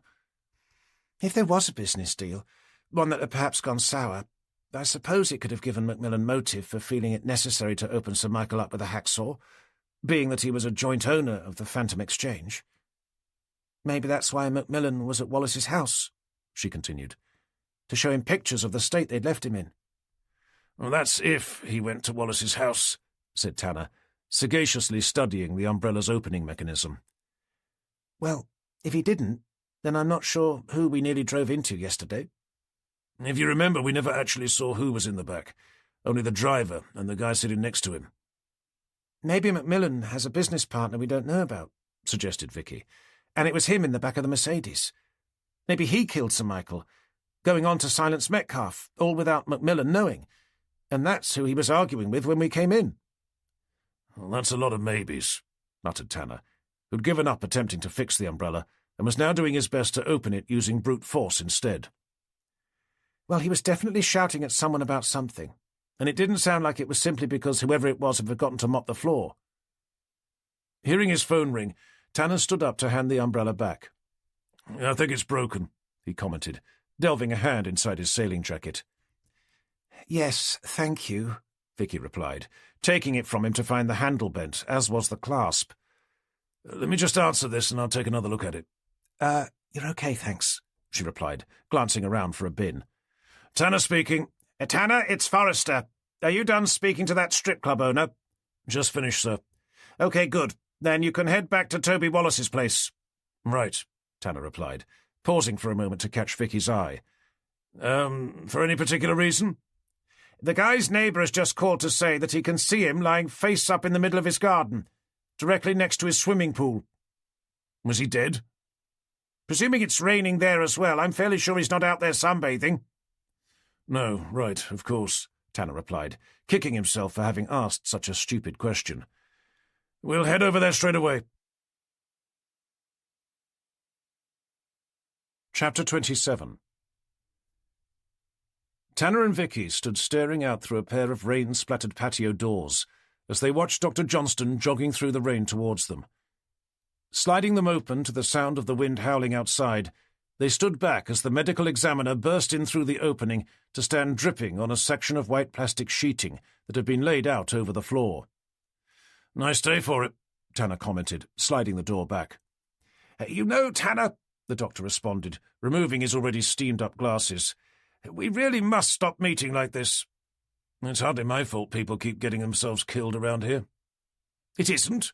He questioned, throwing a glance up at him as he rotated a tissue around each of the lenses. No, well, I suppose not. But in this particular case, I don't think they have been." Tanner returned his attention to the expansive lawn outside, and the body of a man he could see dressed in a scarlet dressing gown, thrown over what appeared to be a pair of black silk pyjamas, his short fat body lying face up on the grass beside a large rectangular swimming pool. "So he's just taking a nap?" Not exactly. From what I can make out, it looks like he had a heart attack." "What, out there?" "I'm not sure it matters where you happened to be at the time," Johnston replied, replacing his glasses to follow Tanner's gaze. "I meant, what would he have been doing, hanging out by his swimming pool, dressed in what looks to be his pyjamas on a day like this?" "My job is to establish a cause of death, Tanner, not to figure out what they were doing at the time." "Fair enough," Tanner replied, turning to glance around at the shiny bright orange units of the expansive modern kitchen they were standing in. "How about a time of death?" "I'd say no more than 2 hours ago." "Are there any signs that anything's been taken?" "Again, not my job, but I haven't heard of anything." "What about a forced entry?" "The front door was locked when we arrived, as were all the windows. A neighbour told us how to get into the garden from a gate around the side." "Is this the same neighbour who reported seeing the body?" "I've no idea, but I believe he's in one of the rooms at the front, if you'd like to have a word." Chapter 28. Having a police constable show them into a generously proportioned living room at the front of the house, Tanner pulled out his ID to address the middle-aged man they found pacing up and down, his hands clasped behind a stuffy-looking tweed jacket. "Detective Inspectors Tanner and Gilbert, Norfolk Police," Tanner announced, closing the door behind them. The man came to an abrupt halt in front of a stainless steel fireplace. "And about bloody time," he muttered, in a distinctly clipped British accent. "I've been waiting here for an absolute age." "Sorry to have kept you. Your name?" "Marsh. Henry Marsh," the man replied, pulling his shoulders back. "You don't mind if we ask you a few questions, do you, Mr. Marsh?" "I don't see what they could be about. All I did was call for an ambulance after seeing our moronic neighbour lying flat out in the middle of his garden, again. I doubt I'd have even bothered had it not been for the fact that it was raining." "Am I to assume that seeing him do so wasn't an unusual occurrence?" "Well, it wasn't exactly the first time I'd woken up to find he'd spent the night outside, together with numerous of his so-called friends." "A bit of a party-goer, was he?" "A bit of a party-holder, more like. My wife and I don't mind so much during the winter, but his constant summer pool parties drive us up the bloody wall. It's not just us, I may add. The entire neighbourhood have been up in arms. Music to all hours, shouting, screaming, people constantly coming and going." "Oh dear, that sounds dreadful. I'm surprised you didn't call the police earlier." "We did. Several times." "And?" Tanner queried, struggling to feel sorry for the man who both looked and sounded like he could afford to live on a quiet island somewhere in the Caribbean, or at least to go on holiday there. "And you've been of absolutely no use," Marsh continued. "Whenever we called to lodge a formal complaint, it was obvious you didn't give a rat's arse, telling us that there was nothing you could do, and that we needed to call the council, which was hilarious." "Sorry, but why was that funny?" asked Tanner, a somewhat contradictory question, given the fact that he was personally finding the man's story to be highly amusing. "Because, Detective Inspector, nobody works there at 2 o'clock in the bloody morning." Struggling to suppress the smirk he could feel tugging at the corners of his mouth, Tanner dropped his head to begin searching his coat pockets for his notebook. Eventually managing to claw it out, he was finally able to meet the man's gaze with a more appropriately aligned expression. "When you said there were people constantly coming and going, I don't suppose you saw anyone doing so this morning?" "Not then, no. But at just about every other time." "He didn't have any visitors today?" "I didn't see anyone, and I didn't hear a car pull up. But then again, I don't spend my life camped out by my bedroom window with a pair of binoculars." "Only part of it," mumbled Tanner. "I'm sorry?" Tanner cleared his throat. "When he did have visitors, I don't suppose you noticed if one of them in particular was a well-dressed young man with olive skin and whiter-than-normal teeth, often accompanied by 2 men who'd have been about twice his size." "Oh, him! I actually saw that particular individual relieve himself up against my garden fence last week. He even had the gall to wave at me whilst doing so." Hearing Vicky snort through her nose beside him, Tanner glanced around to find her with a hand covering her mouth, her lightly freckled face a little redder than usual. "You all right?" he queried, a feigned expression of intense concern drawn out over his face. "Hay fever," she replied, fishing a tissue from out of her bag. Tanner's eyes swivelled over towards the nearest window, the rain outside being pummelled against it. "Or maybe dust," she added, following his gaze with a sheepish expression, after which she drew in a breath to give her nose a loud and most unladylike blow. "I must apologize for my colleague," Tanner continued, returning his attention to the man now staring at them as if they were a couple of homeless drunks. "She's always been prone to allergies. So, anyway, where were we?" Marsh folded his arms over his jacket to give them each an equally disapproving glare. "Oh, yes, that's right," Tanner continued. "We were talking about the man who you said shamelessly relieved himself against your fence. May I ask when you last saw him?" "The day before yesterday." "Definitely not this morning?" "As I said," Marsh continued, still looking a little peeved, "I didn't see him then, but that doesn't mean he wasn't there." "Okay, I think that will do. Thank you for your time, Mr. Marsh." "I assume that means I can go?" "You may, but don't worry. We know where you live." "What?" "Sorry. That was just my little joke." "Oh, right." "But if you could give us a call before making any travel arrangements, at least for the next month or so, that would be appreciated." Marsh studied Tanner's face for a moment. "Was that another joke?" "Not that time, I'm afraid. And we will need to arrange a convenient time to come over to take a sample of your DNA and fingerprints." "I'm sorry." "Purely to help us eliminate you from our inquiries." "I wasn't aware I was even a part of your inquiries." "Well, you did find the body." "I saw him from my bedroom window." "And you were the one who called the police." "I phoned for an ambulance, as anyone would." "You've also been inside the victim's house." "This is the first time I've stepped foot in this sordid little hole, and I only did that because I was asked to wait here for you." "I believe you also showed our forensics team around the back of the house." "Well, yes, but—" "And to be honest, Mr. Marsh, it is fairly obvious that you didn't exactly like the victim. For all we know, you crept around here this morning to beat him over the head with a hockey stick." "I can assure you—" "Actually, now that I think about it, we'd better take a sample of your prints and DNA before you leave, just in case they prove vital to uncovering the truth about Mr. Wallace's seemingly untimely death." Chapter 29. "That was a bit mean, wasn't it?" whispered Vicky, turning to leave the neighbour stranded in the middle of the living room with his mouth hanging open. "Sorry, I couldn't help myself," Tanner replied, stopping to pull the door open for her as they made their way out into the hall. "Anyway, for all we know, he did do it." "I wasn't aware there was anything for him to have done, by him or anyone else. Johnston seems adamant Wallace died of natural causes. There's no sign of a break-in, nothing appears to have been stolen, and the person we think most likely to have killed him wasn't even here." "According to the neighbour." "Why would he lie about that?" "I've no idea," Tanner shrugged. "Maybe he paid Macmillan to kill him." "How? By chasing him around his swimming pool in the pouring rain until he had a cardiac arrest?" "He could have." Vicky offered Tanner a deeply sceptical frown. "We have to keep an open mind, young Vicky." "I'm not that young." "And my mind isn't that open," Tanner muttered, just as Johnston's head appeared around the corner. "Have you got a minute?" the medical examiner asked. "Actually, I've got two," Tanner smirked, glancing down at his watch. "Why, what have you found?"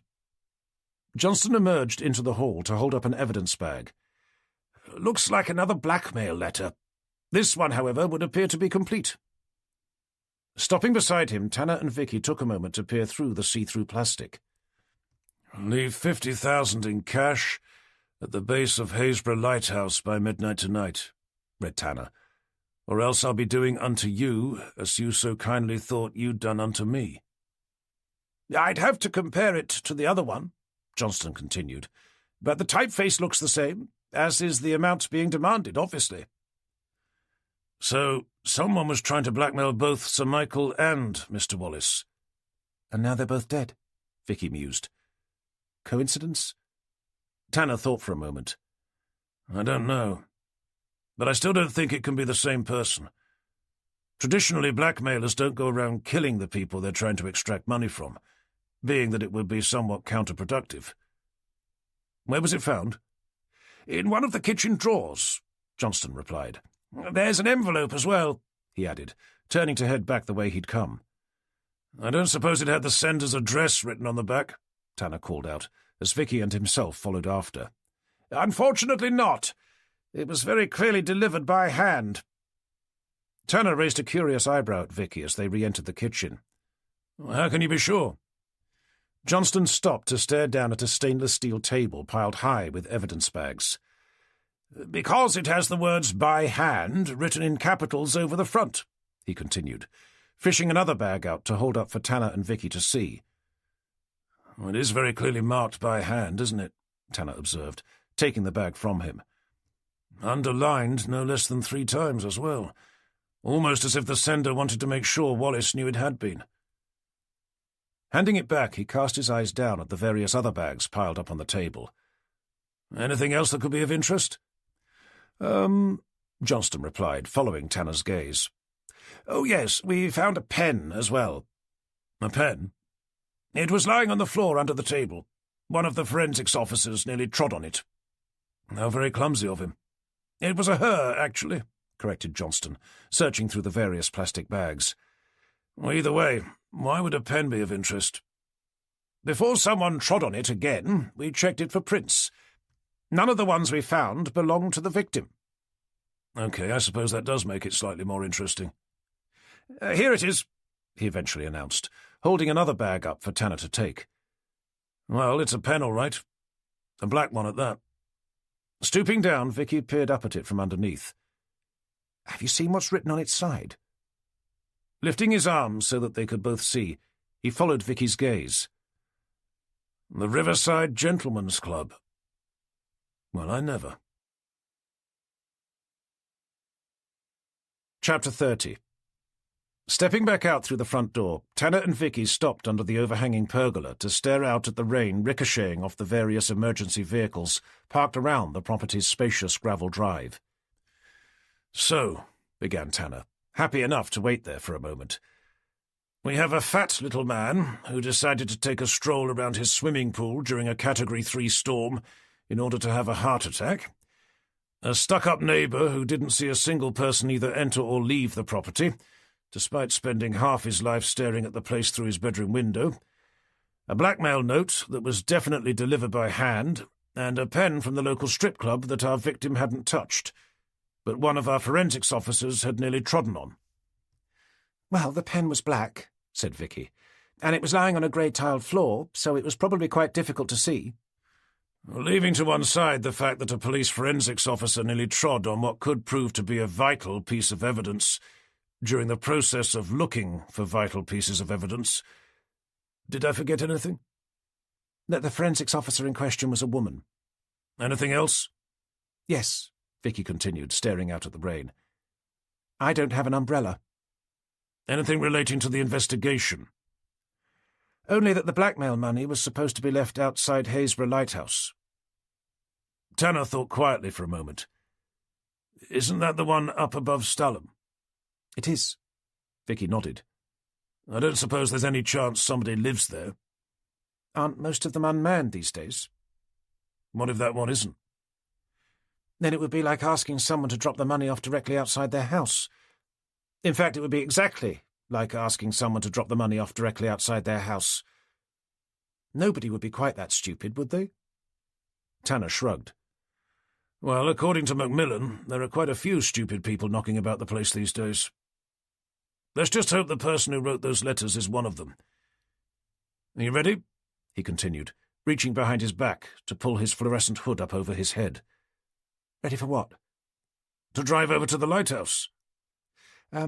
Isn't that something Cooper needs to follow up? I mean, you did put him in charge of the blackmail investigation. Shit. Yes, of course. I'd almost managed to forget about him. I don't mind going with you, but he'll be seriously pissed off when he finds out. No, it's fine. I'll give him a call to let him know what we've found. Hopefully he won't mind if I tag along. In the meantime, I suggest you get back to the station. See if you can find out who had touched that pen. One more thing, added Vicky. What's that? How are you planning on getting to the lighthouse? Remembering she'd given him a lift there, Tanner turned to give her a sheepish look. Any chance of a ride over to pick up my car? I will on one condition. What's that? That you lend me your coat. Tanner began, staring out at the horrendous weather. How about we share it?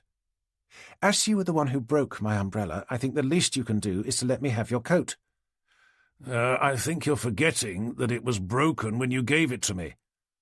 I believe it was fixable when I gave it to you, which it most definitely wasn't by the time you handed it back. I'm not sure that argument would stand up in court.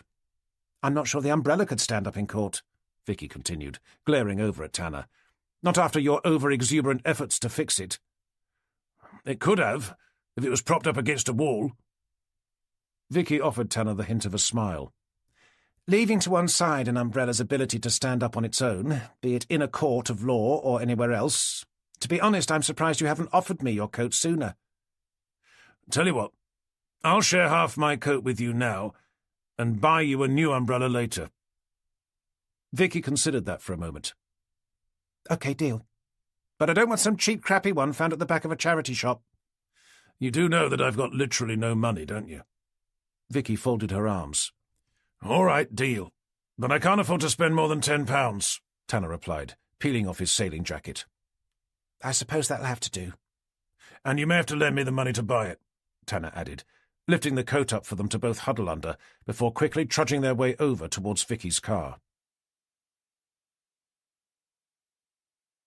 Chapter 31. With Vicky dropping him off next to his Jag parked near the river in Wroxham, Tanner was soon heading northeast, through Stalham, making a beeline for Norfolk's dark, stormy coast. After half an hour of driving through buffeting wind and torrential rain, he eventually rounded a corner to see Haysborough Lighthouse, rising up from a blanket of deep yellow corn, its broad bands of red and white standing resiliently against a growing mass of clouds beyond. Following a line of telegraph poles, he turned to make his way up a narrow country lane, barely wide enough for his car to pass, at the top of which was a car park surrounded by a thick shoulder-high hedge. As he brought the car around, he peered out through the rain, searching the seemingly deserted space for the familiar slender shape of Cooper's car.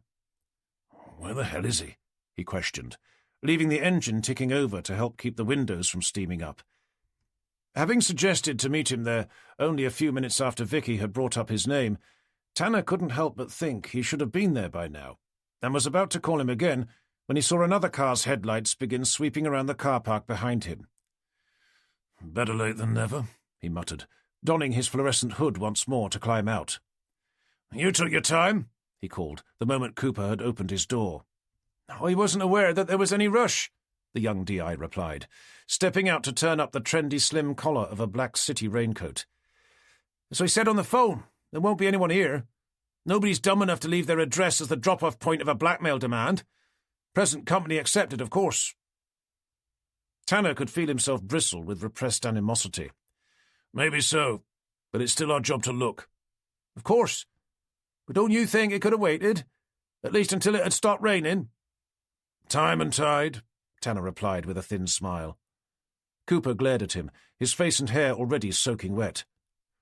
"What the hell's the tide got to do with it?" "Nothing," Tanner mumbled, unsurprised to learn that he'd not heard the phrase. We'll return to the story soon. But for now, let the music help you slow down and feel present. This free audiobook is made with care.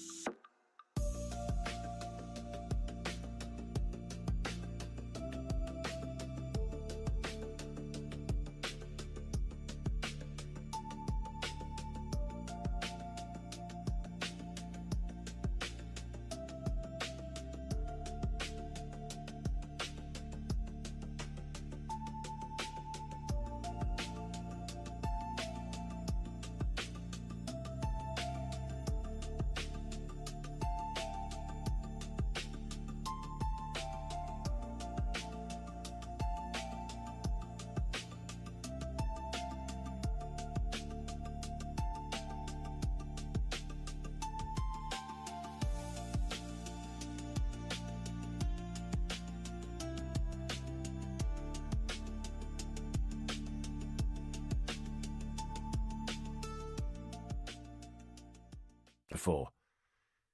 Shall we go? Cooper gazed wildly about. Go where? There's absolutely nothing here. You mean apart from the lighthouse? People don't live in lighthouses. At least not any more, they don't. Well, there's only one way to find out. Turning on his heel, Tanner marched over to the wide base of the giant cylindrical tower, where a small door could be seen covered with dark green paint.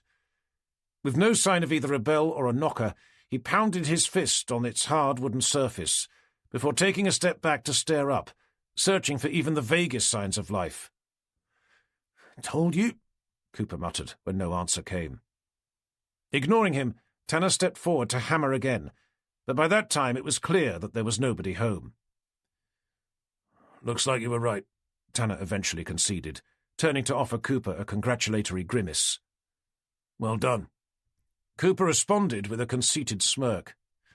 Well, even a complete moron would have known that there wouldn't have been. Right, I'm heading back to the office. Thanks for wasting my time. I can't say how much I appreciate it. Any time, Tanner replied, grinning with sarcastic glee to watch Cooper stomp back to his car, looking every bit like a drowning rat attempting to board a rapidly sinking ship. Chapter 32.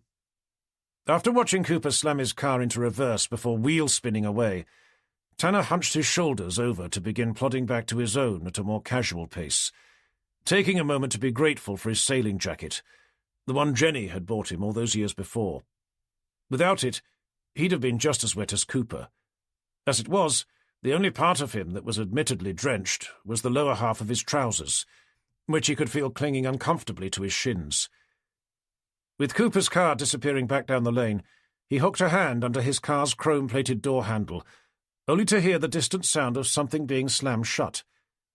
Instinctively, he glanced back at the lighthouse. But it hadn't come from there. The noise had come from behind him, somewhere beyond the surrounding hedge. Leaving his car as it was, he trudged his way over to find that there was a narrow, overgrown gap beyond, which was a path leading to a small country cottage, inviting yellow lights glowing gently behind a series of modest lead-lined windows. After making his way up to the front door, he ducked underneath a curved wooden porch to lift and release a heavy cast-iron knocker. A moment later he heard the sound of a heavy bolt being slid back from the other side, leaving him greeted by a pair of searching eyes staring out from the angular, weathered face of a balding, middle-aged man. "Sorry to bother you," Tanner began, digging out his ID. "Detective Inspector Tanner, Norfolk Police." "On a day like this?" the man questioned, staring first at Tanner, then down at his ID. "I'm making inquiries about the lighthouse." "What about it?" "Do you know if anyone lives there?" "Not for years. Why?" "But someone must come around to service it occasionally." "No doubt they do, but it's nobody I know. Some private company, I think." "How often do they come?" The man shrugged. "Once a month, something like that." "I don't suppose you've seen anyone hanging around there recently?" "Well, we get the occasional tourist. Not in weather like this, mind." "Who is it, Daddy?" came the inquisitive chime of a young girl's voice, calling out from somewhere inside. "Nobody, darling," the man responded. But if his words had been meant to dissuade her from coming to take a look, they failed in their primary objective, as she came bounding into the hallway behind him, a slim, pretty face accentuated by a pair of cobalt-blue eyes. "Hello," the girl said, offering Tanner a curious smile. Hi," Tanner responded, his eyes resting awkwardly on hers for the briefest of moments before glancing away. Simply put, the girl was beautiful. She was also extremely young. "Forgive my daughter," the father said. "We don't often get visitors here." "No, of course. That's fine." "My name's Alice," the girl continued, holding out her hand with impetuous excitement. Tanner. John Tanner," Tanner replied, finding himself raising his ID again in a bid to avoid having to shake the young girl's hand. "Norfolk Police." The girl stopped to stare at it, her proffered hand falling away as her neck and cheeks flushed with blood. Noticing her reaction, the father turned to look around at her. "It's nothing to worry about, darling. He's just asking about the lighthouse." What about it? The daughter inquired, lifting her eyes to meet with Tanner's. I was just asking if anyone lives there. Nobody, no. Not for years. So your father said. Anyway, the father continued, you'd better get yourself back to that homework of yours. Of course, she replied with an obedient nod. Shifting her eyes back to Tanner, she smiled again. Nice to have met you, she suddenly said, as if remembering that it was the sort of thing she was supposed to say, having just met someone new. Nice to have met you, too, Tanner replied, stumbling over the words as the girl spun away. Feeling the father's eyes boring into his, Tanner cleared his throat.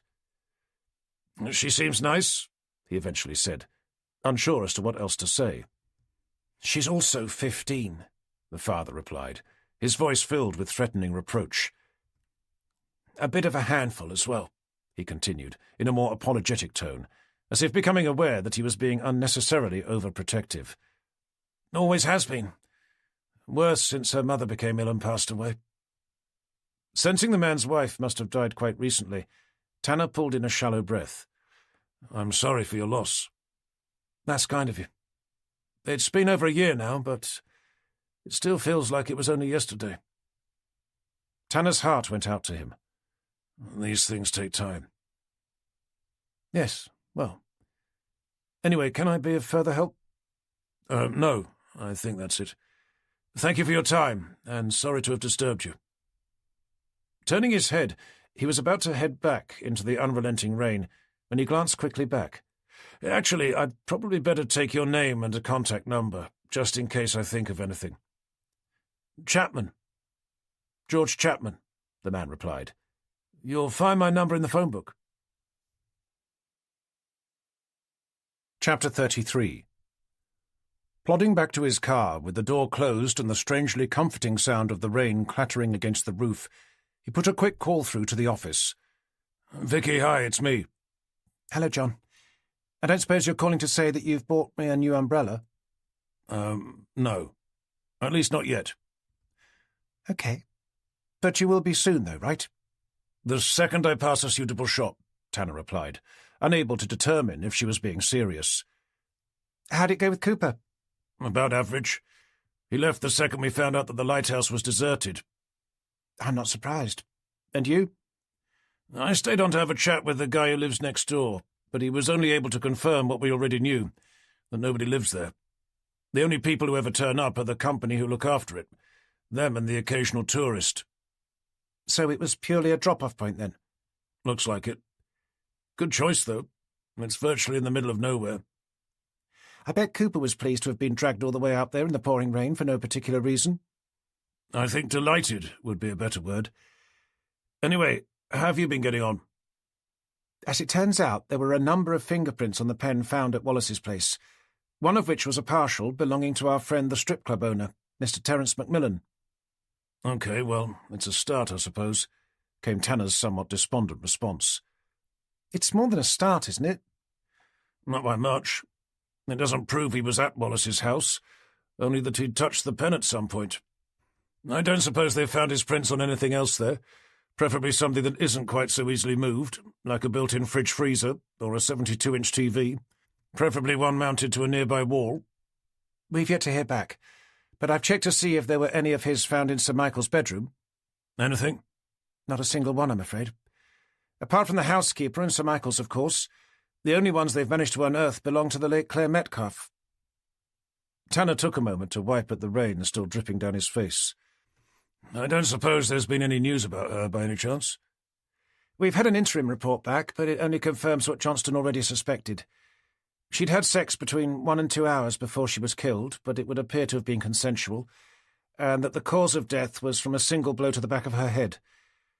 Apart from the old man's, who we interviewed, they've found no other prints or DNA on either her or at the place she was found, something Johnston has formally put down to their inability to protect the scene from the ensuing storm. OK. Well, at least we found that photograph of her with Macmillan, continued Tanner, endeavouring to sound a little more upbeat.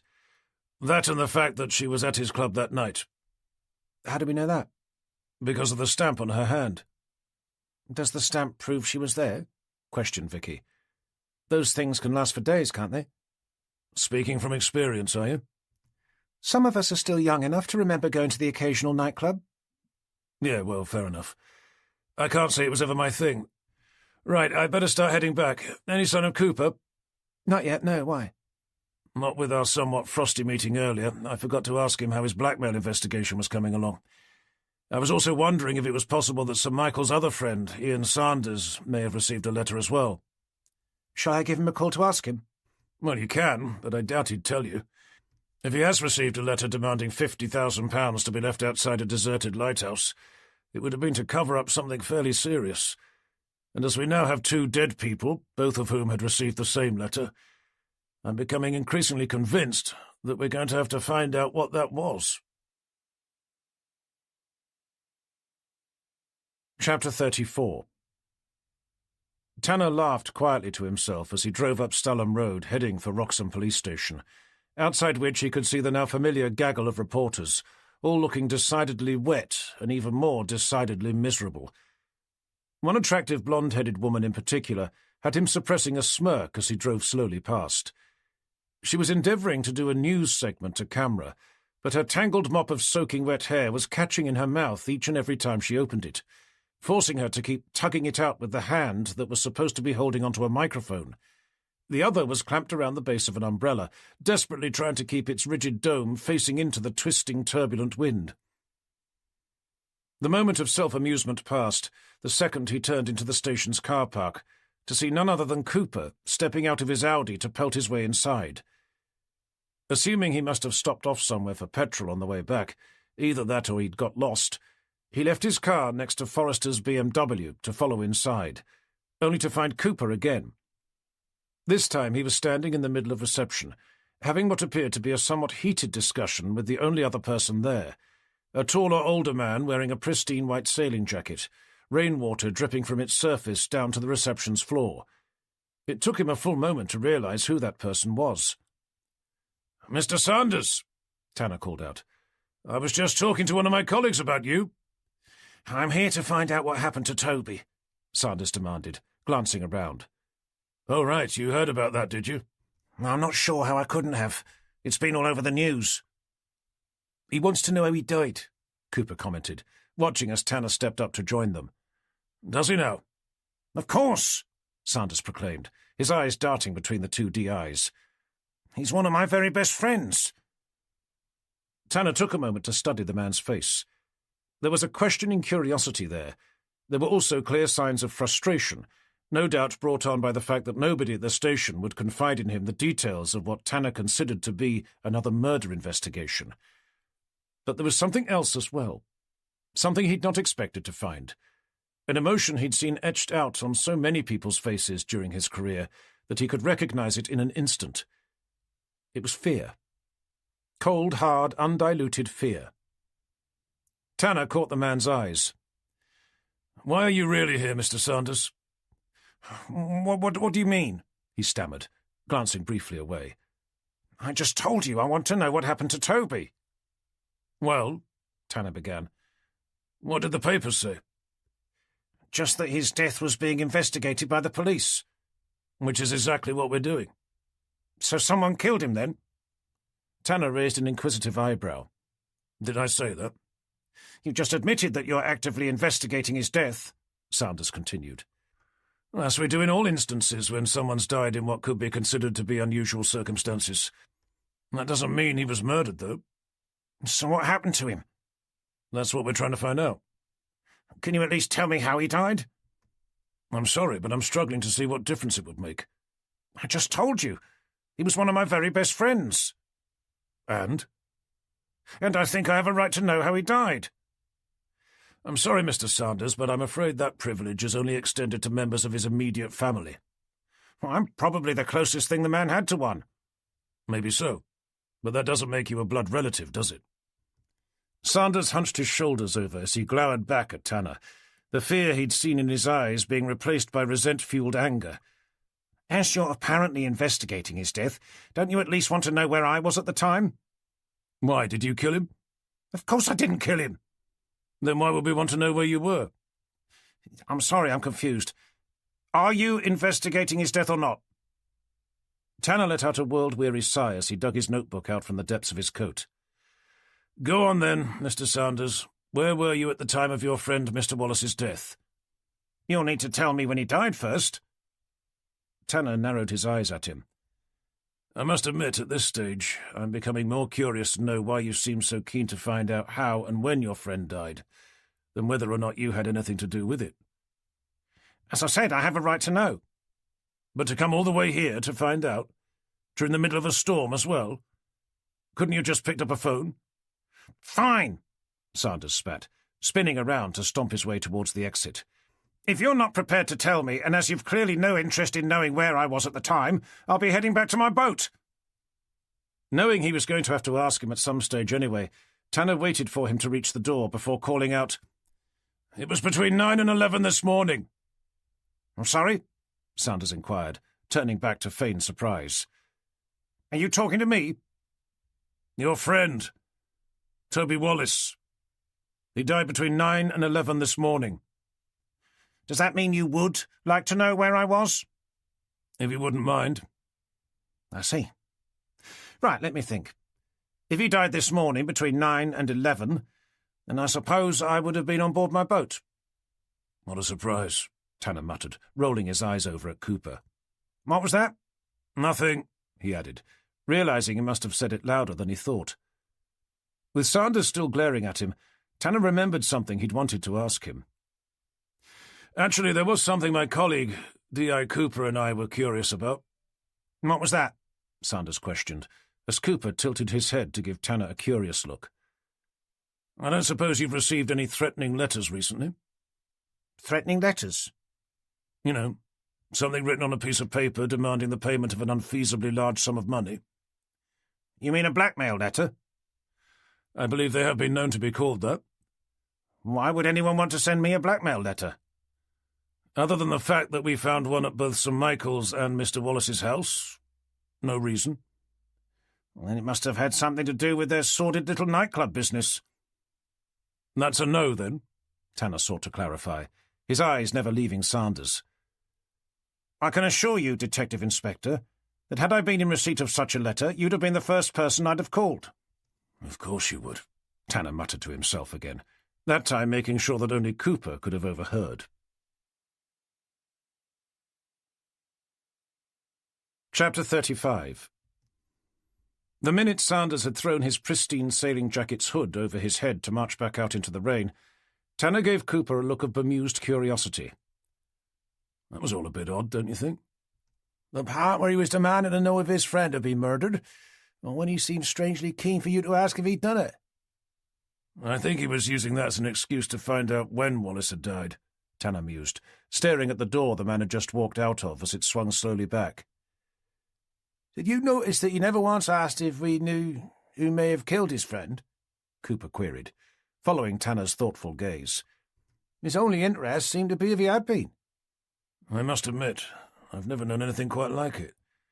For someone to come all the way over here in this weather, demanding to know the details of a person's death, more particularly if we thought the person had been murdered, without ever thinking to ask if we had any idea who would have done so. As I said, it was all very peculiar."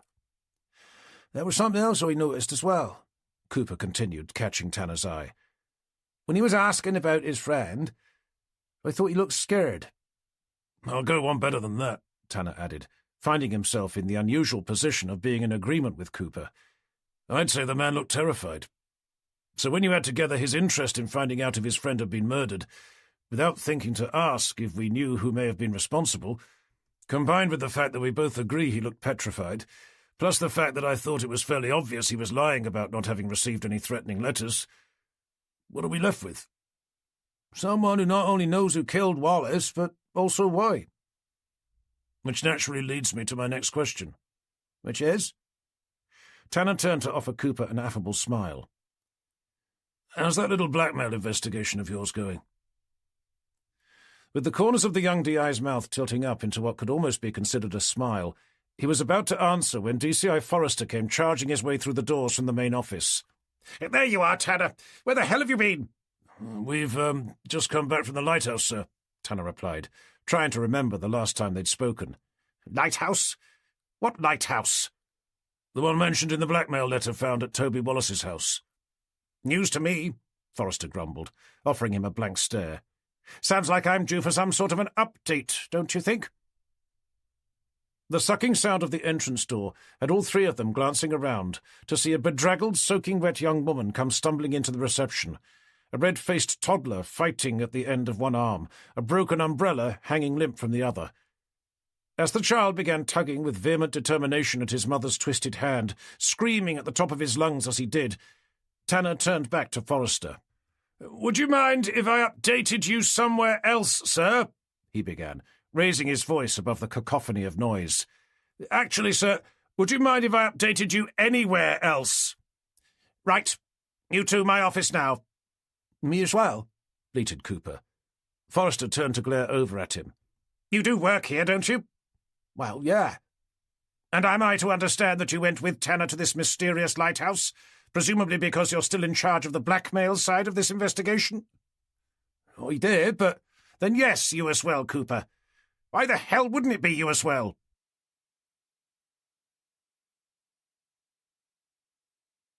Chapter 36. "Okay, you two, take a seat," said Forrester, levering himself down into his own. "And close the door," he added, planting his elbows down on his desk to watch Tanner follow Cooper inside. "Right," the DCI continued. "Where were we? Something about a lighthouse and another blackmail letter?" Glancing around to find Forrester aiming the question squarely at him, Tanner took the seat next to where he could see Cooper was endeavouring to make himself comfortable. "The blackmail letter was found in a kitchen drawer at Toby Wallace's house." "Who, I've been told, had a heart attack whilst apparently doing a spot of gardening." "Dr. Johnston did seem to be under the impression that he'd had a heart attack," Tanner confirmed. "But I doubt it was because he was overexerting himself whilst cutting the grass." "You think he was somehow murdered?" "Not murdered as such. He was spotted by his neighbour sprawled out beside his pool in his dressing gown." "OK, so he wasn't gardening. But I still don't see why you think there's anything suspicious about it." "Had it not been for the weather, sir, I doubt I would have." "What's the weather got to do with it?" "His death coincides with when it started raining, making it an odd sort of time for him to venture outside, especially given what he was wearing." "Couldn't he have run out to grab something that wasn't supposed to be getting wet? Some washing, perhaps, or maybe a book he'd left by the pool?" "It's possible, I suppose," Tanner replied. "But I didn't see a washing line. I didn't see a book lying beside the pool either, or anything else I could imagine forcing him out into such inclement weather." "So what are you suggesting happened?" "I think he was trying to escape from someone inside his house." "Was there sign of a forced entry?" "No, but—" "Had anything been stolen?" "Again, no." "Did you find an unexploded World War II bomb in his downstairs toilet?" Was he married?" Tanner exchanged a brief bemused look with Cooper. "Not that we're aware of, sir, no." "OK, so if a gang of armed criminals hadn't broken into his house, if he hadn't found an unexploded bomb in his downstairs toilet, and if he didn't have a disgruntled wife he'd managed to upset about something, what could he have been so desperate to run away from?" "That's where the pen comes in." "The pen?" "Yes, sir. It was found under the kitchen table." "My God! You mean to tell me that an actual real-life pen was found under a table in his kitchen? Why didn't you tell me this before? I mean, of course the man was murdered." Tanner forced an unamused smile over at his DCI. "I was more interested in what was written on it than it being the specific reason behind Wallace's death." "Which was?" "The Riverside Gentlemen's Club." "So what?" "It's the strip club Terence Macmillan owns." "Yeah, I'm fully aware of that, thank you, Tanner. But it doesn't mean the owner was there, nor anyone else for that matter." "But we do know that Macmillan had been there before. His neighbour had seen him coming and going on a fairly regular basis." "Did the neighbour see him there at the time of Wallace's death?" "Well, no, sir, but—" "But what?" "But the only prints we've identified on it so far belong to Macmillan. It doesn't even look like the victim had touched it."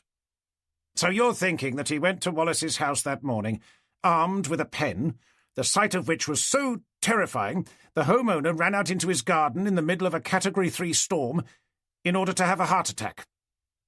"I was thinking more along the lines that Macmillan had brought it with him with the intention of forcing Wallace to put his name to something he didn't necessarily want to. When he refused, they threatened to start removing his fingers with a pair of pliers, or something similar, at which point he legged it out into the rain, only to find himself dying of a heart attack. It's a great story, Tanner. Really, it is.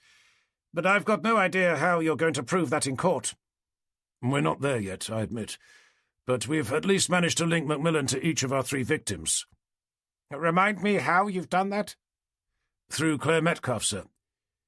She was the woman Sir Michael was with that night, the one who openly admitted to handcuffing him to his bed. We know she worked at the Riverside Strip Club, and that Macmillan knew her. And now she's been found dead down an alley with her head bashed in. And that's something else nobody's bothered to tell me about. I'm sorry, sir. It's just that there's been quite a lot going on recently. Yes, well, fair enough. So you think Macmillan killed her because she was a witness to Sir Michael's murder? Tanner nodded. He told us she was their best performer. I think we all know what that means. So it makes sense for him to send her to Sir Michael's house with the specific instruction to secure him to the bed with minimal fuss. Whether or not she was still there when he had his heart surgically removed is probably largely irrelevant. The fact that she'd been seen going inside by the housekeeper, who then unfortunately went and gave her name to the national press, albeit the wrong one, would have probably meant she was too dangerous to leave walking about. I don't suppose we have any proof that either Macmillan or any of his known associates did actually kill her? Nothing yet, I'm afraid. To be honest, I'm not sure we're going to. It had just started pouring down with rain when we arrived at the scene, and the location of the body made it impossible for forensics to protect the surrounding evidence. Do we have anything? Just that it's unlikely she was mugged, as her purse was found stuffed full of cash, and although Johnston says she'd had sex with someone shortly before her body was found, she hadn't been raped. Apart from a Riverside Club stamp found on the back of her hand, the only other thing we found to be of interest was a picture of her inside her handbag, cozying up to Macmillan. Do we have any idea who she'd been having sex with? I must admit I'd assumed it to have been one of the club's patrons, but I'll make a note to give Johnston a call to find out. Before you do, you still haven't told me why the 2 of you have been off visiting a lighthouse. Was it part of some informal team-building exercise, Cooper? Hearing his name, Cooper sat up in his chair. As Tanner mentioned earlier, sir, he began, clearing his throat. Another blackmail letter was found at Mr. Wallace's house, which is thought to be from the same person as the one Sir Michael received, the difference being that it was intact. Its instructions were to leave £50,000 at the base of Haysborough Lighthouse. So you thought you'd go over there to see if the person who wrote the letter actually lived there? Forrester queried, both his tone and expression burgeoning with incredulity. Tanner watched as Cooper's head turned slowly around to stare over at him, expecting him to say that the whole lighthouse trip was his idea. He drew in a fortifying breath in preparation for having to defend himself, but instead of doing so, Cooper returned his gaze to Forrester. We thought it was a possibility, sir. Certainly not something we should automatically rule out. Well? Forrester demanded. Did you find anyone there? Some troubled soul hunched over a dilapidated typewriter, frantically hammering out a few more letters? No, sir. The place was deserted. Forrester began to slowly rotate his head around until his eyes rested firmly on Tanner's. You don't say. Feeling it necessary to offer some sort of response, Tanner shifted uncomfortably in his chair. We did speak to the people living next door. Cooper jerked his head to stare over at him. And? Forrester questioned, leaning back in his chair. They were able to confirm that the lighthouse was unmanned. Really? And that the only people who ever went there were the contractors who serviced it, them and the occasional tourist.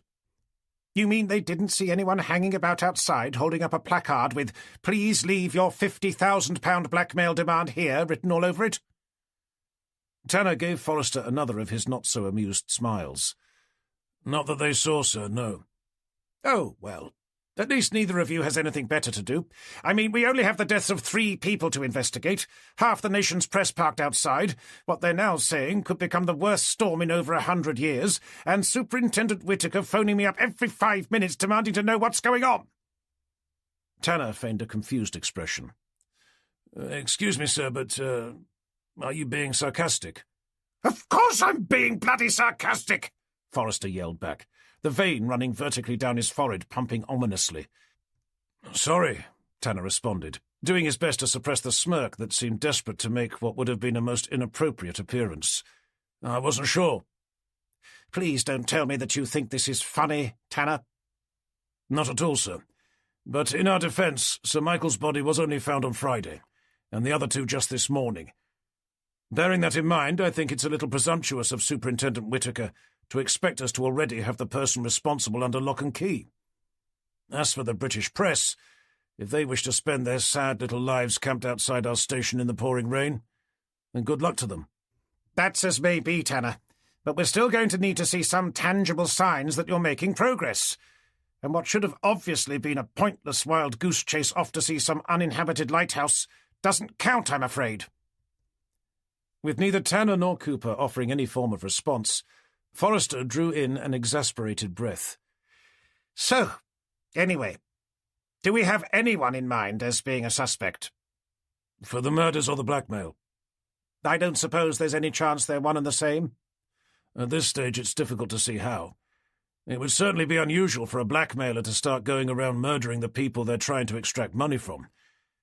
If they were to kill anyone, it would be a family member, and they'd only do that out of desperation. If the person didn't have a family, I suppose they could consider targeting a close friend instead, mused Cooper, catching Tanner's eye. I must admit I've been considering the possibility of something similar myself. And what's that? Forrester questioned. I think Cooper is suggesting that Sir Michael may have been killed to convince Wallace that their blackmail threat was serious. It could also explain why they murdered him in such a theatrical manner, Cooper added, and why Wallace was so scared when they showed up at his house that he tried to make a run for it, without making the effort to get dressed first. During the middle of a Category 3 storm as well, Tanner muttered, his eyes drifting away in thoughtful contemplation. Forrester replaced his elbows on top of his desk. What did the blackmail letter actually say? It sounded like some sort of a Bible quote, Tanner replied, digging out his notebook to begin flicking through its pages. Leave 50,000 in cash at the base of Haysborough Lighthouse by midnight tonight, or else I'll be doing unto you as you so kindly thought you'd done unto me. Forrester raised an eyebrow. That's a bit cryptic, isn't it? I think it was supposed to be. Quite clever when you think about it. Discreet enough not to give too much away, but clear enough for the target to know what was being referred to. The office fell into a thoughtful silence, as the three men each took a moment to consider what was being proposed. I don't suppose we have any suspects? Forrester eventually asked, his gaze switching between the two DIs. Well, sir, Tanner began, if the blackmailer and the murderer are one and the same, at this stage I'd say the most likely suspect is the strip club owner, Terence Macmillan. He clearly fancies himself as a bit of a gangster, and I'd be very surprised if he doesn't have form. Forrester laid his hands flat on the desk. OK, that will have to do. I suggest you bring him in for questioning. Tanner's mouth fell open in surprise. You want us to arrest him? No, Tanner. I want you to ask him out for dinner. But, Tanner continued, exchanging a brief look of bemused uncertainty with Cooper, we don't have any evidence to prove his involvement, for either the murders or the blackmail. You found that pen of his at Wallace's house, didn't you? Well, yes. And that dead stripper? Didn't you say she worked for him? But, OK, I know it's not much, but it will have to do. With Whittaker breathing down my neck and all the reporters parked outside, we have to be seen to be doing something. Even though we won't have enough to hold him for more than 24 hours. The way I'm looking at it, the fact we don't have any evidence means that we haven't got anything to lose. Sorry, sir. I'm not with you. If he walks free, then we haven't lost the means to use the evidence we've acquired against him, being that we didn't have any to start with. You mean when he walks free? Added Tanner, astonished by Forrester's uncharacteristically flippant attitude. It will also give us the excuse to search that strip club of his, Forrester continued, and who knows what we'll find in there. Tanner once again looked over at Cooper before glancing down at his watch. "Well?" he heard Forrester bark. "What are you waiting for?" "You want us to arrest him now?" "No, you're right. It's probably better if you wait till next week. Hopefully the weather would have cheered up by then." "It's just that it's already gone 5 o'clock, Tanner continued, his mind thinking what Christine was going to say when he had to tell her that he was going to cancel their planned dinner together again. Forrester glared theatrically down at his watch. "My God, you're right, it has. I'd no idea. That really is rather late, isn't it?" And it's Sunday, sir." "How very insensitive of me. I suppose you had plans for the evening." Regretting having mentioned either the time or the day of the week, Tanner cleared his throat. "Well, sir, I was just thinking, wouldn't it be better if we were to wait till tomorrow? That would at least give us time to find some actual evidence against him." "Is that very likely?" "Maybe not, but—" "Then I want him brought in now, if that's all the same to you. At this stage, I think it's more important that we're seen to be doing something than nothing at all." "Speak for yourself," muttered Tanner quietly to himself, his mind imagining just how long it was going to take him to locate the suspect in question, drag him back to the station, have him formally processed, await the arrival of his solicitor, presuming he even had one, all before being able to interview him under caution. Forrester cast a beady eye over at him. "I'm sorry? What was that?"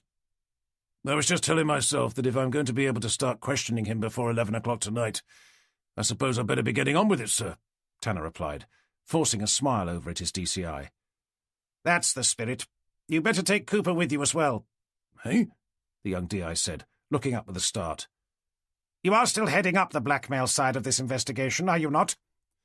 "Yes, but it's—" Cooper began, copying both Tanner and Forrester in staring down at his watch.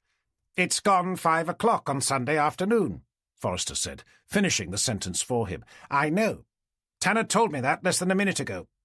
But don't worry, I'll be keeping myself busy as well. The moment I get home, I'll be putting my feet up to watch the evening news, and the two of you being filmed marching that strip club owner in through the station's doors." Seeing Forrester take hold of his mouse to turn his attention to his monitor, Tanner and Cooper stared around at each other before climbing slowly to their feet. "We'll be off then, shall we, sir?" Tanner inquired, with the forlorn hope that the DCI would have a change of heart. "Actually, hold on," Forrester began, abandoning his mouse to pick up his phone instead. Tanner's spirit lifted momentarily, but only until he heard who he was calling and why. "Hi, Sally. Do me a favour, will you?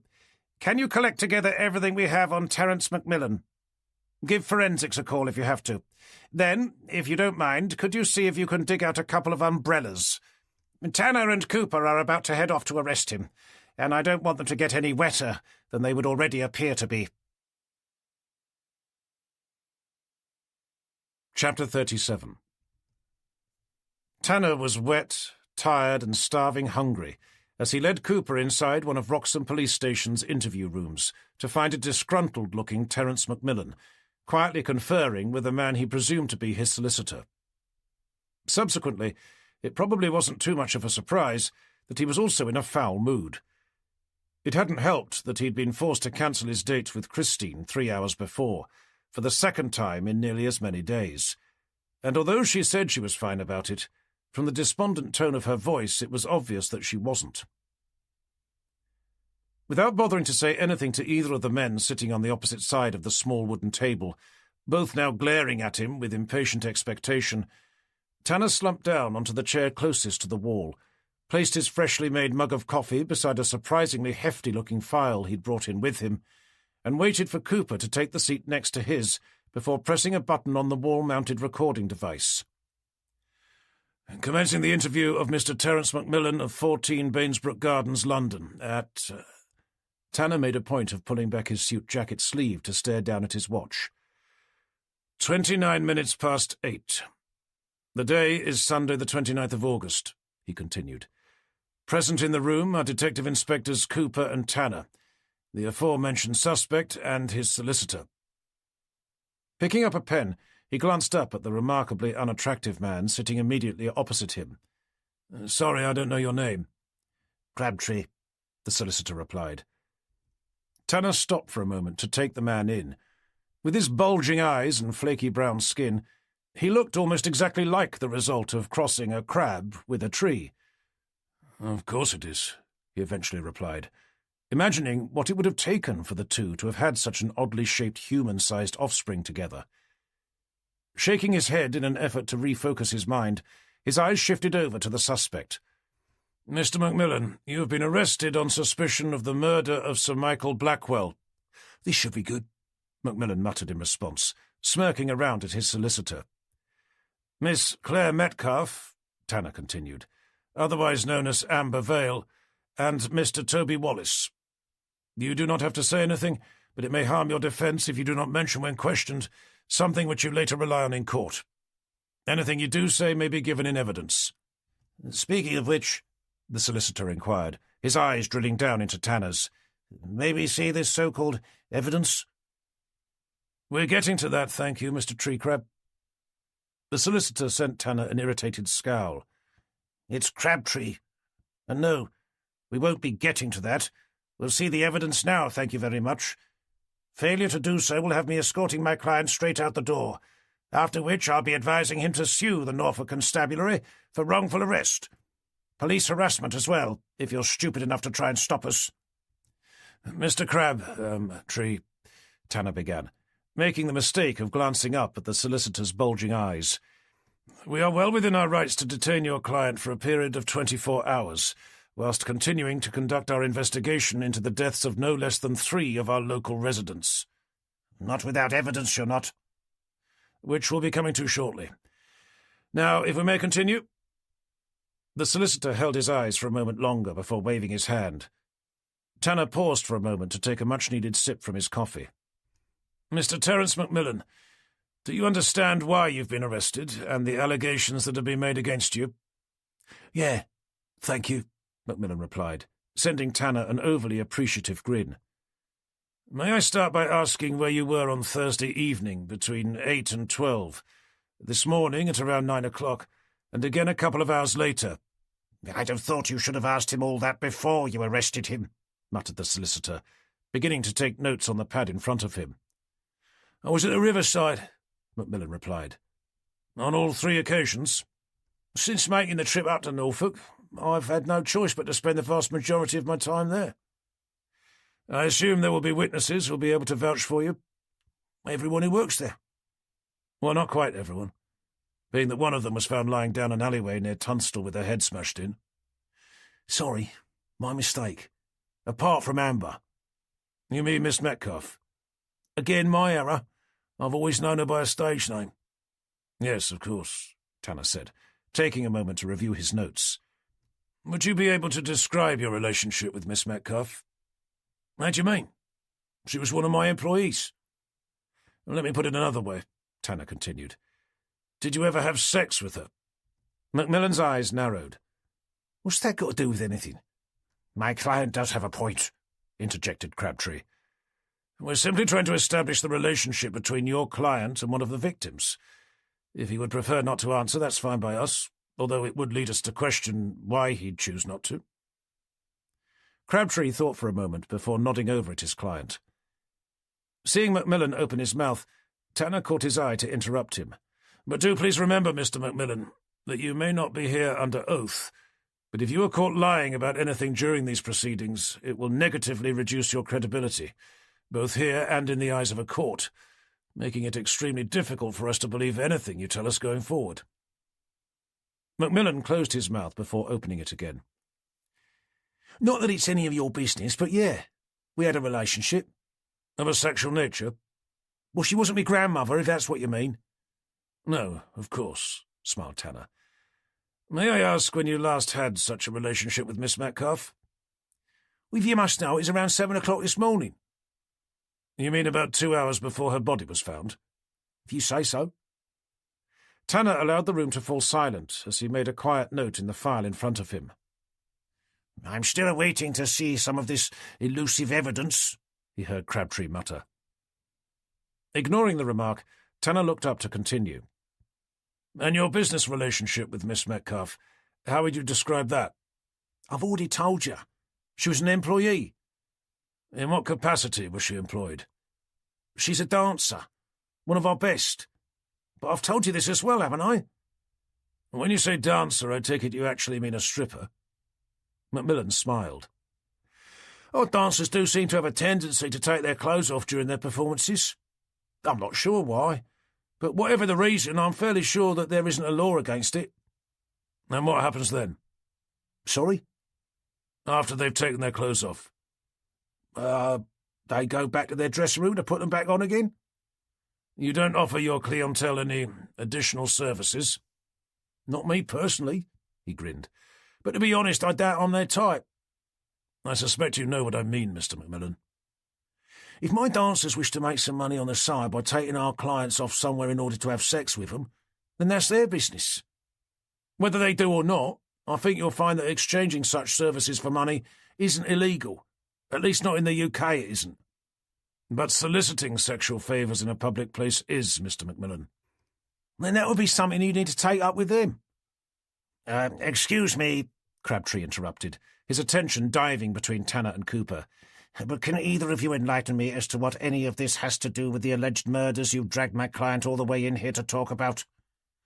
I was just coming to that, Tanner responded. And I've still yet to see hide nor hair of a single scrap of so-called evidence.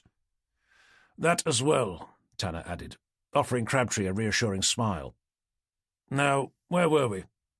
You were about to let my client go, before offering him your most humble apology for not only having completely wasted his time, but also for having made him suffer the indignity of being arrested in front of half the nation's press. Tanner gazed up at the ceiling. No, I don't think that was it. Oh, yes, I remember now. Mr. Macmillan, did you ever introduce Claire Metcalfe, otherwise known as Amber Vale, to any of your friends? Frequently, but not in the way to which I think you're alluding. And which way would that be? In a way that would make me a pimp, Inspector. I see. How about Sir Michael Blackwell? Did you introduce him to any of your dancers? Macmillan paused for a moment, his eyes studying Tanner's face. I thought I'd already told you that I'd never met the man. So you didn't introduce Sir Michael to Miss Metcalfe? No. That was a very direct answer. You asked what I believe is called a closed question, being that it only requires a yes or a no answer. If you expect people to speak more freely, I suggest using something a little more open-ended. OK, then. Let's try again, shall we? Did you send Claire Metcalfe to Sir Michael's house with the specific instruction to make sure he was handcuffed to his bed in preparation for either you or one of your performing monkeys to pay him a visit? I think you'll find that that was another closed question. And the answer is? No. To which part?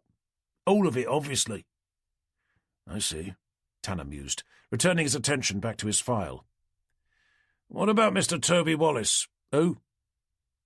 He was the other man we discussed when we were chatting at your club the other day. I'm sorry, you're going to have to refresh my memory. He owned the property you were driving out of, just before you nearly drove straight into us. Oh, yeah. I remember. The discussion, at least. But if you recall, I wasn't in the car at the time. That's right, my mistake. But you know him, though, don't you? Sorry. I thought I'd already told you that I didn't. That's correct. I was just wondering if you'd like to change your story for the record. Once again Macmillan paused, this time turning to give his solicitor a questioning glance. Is there some reason why you think my client should know the person being referred to? Crabtree asked, his eyes finding Tanner's. It's a straightforward enough question. Either he does or he doesn't. The solicitor narrowed his eyes at Tanner before leaning over to whisper something in his client's ear. I may know the person you're referring to, Macmillan eventually replied. But unfortunately, I can't be certain. As I'm sure you can appreciate, a successful entrepreneur such as myself does tend to meet a considerable number of people during their day-to-day business activities. OK, then let me ask you something else. Have you ever been inside Mr. Wallace's house? Well, that would assume I knew who Mr. Wallace was. Tanner drew in an impatient breath. Let me put it another way. Given what you've told us, that you've only been in Norfolk for a few days, have you stepped inside anyone's house since between the time you arrived and just before you were placed under arrest about 3 hours ago. I'm sorry, Inspector, but again, I simply can't recall. I don't suppose you can remember what you had for breakfast this morning. You must forgive me, Crabtree interrupted, but would you mind me asking how the subject of what my client eats for breakfast could possibly have to do with your investigation? Your client is clearly having problems with his memory. I was merely attempting to establish how bad it was. Crabtree closed his leather-bound notebook to begin climbing to his feet. Right, that's it. We'll be leaving now. Do you recognize this pen? Tanner asked rather suddenly, sliding a photograph out from the file to position in front of the suspect. No. Why should I? Macmillan replied, as Crabtree sank slowly back down into his chair. It has the name of your club written down the side. Simon C. But that doesn't mean it belongs to me, though, does it? I didn't ask if it was yours, Mr. Macmillan. I asked if you recognized it. My mistake. Yeah, I do recognise it. It's one of several hundred we've had printed over the years. We found it under the table inside Mr. Wallace's kitchen. With Tanner boring his eyes into the suspects, the man shrugged his shoulders with ambivalent indifference. Sorry, I'm not sure what you want me to say. Well done. I don't suppose you know what it was doing there? Attempting to write its first novel? Tanner smiled. Any other ideas? The only other reason I can think of is that the kitchen's owner must have dropped it. You'd have thought so, wouldn't you? Yeah, which is probably why I suggested it. At least perhaps someone would have, had it not been for the fact that it didn't have his fingerprints on it. Oh, dear. Then it must have slipped out of his hands whilst he was giving it a bit of a clean. Do you know whose fingerprints we did find? Your mum's? No, Mr. Macmillan. We found your prints on the pen. The solicitor looked up from the photograph to catch Tanner's eye. Please, don't tell me that this is the extent of your so-called evidence. It places your client at the scene. No, Inspector. It places the pen at the scene. With your client's fingerprints on, but not those of the person who owned the house. Tanner knew it was a weak argument, but it was all he had. Did you find anyone else's prints on it, other than my client's? I fail to see the relevance. I'm afraid I must disagree, Inspector. If it only had my client's fingerprints on it, then you may have yourself an actual piece of evidence, albeit circumstantial.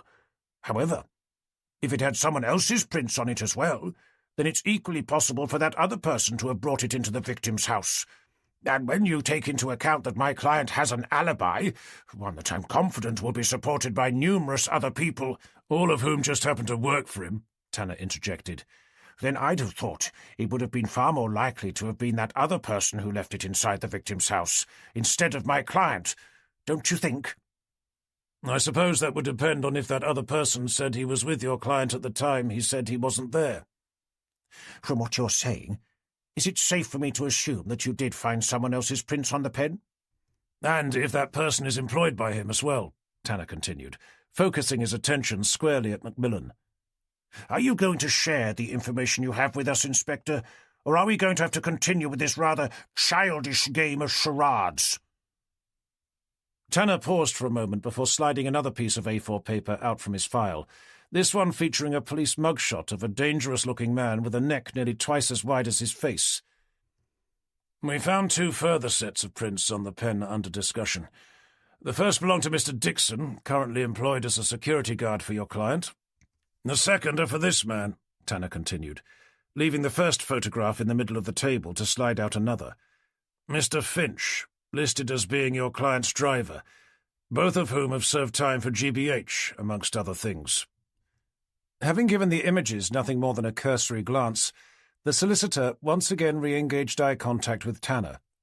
This is all fascinating, Inspector, really it is, but it's still just a pen. The most it does is to prove that one of 3 people may have been inside the victim's house at some point. It's hardly justification for having my client arrested for murder. I assume your client is at least able to confirm that he knows the 2 men featured in the photographs. Of course I know him, Macmillan replied. But that's probably not altogether surprising, given the fact that they accompanied me here and that they're both currently sitting out in your reception, patiently awaiting my imminent release. Ah, right. I was wondering who they were. Well, now that you know, can I go? Of course. But before you do, there are a couple more things we'd like to discuss.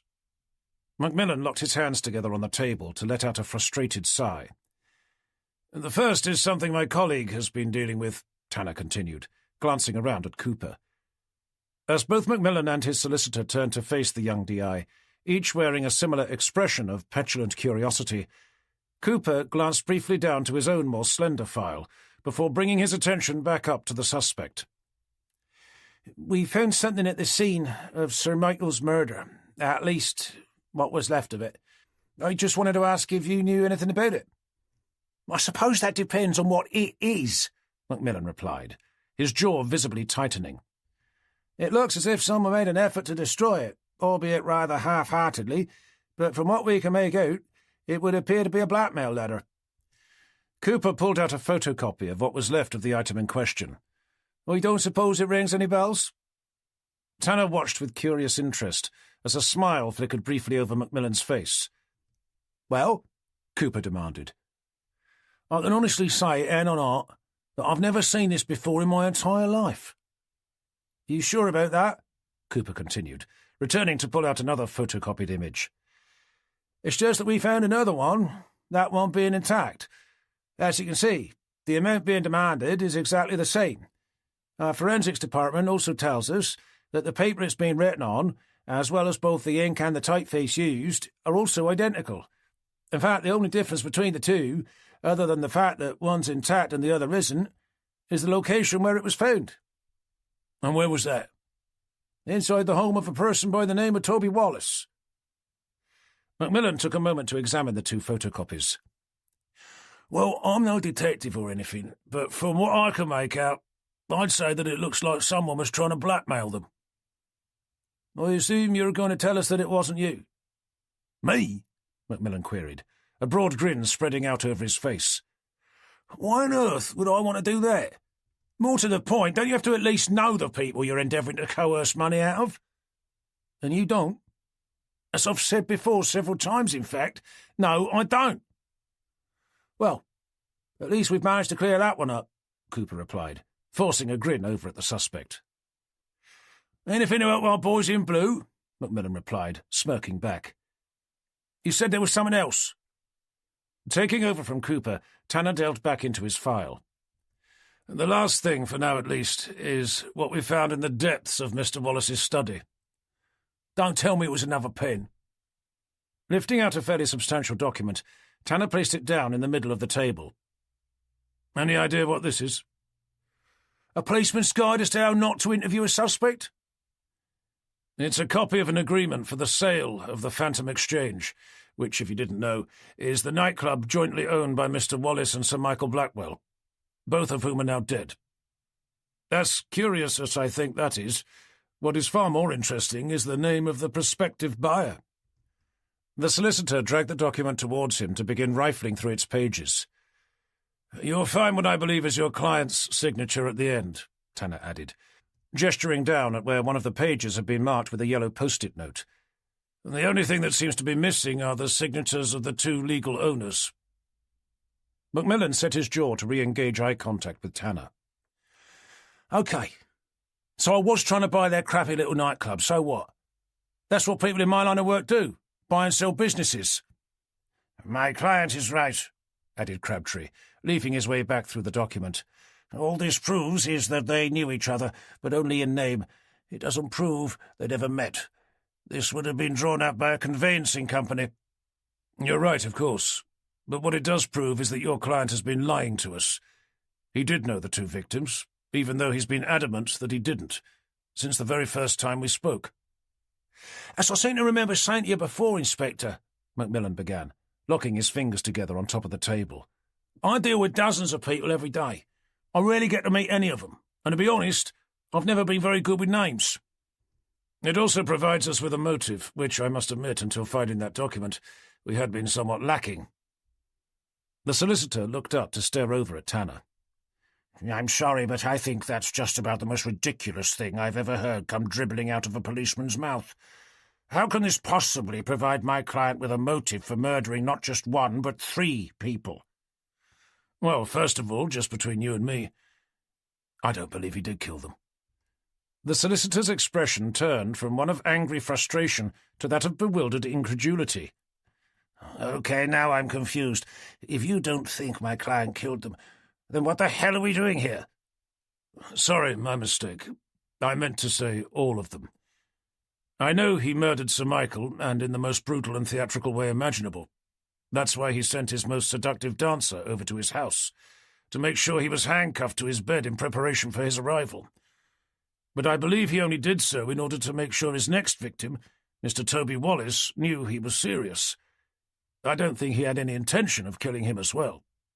Why would he? His death would mean he'd be unable to sign the agreement for the sale of his nightclub. No, I'm sure his death was neither anticipated nor desired. The man simply had a heart attack, probably shortly after realizing he was about to be tortured. But don't worry, it will still be classed as manslaughter, given the fact that the collapse of his heart was induced by the threat being made to him. Then there's the dancer, Claire Metcalfe, known by your client as Amber Vale. I'm fairly certain he killed her as well. After all, he wouldn't have been too happy leaving her running about the place, telling the police about how he'd instructed her to leave Sir Michael handcuffed to his bed in preparation for his arrival. Certainly not after his housekeeper had blurted her name out to the press. This is all fascinating, the solicitor smirked.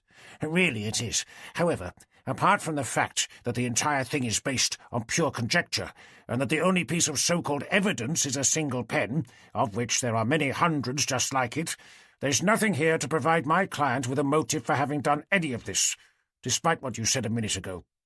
And I'm sorry, but someone offering to buy someone else's nightclub is hardly that. Forgive me, Mr. Crabtree, but I'm going to have to disagree. I see. And why is that, may I ask? Because of the amount your client was looking to pay for the property in question. Tanner paused for a moment as he watched the solicitor's eyes first narrow, then slowly fall to the document lying half open in his hands. I'm sure we'd all agree that nobody in their right mind would be willing to sell what company's house show to be a highly profitable business situated on over 1,000 square feet of land for a single solitary pound coin. Unless, of course, that person had a gun being held to their head, or maybe a pair of pliers to their testicles by way of persuasion. Chapter 38. So what do you think? Asked Tanner, having suspended the interview until the following morning to lead Cooper back out into the corridor. That we're lucky forensics found that document for the sale of the victim's nightclub. I was thinking more about Macmillan's overall performance. Walking alongside Tanner, Cooper shrugged. To be honest, I don't think he's the type to saw open some rich guy's chest with a hacksaw. I mean, did you see his nails? I can't say that I did, Tanner replied, a little surprised to hear Cooper had. Well, anyway, I'd say he had them manicured. Then there's his suit. I don't know. It's just difficult to imagine him up to his elbows in blood, which is what he'd have had to have been if he was the one who removed Sir Michael's still-beating heart. And if he wasn't directly involved but only gave the order, then it's going to be even harder to prove, especially if the only evidence we have is a pen with a partial fingerprint. I doubt we've even got enough for an extension. Reaching the end of the corridor, Tanner stopped to pull open the door. Then I suppose we need to thank our lucky stars that it was Forrester's idea for us to pull him in. Maybe so. But you think he's going to remember that when we're forced to let him go? Tanner cursed quietly to himself. Cooper was right. The second Macmillan walked out the door, Forrester would be laying the blame squarely at their feet. Or, to be more specific, his. Then I suppose we better hope something else turns up, Tanner sighed. I assume we were able to get a forensics unit over to his strip club. As far as I know. Tanner glanced down at his watch, his mind wondering if there would be enough time for him to drop some flowers into Christine on his way home, by way of an apology for having once again been forced to cancel their evening out together. Okay, then I suggest we call it a day. Hopefully something will turn up overnight. And if it doesn't? Then we'll have no choice but to let him go, after which we'll be able to look forward to spending a few quiet moments attempting to remind our Commander-in-Chief that it was his stupid idea to arrest him in the first place. Chapter 39. In two minds as to whether he should be there or not, Tanner steered his XJS into Christine's small gravel-lined drive to pull up next to her MX-5. Killing both the engine and the headlights, he peered nervously out over the car's large black leather steering wheel. With the rain still hammering down as the windscreen wipers came juddering to a halt, he could barely make out the house beyond. All he could see was that there was a light on in the hall and another in a room upstairs. "She must be about to go to bed," he thought, glancing down at the clock on his dashboard as a reminder to himself that it had gone 11. Regretting not having called ahead first, he was about to restart the engine to reverse out when he saw the front door swing open to reveal Christine, staring out at him from her doorway, her arms tugging a dressing gown around her slim, narrow waist. "In for a penny," he muttered to himself. Taking hold of the wet stems of the bedraggled flowers he'd hastily picked up from a garage forecourt on the way, he tugged his fluorescent hood over his head and stepped out into the unrelenting rain to hurry over. "Better late than never, I suppose," he heard her say, as he arrived under the shelter provided by her low, narrow porch. Tanner removed his hood to offer her a look of humble apology. "I'm sorry, I should have called." "I thought you did." "I meant again, to ask if it would be okay for me to drop by on my way home." "Well, you're here now."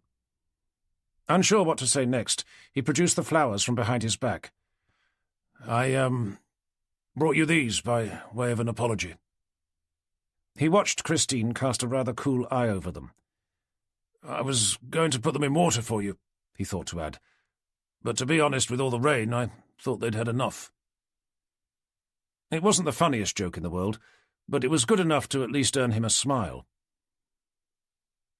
A moment of silence followed as her eyes danced briefly with his. "I saw you on TV again today." "You did?" "You were escorting some dangerous miscreant inside the station."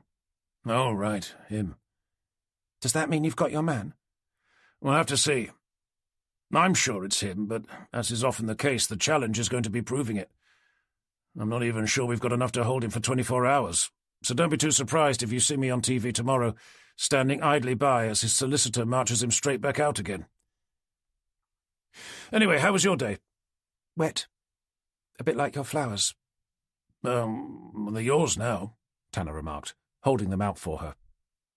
"Right," she responded, taking them reluctantly out from his hand. "I must admit they looked a lot better in the shop." "You mean the garage forecourt? As in the one just down the road?" Tanner offered her a boyish smirk. "Well, yeah, but only because the florist wasn't open."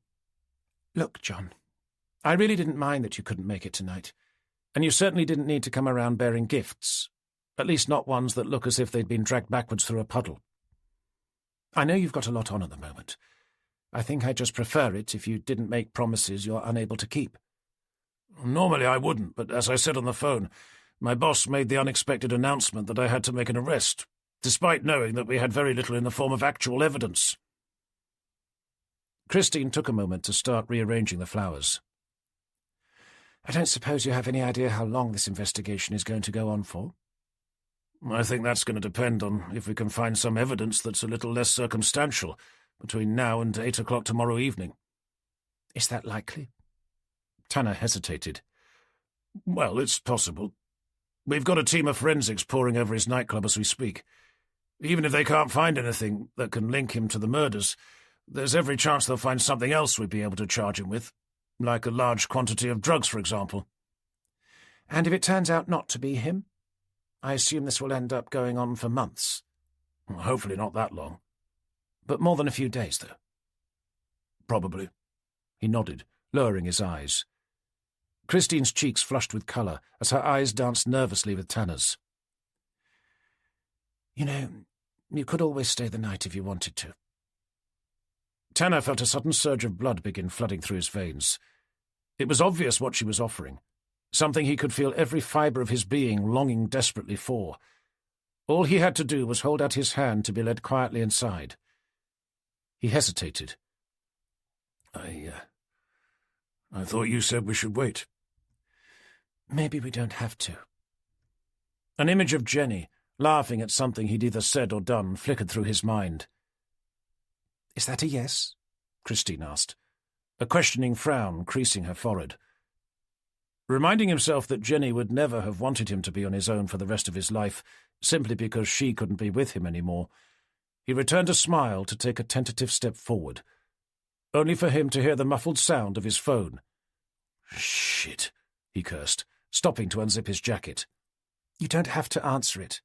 "We work." "All the more reason not to." "I know, but forensics may have found something," Tanner continued, delving a hand inside his suit jacket.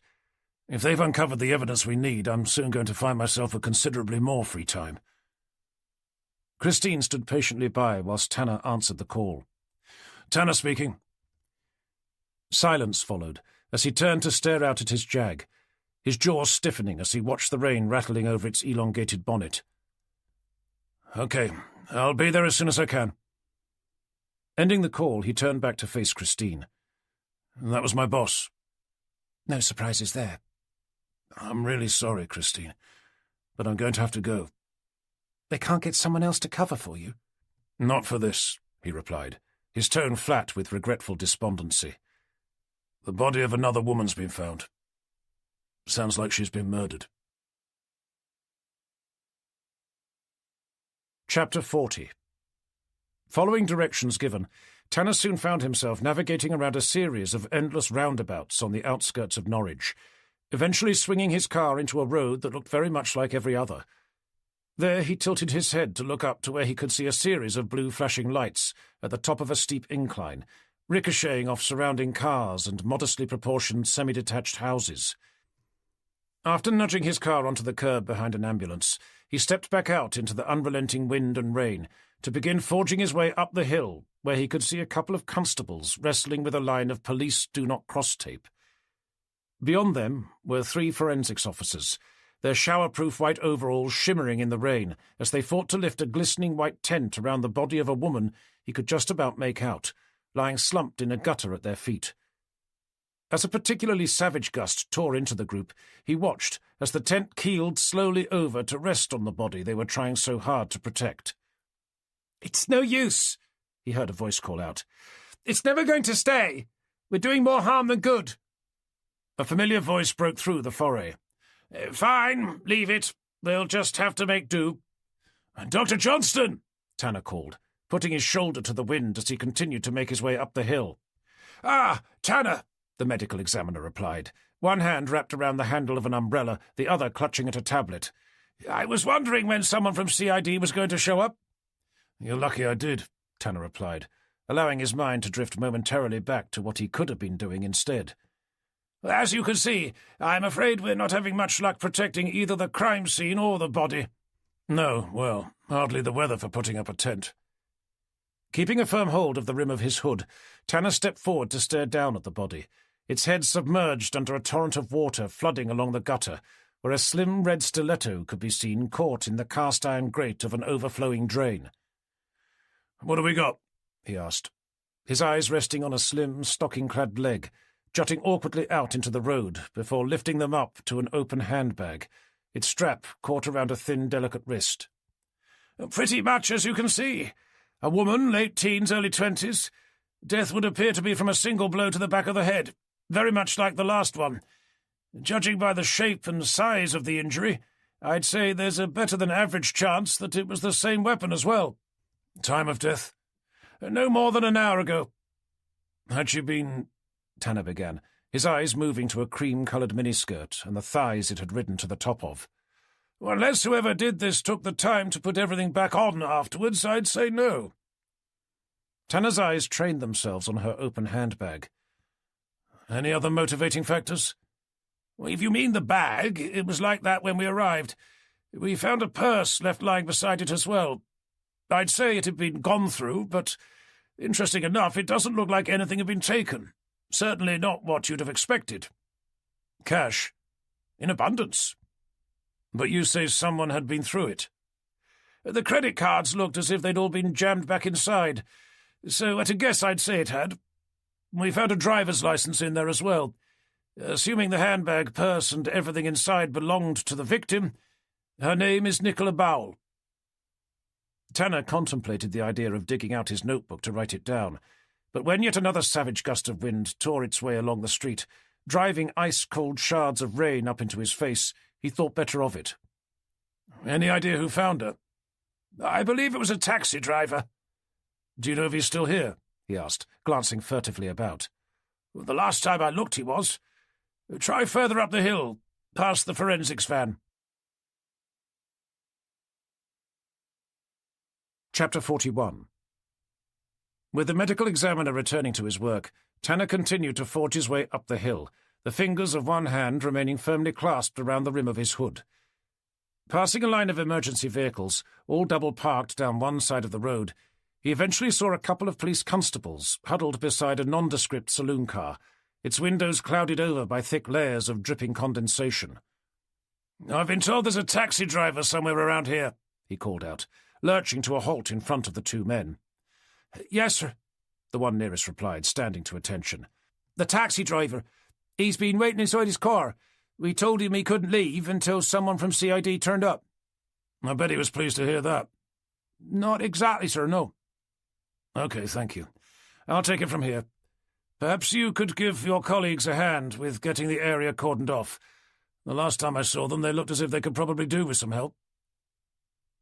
Waiting for them to scurry away, Tanner rapped his knuckles on the car's fogged-up window, to see first the sleeve of a coat wiping away at the condensation, before the round, screwed-up face of a man appeared, gawping out at him through two bleary, half-closed eyes. Gesturing for him to wind his window down, Tanner pulled out his ID, only to see the man roll his eyes to begin mouthing some inaudible complaint.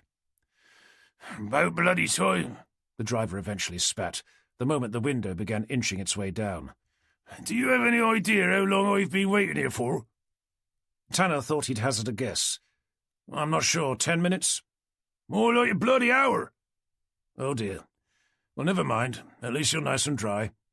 "I'm supposed to be working. I don't get paid to sit about all day doing bugger all." "Surprisingly enough, neither do I." "You could have fooled me." Tanner drew in a calming breath. "Maybe you could start by telling me your name." "I've already told one of your fellow officers." "If you could tell me as well?" "Alex Barnes," the driver huffed. "And how did you find the body, Mr. Barnes?" "I didn't." Tanner blinked in surprise to glance quickly about. "I'm sorry, someone told me you did." "I dropped her off back there. It was only when I looked in the mirror to pull away that I saw him." "Saw who?" "The guy who attacked her." "You mean you saw the person who killed her?" "That's right." Tanner tucked his ID away to begin scrabbling around for his notebook. "Can you describe him?" "Well, when I say I saw him, I couldn't see his face exactly. He was wearing a raincoat with a large hood, and what with the weather and everything." "But it was definitely a man." "I'd say so." "Do you know for sure?" "Well, I suppose I couldn't guarantee it." It was Tanner's turn to roll his eyes. "Okay, so what happened then?" "I stopped the car and got out." "And?" "When I saw him trying to take her bag, I shouted at him. That's when he saw me and ran off." "Then you called the police?" Barnes shook his head. "I went to see if Nicola was all right first, but when I saw the way her head was submerged under the water and all the blood coming out the back of it, well, it was obvious enough that she wasn't." Whilst he'd been talking, Tanner had been staring at him with his mouth hanging open. "I'm sorry, but am I to understand it that you knew the victim?" The taxi driver shifted awkwardly in his seat, glancing away as he did. "Mr. Barnes?" More silence followed, before the man finally turned to meet Tanner's penetrating gaze. "I'd picked her up a couple of times before." "I see. And is it normal for you to ask the names of your fare-paying passengers?"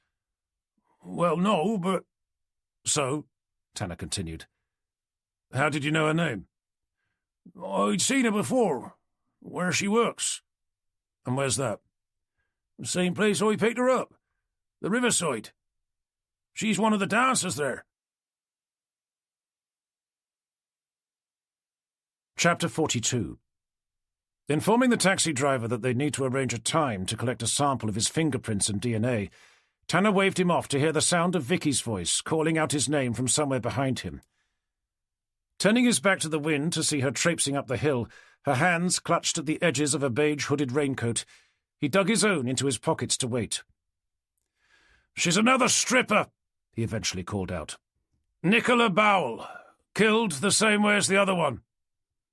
Vicky came to a breathless halt in front of him. "I know. I spoke to Johnston on the way up. He asked me to tell you that they found a stamp on the back of her hand. Looks to be the same as the last one." "Okay, well, that at least confirms what the guy who found her said, that she worked at the riverside." "So it must be Macmillan, then?" "Unfortunately, I think this only goes to prove that it couldn't have been him. She was only killed an hour ago. That's assuming he's still sitting in a holding cell back at the station." Vicky nodded. "His security guards haven't moved either. Could he have used someone else?" "It's possible, I suppose. But if he had, we'd need to reconsider his motive. I can understand why he'd feel it necessary to kill Claire Metcalfe, for knowing about his involvement in Sir Michael's murder. But I can't see any reason for him thinking that this latest victim should have known anything about it." "Unless Claire told her, of course, and Macmillan somehow found out." Tanner considered that for a moment. "Maybe, but to be honest, it doesn't seem very likely. One employee hearing from another that their boss may have had someone killed is hardly the sort of evidence that would be needed for a murder conviction.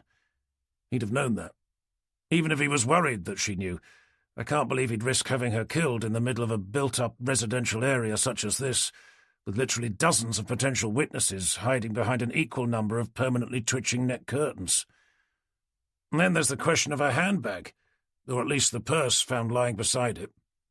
"What was that?" "Johnston thinks someone had been through it, as if searching for something, and it wasn't money, not with the amount of cash they found stuffed inside. If it was Macmillan, or at least one of his associates, what would they have been looking for?" Tanner took a moment to cast his eyes down the hill to see Nicola Bowell's body being carefully lifted onto a stretcher. "If he didn't kill this latest victim," Vicky began, following his gaze, "does that mean he didn't murder Claire Metcalfe either?" "I think that's something we're going to have to consider." "And what about Sir Michael and Toby Wallace? I mean, the only reason we thought it was him was because Claire Metcalfe admitted to handcuffing Sir Michael to his bed, and that Macmillan had told her to." "And the fact that he was attempting to buy their nightclub for the paltry sum of a £1 coin, a deal that would have been worth millions had it gone through." "So does that mean we're back to looking for 3 people again? The person responsible for murdering Sir Michael and Wallace, someone else for killing Claire Metcalfe, and this latest victim, and the person responsible for sending out those blackmail letters?" Tanner sighed quietly to himself. "I'd almost managed to forget about those." Feeling a sudden wave of exhaustion roll over the top of him, he pulled back the sleeve of his coat to stare down at his watch. "Anyway, there's nothing more we can do today, what little is left of it. I suggest we head home, get some sleep, and just hope that forensics comes up with something more tangible for us tomorrow." Chapter 43. Monday the 30th of August. The following morning, as he drove cautiously through the savagely gusting wind and the seemingly never-ending torrential rain, Tanner remained desperately tired. Once again he'd hardly slept. The continuous knocking of his yacht against the patrol boats lashed to either side of his had seen to that. He hadn't even had a chance to put a spacer between the mast and the mainsail halyard, as he'd intended, the one slapping erratically against the other, making even more noise than the previous night. With his spirits buoyed somewhat by the sight of the nation's bedraggled press, struggling against the elements to reset their camera equipment in preparation for yet another day camped outside the station, they fell a moment later when he remembered what they'd be most likely to be filming later that evening, their one and only suspect being led out the front door by his no doubt gloating solicitor. Leaving his car in the furthest corner again, he flipped his hood over his head to step out, only to hear his phone ring from the hidden depths of his sailing jacket. Clawing it out to discover that it was Christine calling, he was about to duck back inside the car to answer it when he heard a vaguely familiar voice shouting out his name. A quick glance over his Jag's low-sloping roof was enough to confirm who he'd thought it was. Macmillan's solicitor, charging over towards him, his bulging eyes glaring out from underneath a most inadequately sized umbrella. With no choice but to leave the call unanswered, he tucked the phone back where he'd found it to zip up his jacket and close the door. "Mr. Tree Crab, wasn't it?" he smirked. skirting around the back of his car to find out what was so important that it needed to be addressed in the middle of a car park during a Category 3 storm. "How can I help?" "I'm just curious to know if you're here to release my client." With Tanner's attention being momentarily caught by a series of flashing lights erupting from the ever-curious pack of news-starved journalists, Tanner let out a world-weary sigh. "Don't you think this could have waited until we'd at least made it inside the station?" "I don't think this can wait a moment longer," the man continued, coming to an abrupt halt directly in front of Tanner, so blocking his way to the station's entrance. "Since suspending your interview with my client yesterday evening, we've seen neither hide nor hair of you. Nor have we seen anyone else. We certainly haven't had a glimpse of anything more in the form of evidence. That was nearly 11 hours ago.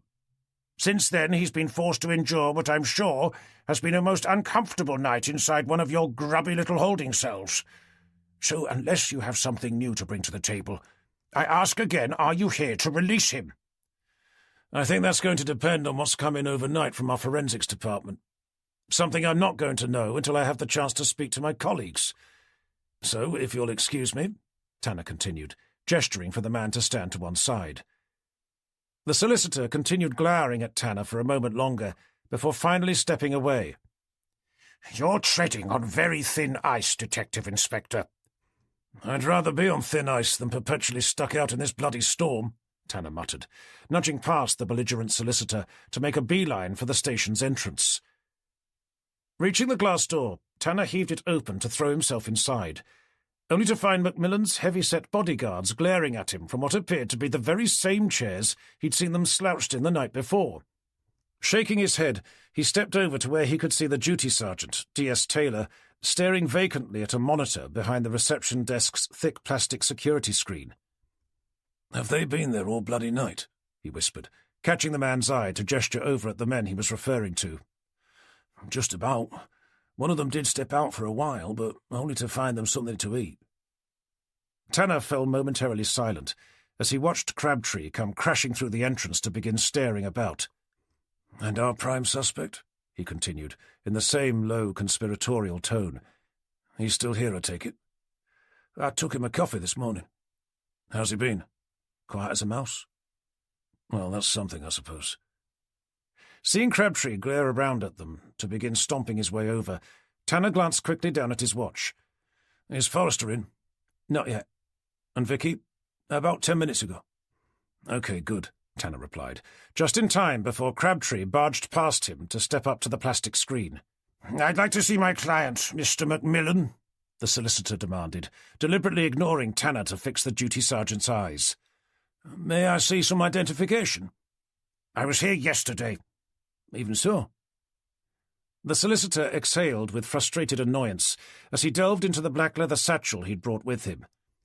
"Here," he stated, holding up a laminated identity card attached to a pale blue lanyard.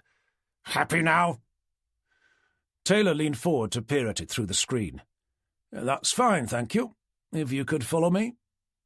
"I assume someone from your CID department will also be looking to speak with him, preferably to offer him a heartfelt apology for having put him through such a humiliating and totally unnecessary experience." Taylor began, sending Tanner a questioning glance. Tanner turned to face the solicitor in a bid to garner his attention. "As I attempted to explain to you outside, Mr. Crabtree, I will need a moment to catch up with my colleagues before being able to make a decision as to how best to proceed." Crabtree turned to finally acknowledge Tanner's presence. "You'd better hurry up then, hadn't you?" Leaving the duty sergeant to usher the solicitor away, Tanner entered the main office to peel off his still-dripping sailing jacket to hook over the back of his chair. Bypassing the kitchen, he headed for Vicky's desk, where he could see her curly mop of dark red hair bobbing furtively up and down behind her monitor. "Okay, so where are we?" he asked, arriving to find her biting down onto a large fluffy croissant. "Sorry," she spluttered, sending him an embarrassed glance as pastry flakes flew out from between her lips. "I haven't had a chance to have breakfast." "I haven't even had a coffee yet," Tanner bemoaned, saving her blushes by glancing briefly away. Swallowing hard, she dumped what was left of the croissant onto a napkin to reach instead for her mouse. "We've had a preliminary report through from Dr. Johnston for last night's victim." "And?" As we thought, her name's Nicola Bowell, local girl, an unmarried 23-year-old. Cause of death was a blow to the back of her head. Death occurred at around 11 o'clock last night. Was that it? She replied, her eyes scanning over the document displayed on her monitor. He thinks she was probably killed with a hammer, possibly the same one used on Claire Metcalfe, and that there were no signs of any recent sexual activity. Were anyone's prints or DNA found on her? There's no mention of any, but that's probably not altogether surprising, given the weather conditions at the time. So he's basically saying there's nothing there to give us a single clue as to who killed her. Apart from the murder weapon, thought to be the same used on both women. Something we don't have in our possession, making it impossible for us to know. That reminds me, Vicky continued, closing one file to open another. I saw something in the forensics report about them finding some tools. Tanner pulled up a nearby chair. Whereabouts? At Macmillan Strip Club. Here it is. Looks like they found quite a few, locked inside what was otherwise being used as a stationery cupboard. Could any be of potential interest to us? She responded, her eyes drifting slowly down the list. There's a hammer. And look, a hacksaw as well, Tanner stated, leaning forward to place a finger on the screen at the very end of the list. I don't suppose either shows signs of having any blood on them. I don't think they've been processed yet. Sounds promising, though, don't you think? Perhaps, but hardly conclusive. There can't be many households in the world that don't have a hammer and a hacksaw lurking inside them somewhere. But stashed inside a locked stationery cupboard? Questioned Vicky, in a more optimistic tone. Well, we'll have to see. Can you give them a call for me? Ask them to make those two a priority. We need to know if there are any traces of blood on either. More specifically, Sir Michael's on the hacksaw, and at least one of the women's on the hammer. Seeing her reach for her phone reminded him of Christine's earlier call. Can I leave that with you? He asked, standing up to dig out his mobile. I've just remembered that I need to make a call myself.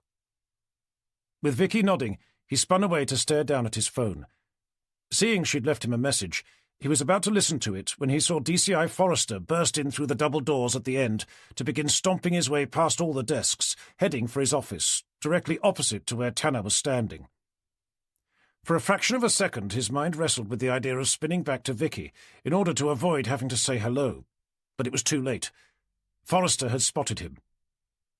Holding his ground, Tanner pretended to do something on his phone other than return Christine's call. Morning, sir, he smiled, glancing casually up, only to see Forrester alter course to begin charging straight for him.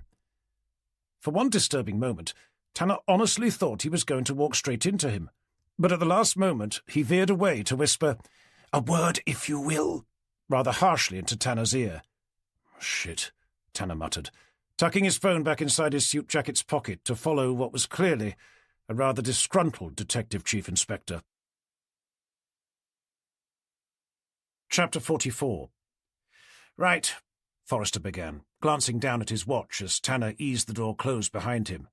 "You'd better give me an update before Superintendent Whittaker phones me up for what would be the second time in about as many minutes." "He's already called you?" Tanner inquired, with a concerned frown, hoping a rare show of empathy may help ease the man's obvious ill temper. "Before I'd even left my bloody house," the DCI stated, slumping down into his chair. "Which is why I'm so late. So anyway, where were we again?" As Tanner pulled out a chair for himself, he could feel his boss's eyes endeavouring to bore down into his. "I was about to give you an update, sir." "Oh, yes, that's right," Forrester replied, leaning back in his chair to lock his arms firmly over his chest. "So you were. To be honest, I was a little disappointed you didn't phone me last night after the call-out." "I assume you're referring to the woman found by the taxi driver?" "I wouldn't know, Tanner. Nobody seems to tell me much of anything these days." "I'm sorry, sir, but as I think I said before, it's only because we've been so busy." "That's all very well. But it's not much use when Whittaker phones me up demanding an update when I don't even know myself. And why? Because nobody's thought to consider that I may want to know what's been going on." With Forrester's vein on his forehead rhythmically pulsating, as if attempting to keep time to the words flying out from his mouth, Tanner sat up in his chair to clear his throat. "I arrived at the scene to find the body of another woman, lying in the gutter with the back of her head smashed in. As far as we know, she'd been dropped off there by a taxi driver, who then saw her being attacked in his rear-view mirror as he pulled away. Did he see the person's face? Only enough to think that it was a man, although he wasn't even sure of that. With what the weather was doing at the time, I'm surprised he was able to see anything at all.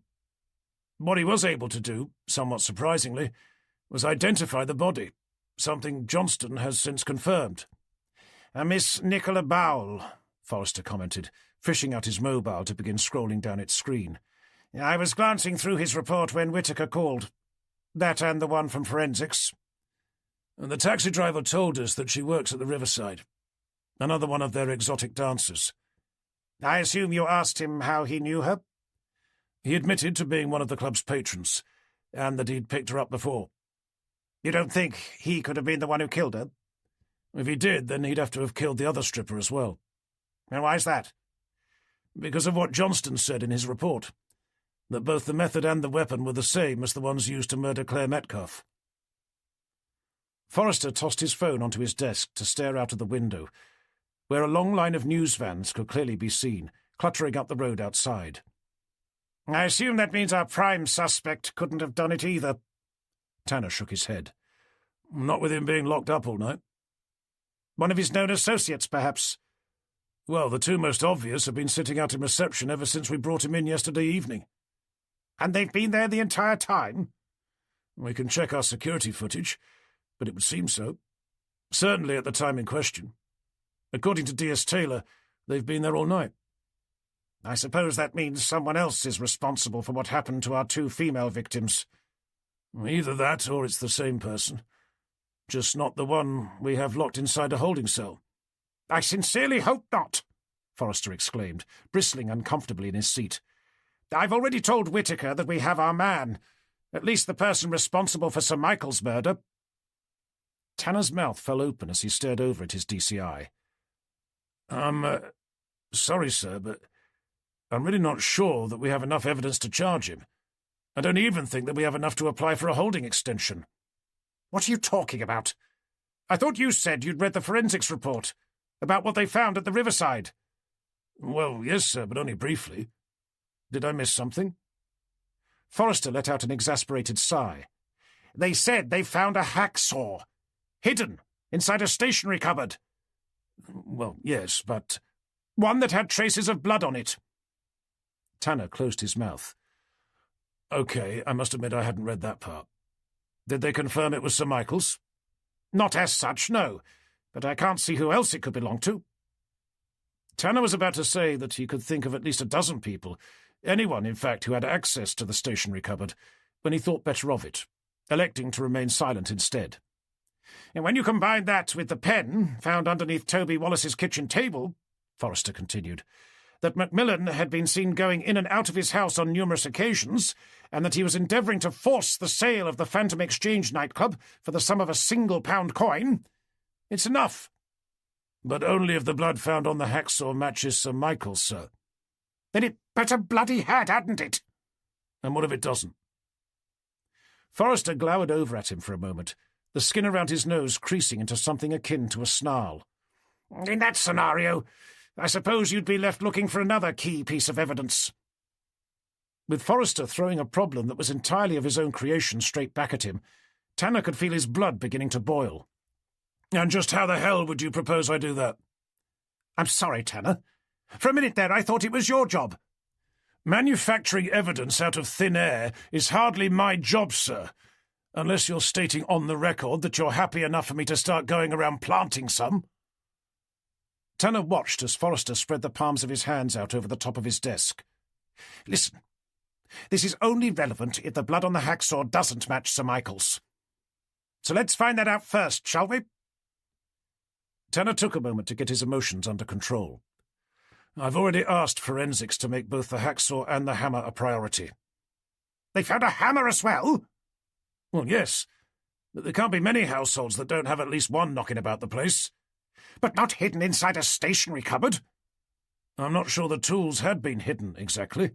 More just kept inside." "But the door was locked." "It was. But that could have been more to stop people from helping themselves to free staples than a method of hiding a material piece of evidence from a high-profile murder investigation." "Is there any chance you could try to be a little more optimistic, Tanner?" I wouldn't have to be if someone hadn't gone and told Superintendent Whittaker that we had our man, when it's far from certain that we have, sir. And I wouldn't have felt the need to if the senior investigating officer had made a bit more of an effort to keep me informed as to what's been going on. You made an assumption based on what a forensics report said about some blood being found on a hacksaw, which had nothing to do with what I either had or hadn't updated you about. And now I'm the one stuck with the task of finding enough evidence to charge him. As I said before, Tanner, that's your job. My job is to find out who's guilty, sir. Not to try to figure out how someone is, just because of what you decided to tell your superior over the phone this morning. If it had been my choice, I wouldn't have even arrested him. Not before we had the evidence first. A sudden knock at the door saw the argument come juddering to a breathless halt. Yes? What is it? Called out Forrester, almost shouting. In the silence that followed, the door creaked open to reveal the timid face of young D.C. Townsend. "Sorry to bother you," he began, glancing first at Forrester before focusing his eyes on Tanner. "There's a man out in reception asking to speak to you."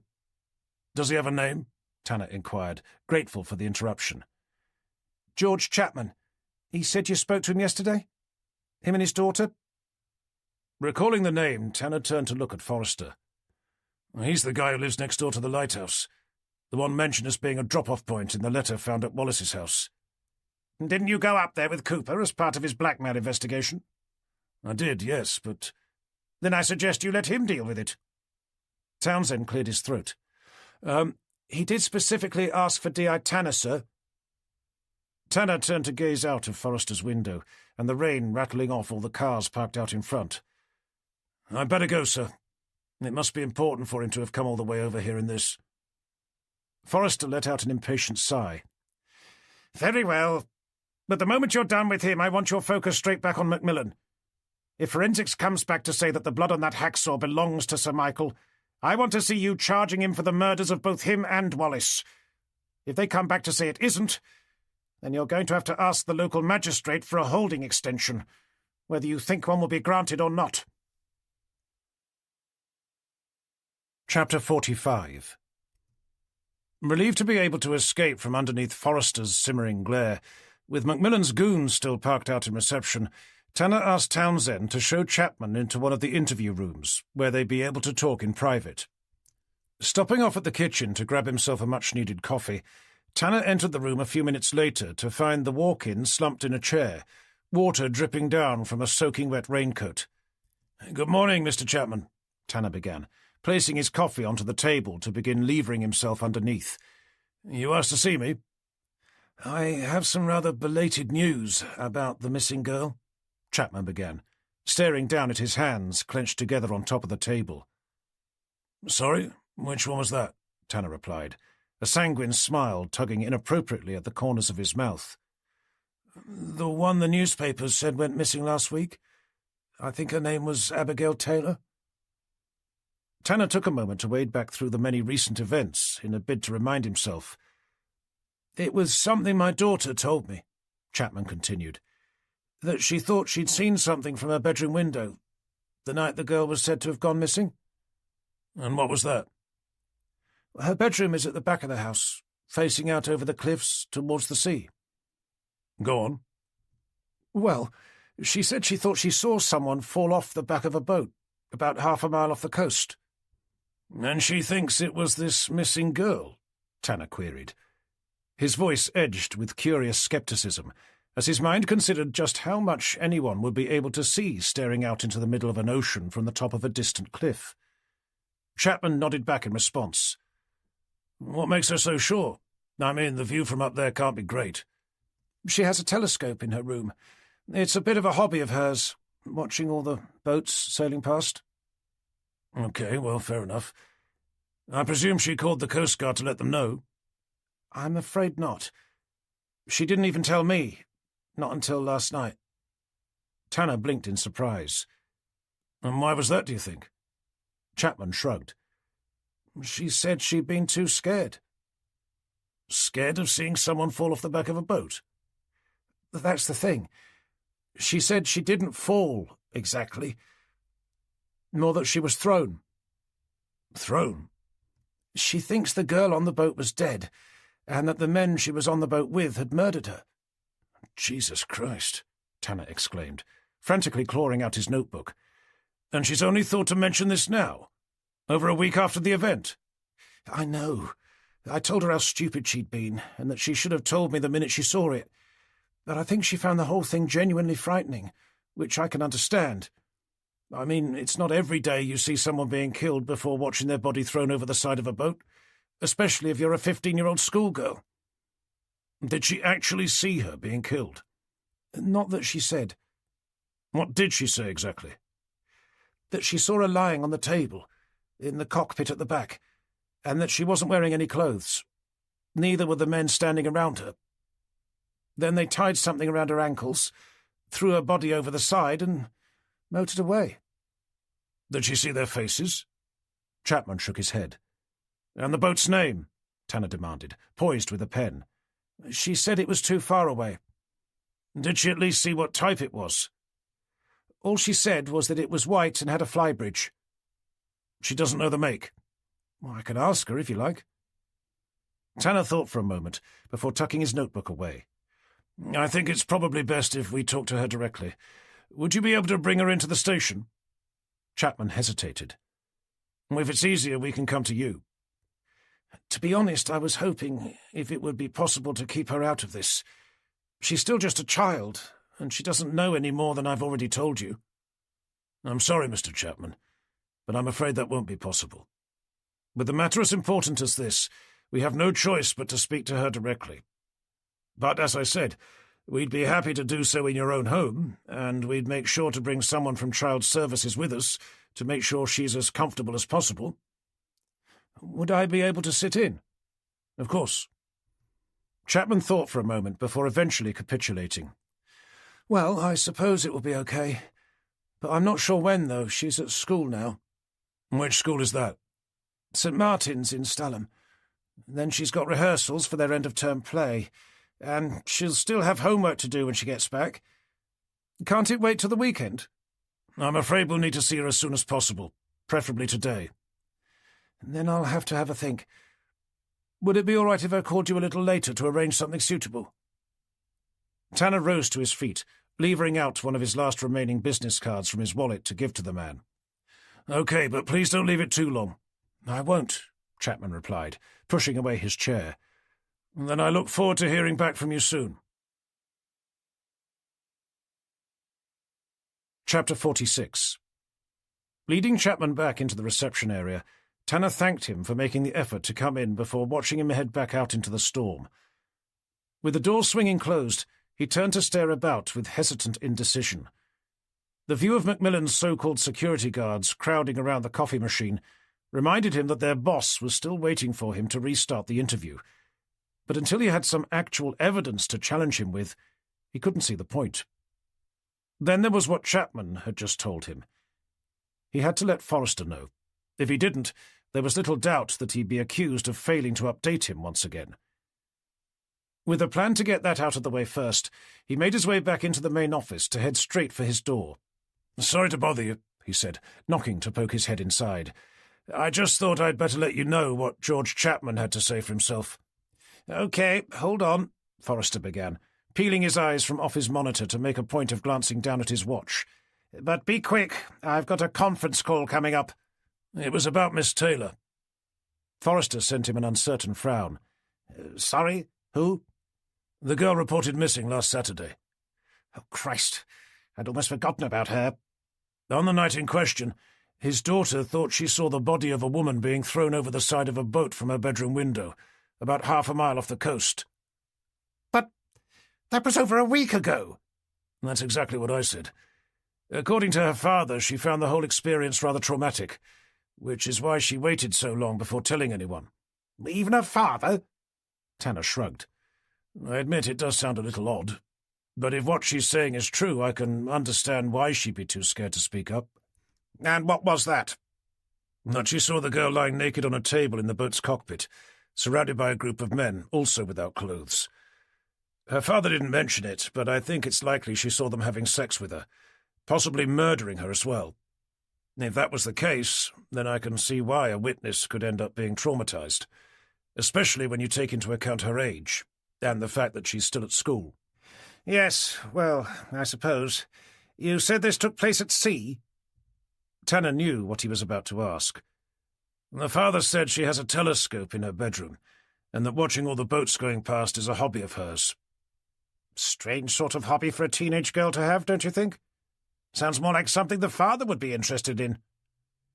It hadn't occurred to Tanner, but Forrester was right. Staring at boats through a telescope did sound far more like what a middle-aged man would do, rather than a teenage schoolgirl. I'll make a note to ask them about that. First, we need to speak to the girl, and to be honest, the father doesn't seem keen for us to do so. I take it she didn't come in with him? Tanner shook his head. She's at school. So what have you arranged?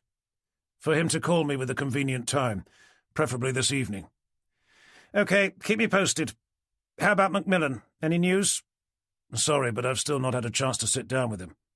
What about the blood found on the hacksaw? Vicky's supposed to be chasing it up, Tanner replied, just as her head popped around the door. Speak of the devil? Sorry to butt in, she began, glancing around at the two men. But I thought you better know that another body's been found. Oh, you must be joking, Forrester stated, his voice strained with incredulity. Unfortunately not, although it does sound more likely to be an accident than anything else. The person who found it said they saw the victim trip over a mooring line and fall into the river over at Ludham. A look of relief brightened Forrester's face. Thank God for that. Vicky gave him a reproachful scowl. You know what I mean. Anyway, I was just wondering if you wanted me to pop down and take a look. Forrester hesitated. Tanner says you've been chasing forensics about that hacksaw. They said they should be able to get back to us by 2 o'clock.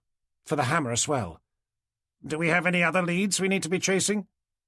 Vicky deflected the question over to Tanner.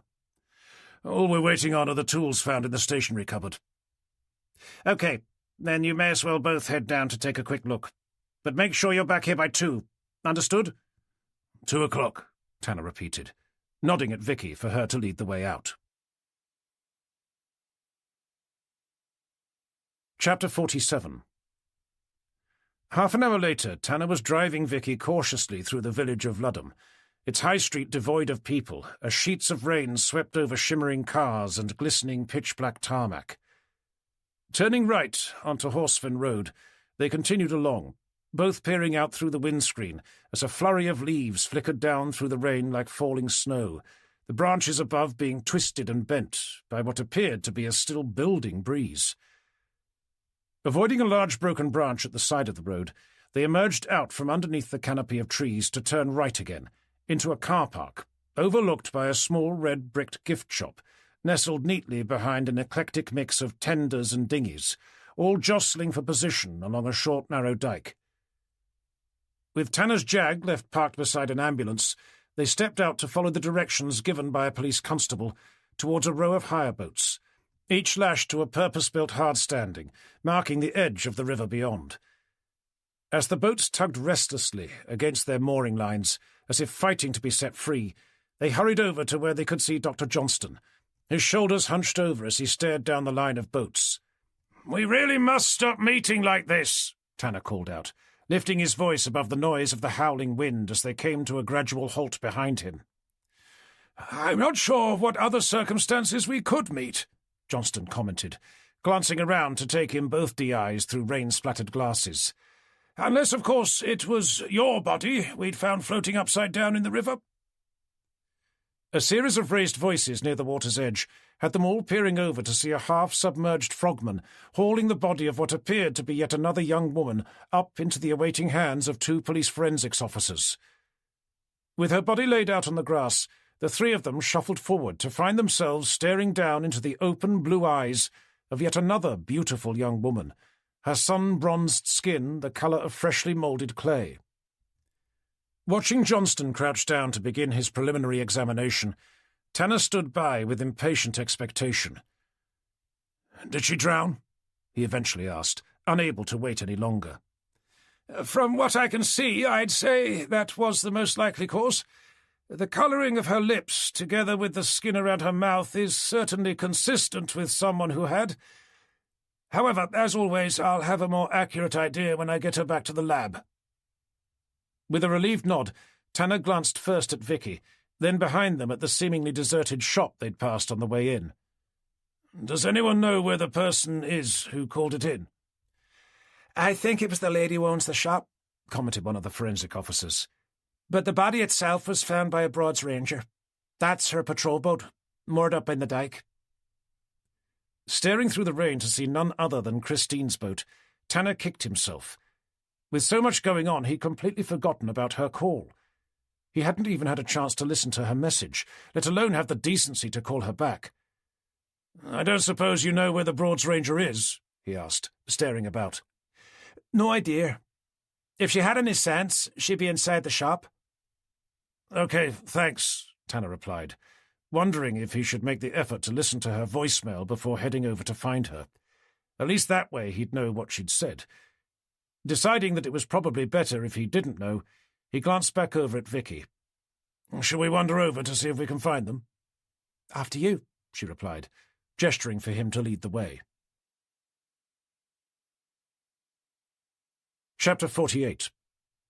Heaving the shop's door open against the savagely gusting wind, Tanner ushered Vicky in, for them to be met by an eerie silence, the only sound being the rain rattling against the outside of its pretty white-framed windows. The shop itself appeared to be deserted. "Hello," he called. "Is anyone here?" The muffled clatter of cutlery echoing out from somewhere towards the back was soon followed by the cheerful sound of a woman's voice. "Sorry about that," they heard her say, the voice soon followed by the pleasant face of an elderly woman emerging out from one of the aisles. "I wasn't expecting any customers, not in this dreadful weather." "I'm afraid we're not either," Tanner responded, taking an apologetic tone. "Detective Inspectors Tanner and Gilbert, Norfolk Police." Digging out his ID, he held it up for the shopkeeper to see, just as another far more familiar face appeared out from the same aisle, one hand wrapped around a steaming mug, the other hooked through the arm of a faded red life jacket. "Oh, hi, Christine," Tanner exclaimed, in a surprised but friendly tone. "Someone said you might be here." "Small world," came her somewhat curt response, the smile that followed perhaps a little forced. "I'm sorry for not having returned your call," he continued, now realizing it had been a mistake not to have listened to her message. "It's just been one of those mornings." "Don't worry," she replied. "I haven't exactly been waiting by the phone." "No, of course," Tanner replied, wondering if he should ask her what she'd said, or move the subject along to make a mental note that he had to listen to it later. Deciding on the latter, he cleared his throat. "I, heard you found the body."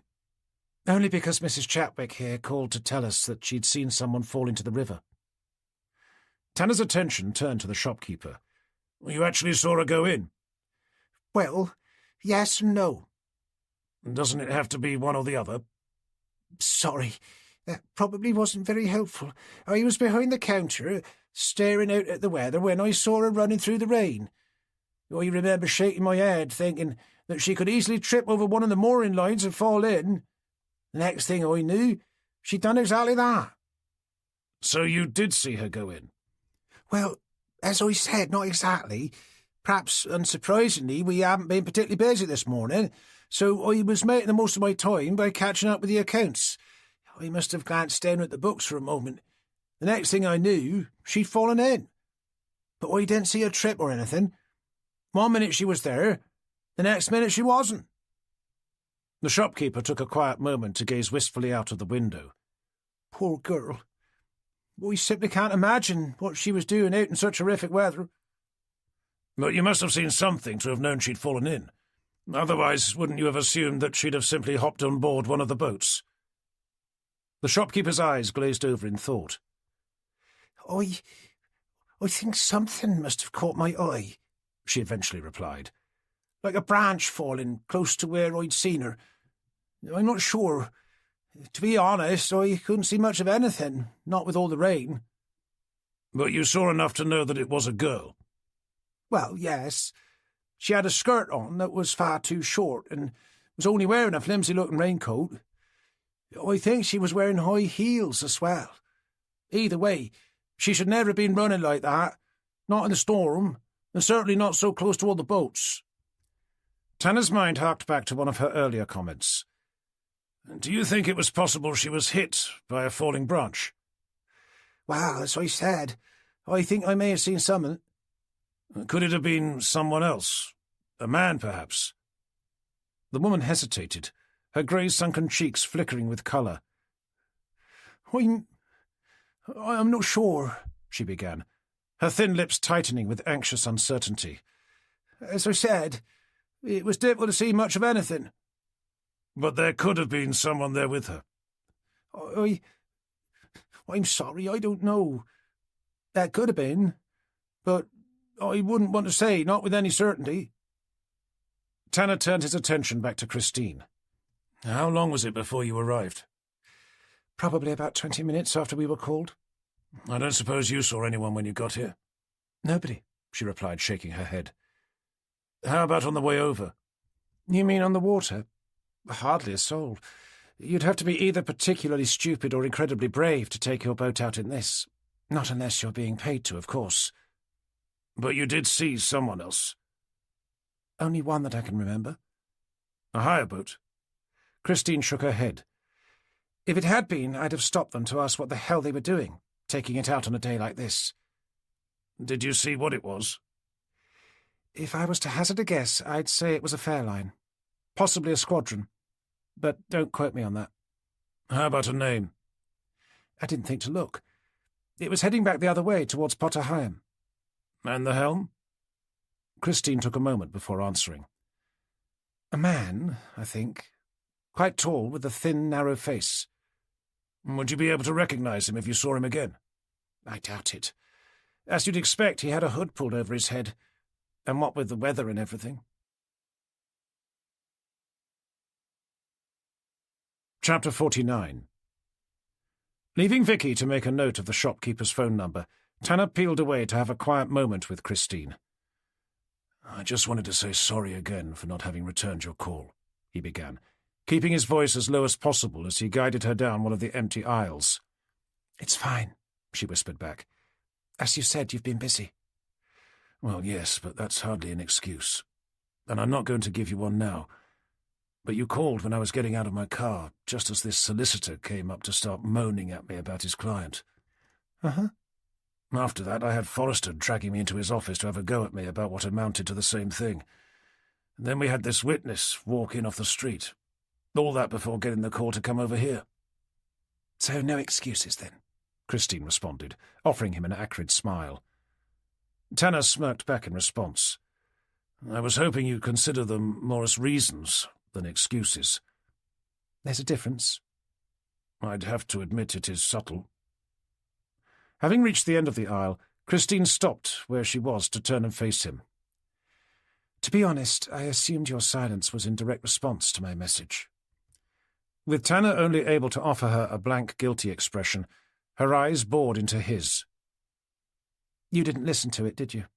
Of course, he lied, regretting doing so before the words had even left his mouth. Christine hooked her hands around the empty arms of her life jacket. I see. So what did it say? Tanner shook his head. Sorry, I meant that I knew you'd left me a message. I just haven't had the chance to listen to it yet. I think all that means is that you've managed to add lying to your growing list of undesirable attributes, together with being generally unreliable, of course. Tanner could feel the apologetic guilt he'd been carrying around with him, ebbing away to reveal a layer of resentful anger simmering underneath. As far as he was concerned, all he'd done wrong was forget to return her call. But that was hardly surprising, given the day he'd been having. And now, with the body of yet another young woman on his hands, with a witness unsure as to whether she'd tripped or if someone had given her a helping hand, he really didn't need to be standing there listening to Christine bawling him out over it. Maybe it would help if you told me what the message said, he eventually replied. You can listen to it yourself, can't you? I'm here now, so you may as well tell me. The shop fell into an awkward silence, as they both realized they'd stopped whispering a long time before. I said, Christine began, forcing herself to keep her voice down, that it's probably best if we wait until we both have a little more time before resuming, whatever this is. Doesn't something need to have started first, before it can be resumed? I mean, I haven't even so much as kissed you yet. Christine's face flecked with colour. I think that's exactly my point. You first asked me out over a week ago, and despite having made numerous promises, you've still yet to take me out on an actual date. But that's only because I've had so much going on. I'm not normally this busy. Well, we'll have to see. But from my perspective, since moving off that boat of yours, I've spent more time with you in a work-related capacity than I have in a social one. Like now, for example. And I'll make it up to you, just as soon as this investigation is over. Which could take months. Well, yes, but... Which is why I suggested for you to give me a call when you're done. I was going to say that it was possible it could take months, but it's not very likely. Look, John, I just don't think I want to be in a relationship where I'm forever wondering where you are, and if you're ever going to show up when you actually say you are. Then I'll make sure to call more often. It's not just that. Then what is it? Christine hesitated, her eyes holding his before falling slowly to the floor. I'm just not sure I want to spend the rest of my life worrying. Not so much about when you'll come back, but if you'll come back. I'm not about to up and die on you, if that's what you mean. And you can say that for a fact, can you? It was Tanner's turn to fall silent. Since joining the Norfolk Constabulary, they'd lost no less than 2 of their own, one of whom was his fiancée. Anyway, Christine continued, I'm not saying I want to stop seeing you. I just think I'd rather wait. At least until you have a bit more time. But the look of immovable resolution in her eyes told him otherwise. It was obvious she'd come to the conclusion that it wasn't working out, and there wasn't a damn thing he could do about it, at least not until the current mess of an investigation had come to some sort of an eventual conclusion.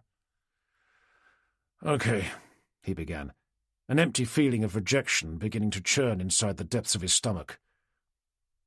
"Would it be okay if I gave you a call when all this is done?" Oh, I'm sure we'll see each other before then. Is that a no? Christine paused for a moment. You can, of course. But I can't promise anything. They stood there in silence, staring at each other before Tanner blinked to look away. Okay. Understood.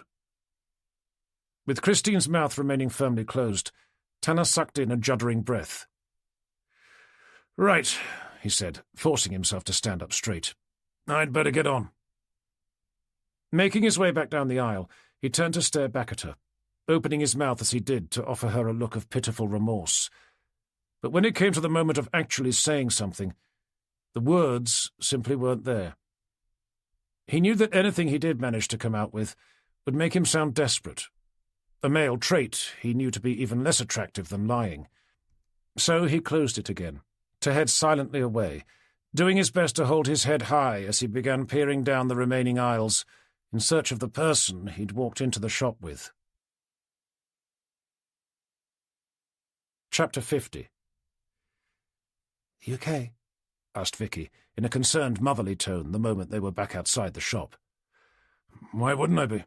Came Tanner's dismissive response. Oh, no reason. Knowing she must have overheard virtually their entire conversation, Tanner sought to change the subject. Do we need to speak to Johnston again before we head back?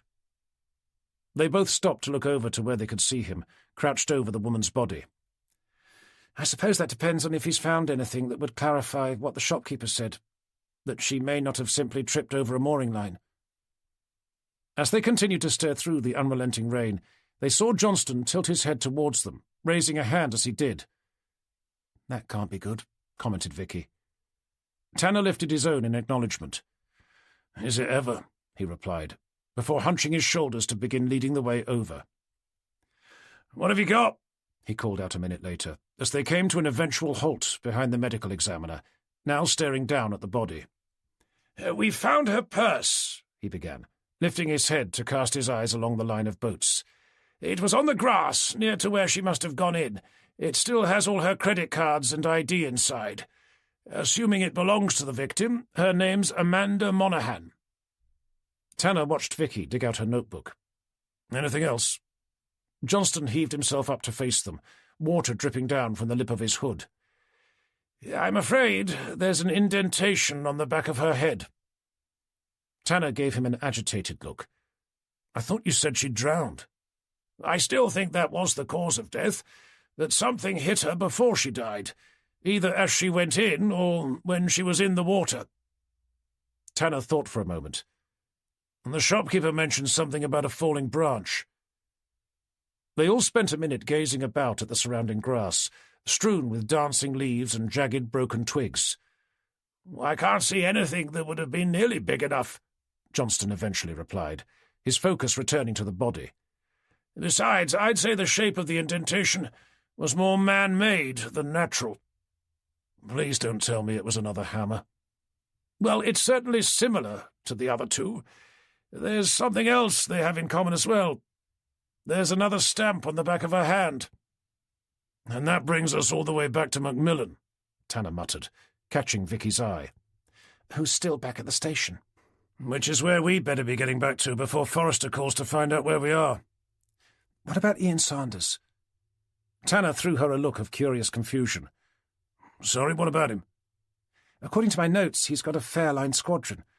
The same boat Christine saw?" "The same boat Christine thought she saw." "And she said there was a man behind the wheel?"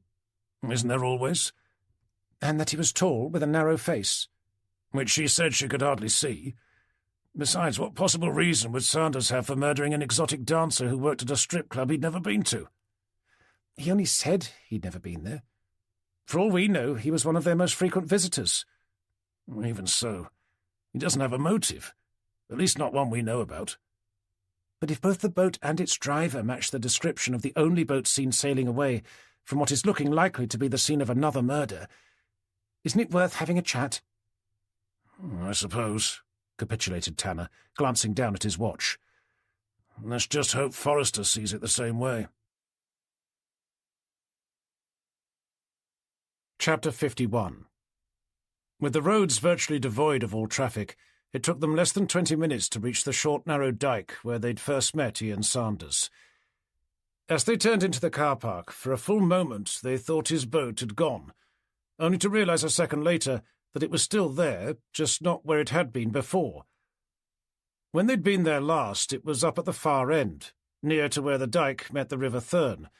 Now it was lashed to the hard standing at the other end, directly opposite the car park.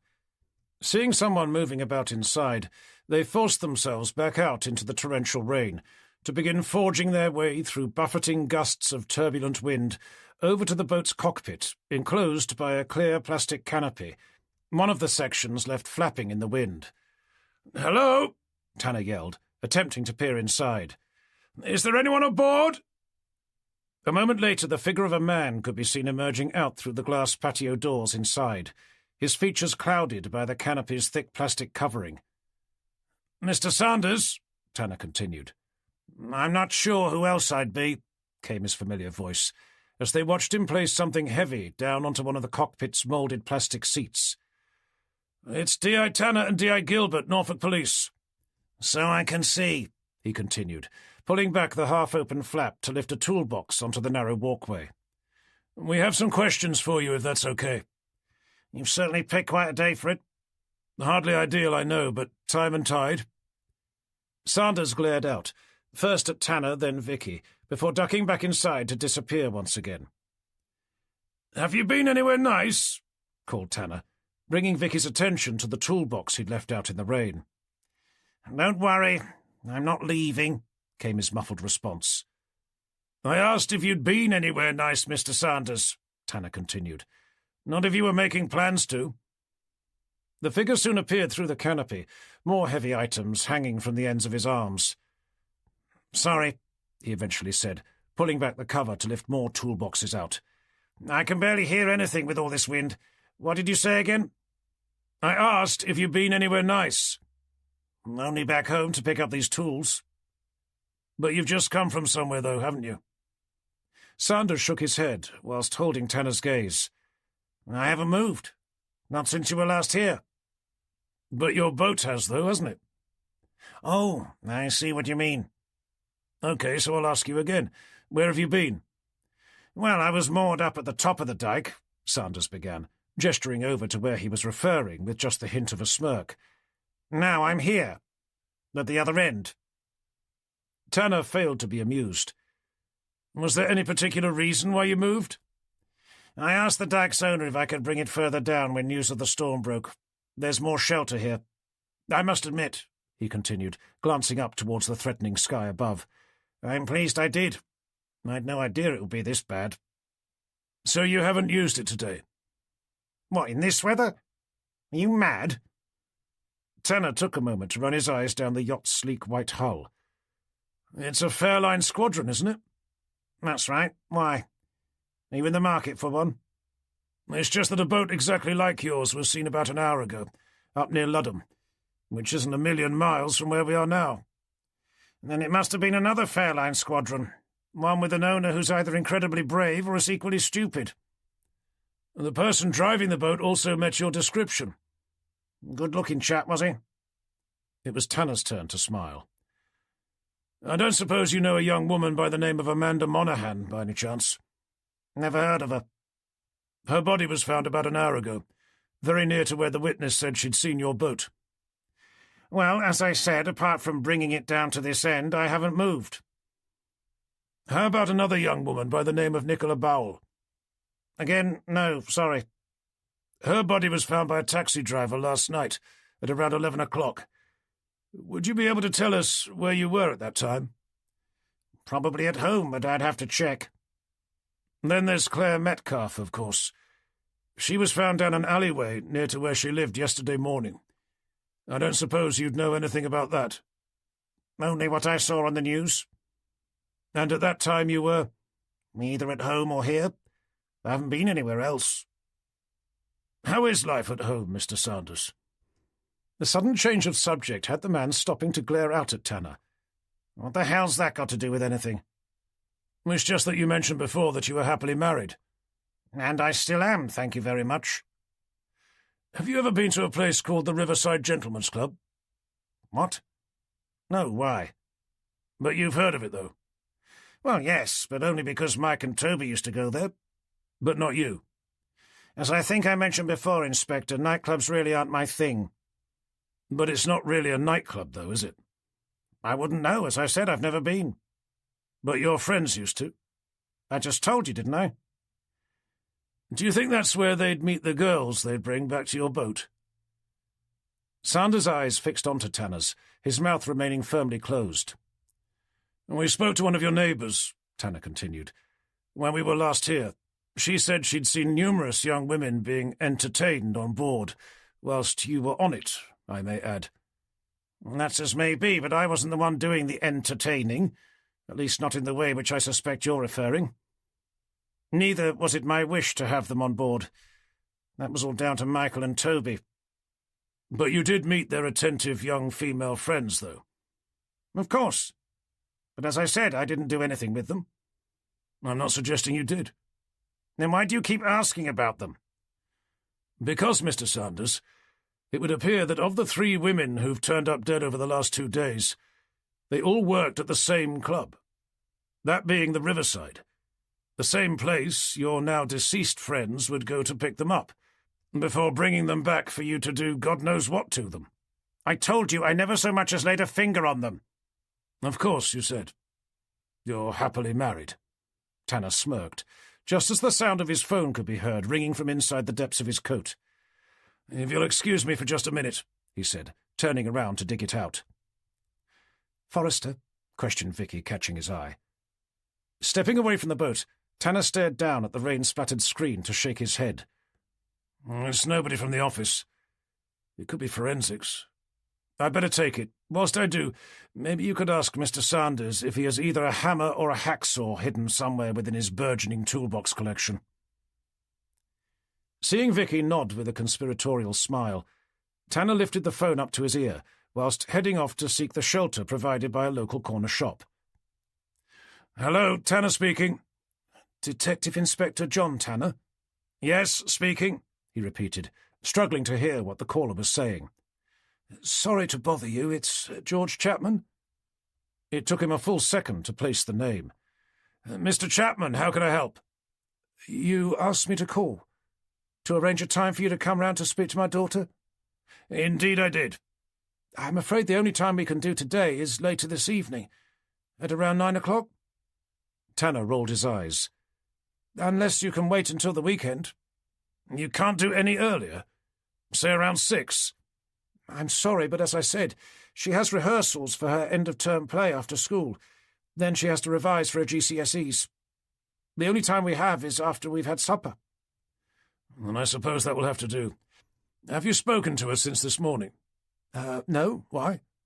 I was just wondering if she may have remembered anything else that could help us. Only what I told you, that she thought she saw 3 men throwing the missing girl over the side of a large white motorboat. As Chapman's words drifted out of Tanner's phone, he turned slowly around to stare back at the boat, moored up no more than 10 meters away. Kicking himself for being so incredibly stupid, he ended the call to come jogging back. "Sorry about that," he eventually said, coming to a gradual halt beside the boat. "Now, where were we?" For some unknown reason, your colleague has been asking if I owned either a hacksaw or a hammer, Sanders replied, securing the latch of one of his toolboxes. "How many people did you say you bought this boat with again?" Tanner queried, replacing his phone for his notebook. Sanders opened and closed his mouth, his focus shifting between the 2 police officers. "I told you before, didn't I?" "If you could remind me." "I bought it with Mike and Toby, but I've never said anything different." Tanner turned his head slowly to face Vicky. "And what date was it when Abigail Taylor went missing? Last week sometime, wasn't it?" Vicky flicked quickly back through her open notebook. "She was reported missing on Saturday night, the 21st of August. "Mr. Sanders," Tanner continued, returning his attention back to the man standing inside the boat's sheltered cockpit. "I don't suppose you'd mind telling me where you were on that particular evening?" "I've no idea." "Didn't you say the 3 of you used to go fishing together on Saturday nights?" Tanner continued, leaning his head to the side in a bid to stare through the half-open canopy. Well, yes, then we probably were." "I don't suppose you can remember where you went?" "Where we always go. At least we used to." "And where was that?" "Heading south, normally to anchor just off Lowestoft." "So nowhere near Haysborough Lighthouse, then?" "We used to go up that way, but not for a long time. We generally had more luck heading south." A moment of silence followed as Tanner continued doing his best to stare inside the man's boat. "Aren't you curious to know why I'm asking, Mr. Sanders?" he eventually queried, raising his eyes to watch as the man shifted his weight from one foot to the other. "I assume it has something to do with that missing girl, the one you were talking about." "That's right. You may or may not be interested to know that we have a witness who says they saw a boat, once again very similar to yours, just off from Haysborough Lighthouse on the night in question." "That couldn't have been us. We were down the other way." "This witness saw something which I think will be best described as a little unsettling, shall we say." "OK, well—" 3 men, none of whom were wearing any clothes, standing around an equally naked young woman, whose body the witness then saw being thrown overboard." "As I said, Detective, that couldn't have been us, as we were down near Lowestoft." "Yes, I see. I don't suppose there'd be anyone there who'd be able to vouch for you?" "Well, no, but I didn't think so." Sanders closed his mouth to stare silently at Tanner. "Anyway, sorry to have taken up so much of your time, Mr. Sanders. Next time, if you could let us know before moving your boat again, even if it is only from one end of the dike to the other, I'd be very grateful." Chapter 52. Tanner waited until they were back in the car before opening his mouth. "That was all rather interesting," he mused, tugging on his seatbelt. Vicky did her best to shake the rain from her coat before stepping inside. "Who's that on the phone?"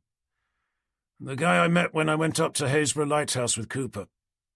I'm not sure I told you, but he came into the station this morning. His daughter was the witness I was talking about, the one who said she saw the body of a young woman being thrown over the side of a boat. That was him calling to arrange a time for us to go over there to interview her." "She didn't come in with him?" Tanner shook his head. "She was at school." "And why is that so interesting?" I'm afraid I've been incredibly stupid. I should have made the connection a long time before now, probably when he came into the station. It's the old 3 men in a boat scenario, just with the addition of a young woman by the name of Abigail Taylor. You think they're responsible for her disappearance? Well, we have 3 men in a boat, one of whom has already admitted to having been out at sea at the time in question. But why would they have killed her? Maybe they didn't, at least not on purpose. If they'd been doing drugs, it's possible she simply overdosed. That would have left them in a position where they'd be unable to tell us, not without leaving them wide open to a criminal inquiry. If that's true, then I think there's a strong possibility that we have the wrong man in custody. I assume you're thinking that Sanders killed his 2 friends because they were the only other witnesses to what they'd done. If it was Sanders's fault the girl died, I was actually thinking that he may have killed them because they were the only witnesses to what he'd done. Maybe he was the one who gave her the drugs, or maybe he accidentally choked her to death during intercourse. Okay. So if he murdered Abigail Taylor, Sir Michael Blackwell and Toby Wallace, are we still saying that he killed the other 3 girls as well? The evidence does seem to be pointing that way. And the blackmail letters? Could they have been written by him to try and throw us off the scent? It's possible, I suppose. But for now I suggest we focus on the murders. What did he say about the contents of his various toolboxes? He admitted to owning both a hammer and a hacksaw. He was even happy enough to show them to me. Okay, I suppose that doesn't mean much. If he had half a brain, he'd have dumped the ones he used in the river. What if forensics comes back to say that the blood on the hacksaw found at the Riverside Club belongs to Sir Michael? Then we'll have to have another think. Which reminds me, the results should have come in by now. Glancing at the dashboard to look at the time, Tanner saw a figure walking slowly through the rain towards them, its face and form left blurred by the water cascading down the Jag's sloping windscreen. Vicky looked up to follow his gaze. Another lunatic out for a pleasant afternoon stroll? Probably taking the dog out for a walk, Tanner commented, flicking on the windscreen wipers to briefly glimpse the face of a strikingly attractive young woman. Vicky lifted her head to peer down at the grass the girl was traipsing over, a pair of black, oversized wellies hanging from the ends of her feet like 2 clanging church bells. I can't see one. They took a moment to watch her step around the Jag, seemingly on her way towards the dike. Where the hell is she going? Tanner questioned, as a particularly savage gust of wind nearly sent her flying to the ground. She must live on board one of the boats. Well, even so, to be out in this. You know what they say, when a dog has to go, a dog has to go. But as you said, there isn't one. Then it must have blown away, and she's out looking for it. Either that or she popped out for some milk. She'll be blown away if she's not careful, Tanner replied, just as they saw Sanders' head reappear through the cockpit's canopy to dump a large holdall onto the decking beside his boat, staring out at the woman as he did. You know, I think she may be going to see our brand-new friend. The moment he said it, another violent gust of wind tore into the woman, sending her stumbling away from the dike to begin skirting around the edge of the car park. My money's still on the flying dog, Vicky mused, watching as she disappeared somewhere behind them. Tanner let out an exhausted sigh. Anyway, I suppose we'd better be heading back to the station. If the wind gets any stronger than this, Forrester really will have to send out a search party for us. Chapter 53. The moment they entered the main office, even before Tanner had reached his desk, they saw Forrester come bursting out of his to begin marching his way over towards them. Looks like someone's been missing us, whispered Vicky, leaning her head into Tanner's. You better let me deal with this, he began, his eyes drifting over towards the kitchen and the coffee machine he could see perched on its counter. I suggest you get back to that desk of yours, see if you can find out what happened to that forensics report. You know the question we need an answer to. Does the blood found on that hacksaw belong to Sir Michael? Will do. When you've done that, could you do me a favour? That probably depends on what it is. Can you make me a coffee? He asked, sending Vicky a look of imploring desperation before gazing ahead to meet Forrester's rapidly approaching glare. It looks like I'm going to need one. Seeing Vicky nod before slinking quietly away, he pulled himself straight as Forrester came storming up to him. "Where the hell have you been?" the DCI demanded. His voice kept menacingly low. Sorry, sir, we had another lead, which I felt necessary to follow up. Despite my having told you not 2 hours ago to keep me more informed as to your whereabouts? I know, but a couple of things happened which I didn't think could wait. Neither of which you've bothered to tell me about. Which is why I'm telling you now, sir, Tanner replied, feeling his blood pressure beginning to rise. Then you'd better get on with it, hadn't you? Tanner drew a calming breath. Someone saw a boat motoring away from the scene of the girl's murder. Sorry? Which girl's murder was that? There have been so many, I'm beginning to lose track. The one Vicky and I went to look at this morning over at Ludham. Forrester fell into a sullen silence, his eyes boring steadily down into Tanner's. I thought, he began, his voice rumbling like a brooding volcano. The witness said that the person had tripped over a mooring line before falling into the water. That was her initial impression, but after questioning, it turned out that she wasn't quite as sure as she'd first thought. So you've come to the conclusion that she was murdered, have you? Johnston came to the initial conclusion that she drowned. Right. Good. However, Tanner continued, he also found an indentation on the back of her head.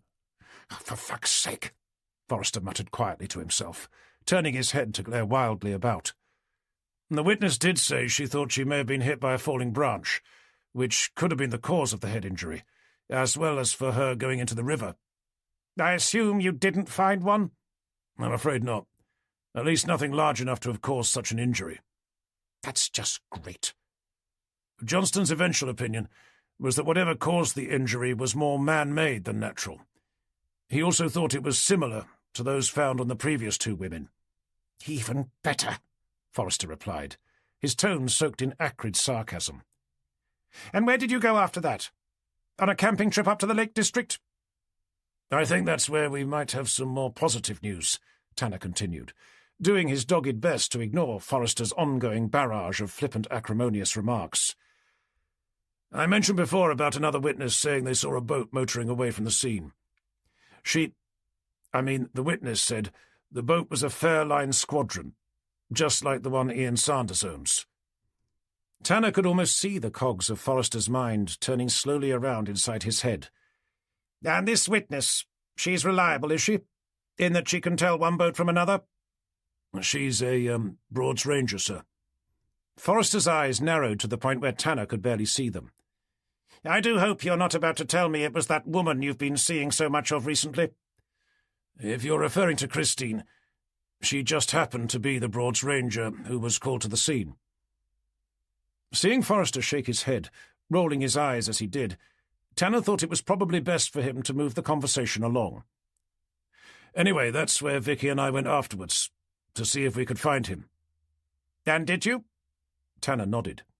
He was on board his boat. And? Well, he didn't exactly admit to murdering the girl, but his boat had been moved off its moorings since we were last there, and he was packing up to go somewhere, amongst his possessions being a large collection of tools, which included both a hammer and a hacksaw. Forrester waited expectantly for a moment before eventually opening his mouth. Is that it? Not quite. Whilst we were talking, I had a call from the guy who lives next door to Haysborough Lighthouse, the one whose daughter said she saw a woman being thrown over the side of a boat. He was calling to arrange a time for us to speak to her, but it made me realize something that I'm afraid I should have worked out a long time before. She told him that there were 3 men on board the boat the girl was thrown out of. The malevolent frown Forrester had been wearing since the start of the conversation began to ebb slowly away. I assume you're thinking that the 3 men she saw might have been Sir Michael, Toby Wallace, and this Ian Sanders chap? Tanner nodded in response. OK. I'd have to admit that is interesting, at least more so than I was expecting.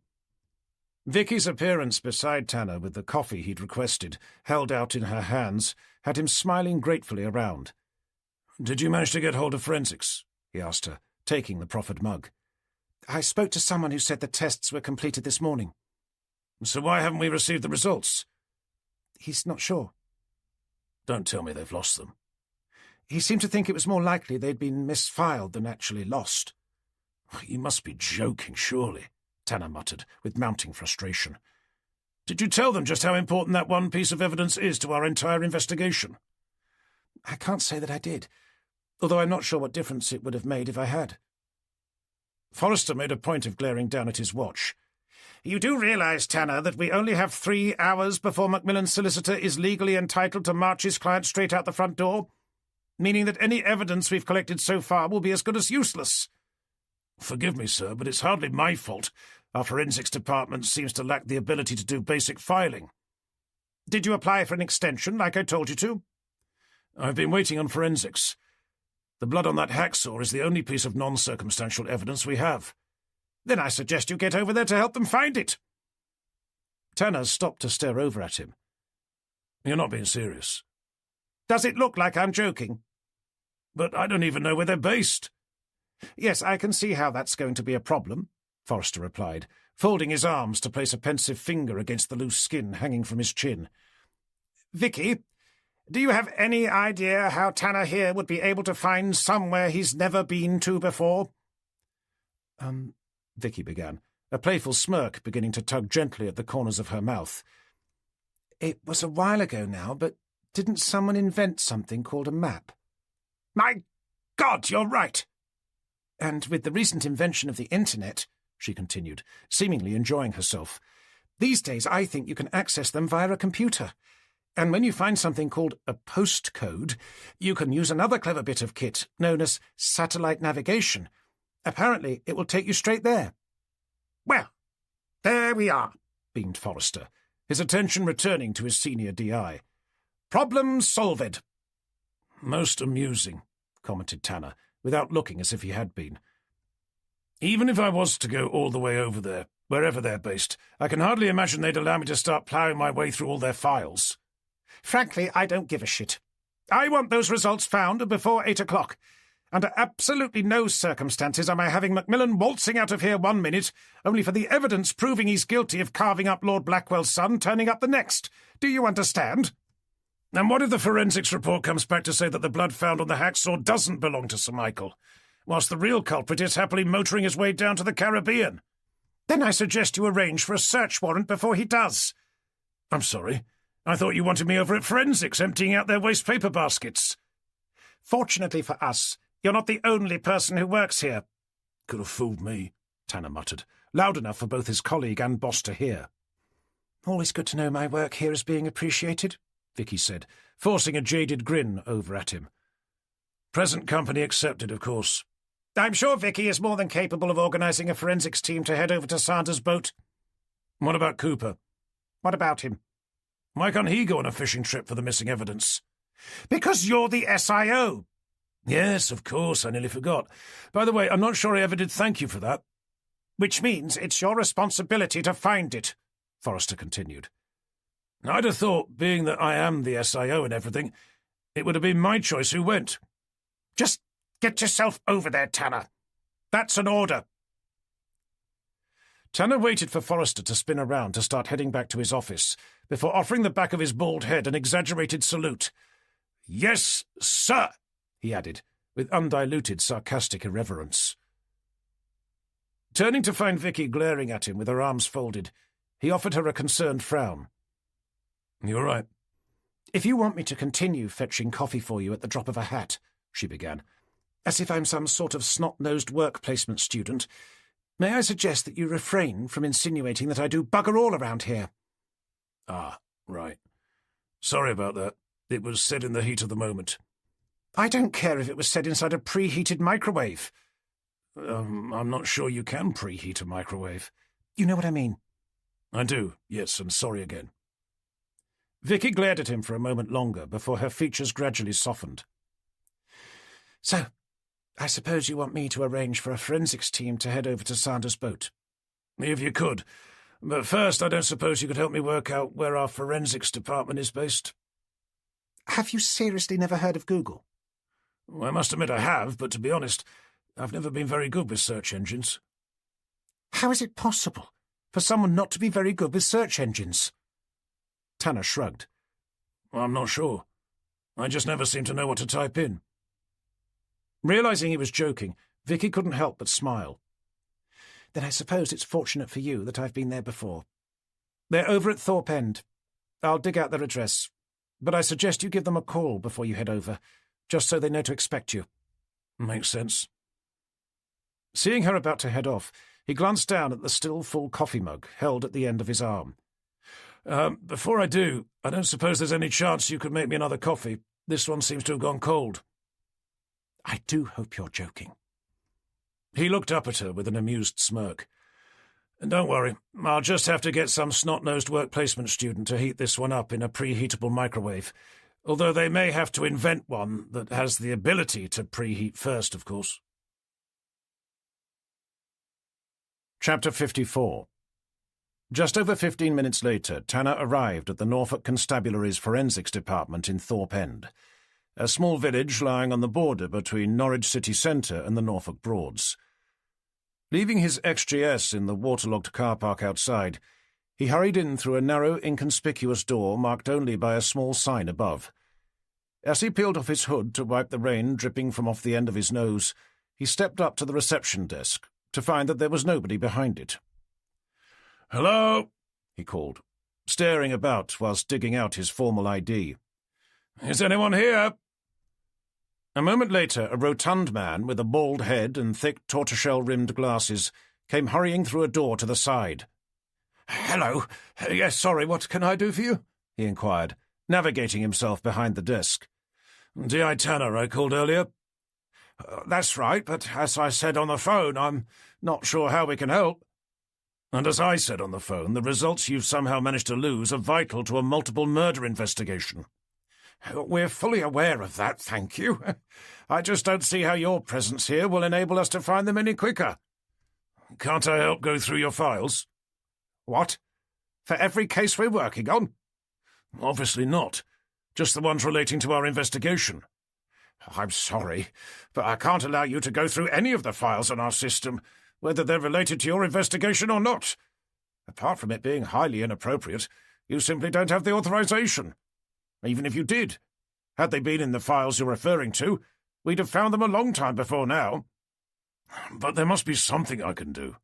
I'm afraid you're just going to have to be patient, the man continued, pushing his glasses up the bridge of his nose.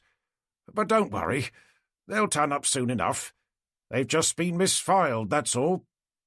You don't seem to understand. We have a man sitting in a holding cell who we believe murdered at least 2 people, maybe more. If we don't find those results in... well, Tanner glanced up at a large white clock marking the time against the wall. 2.5 hours, he's going to walk free, at which point it won't matter even if you did find them. Even if we had the opportunity to arrest him again, they'd be completely useless to us. I'm fully aware of the law, thank you, Inspector, but I'm afraid there's nothing more we can do.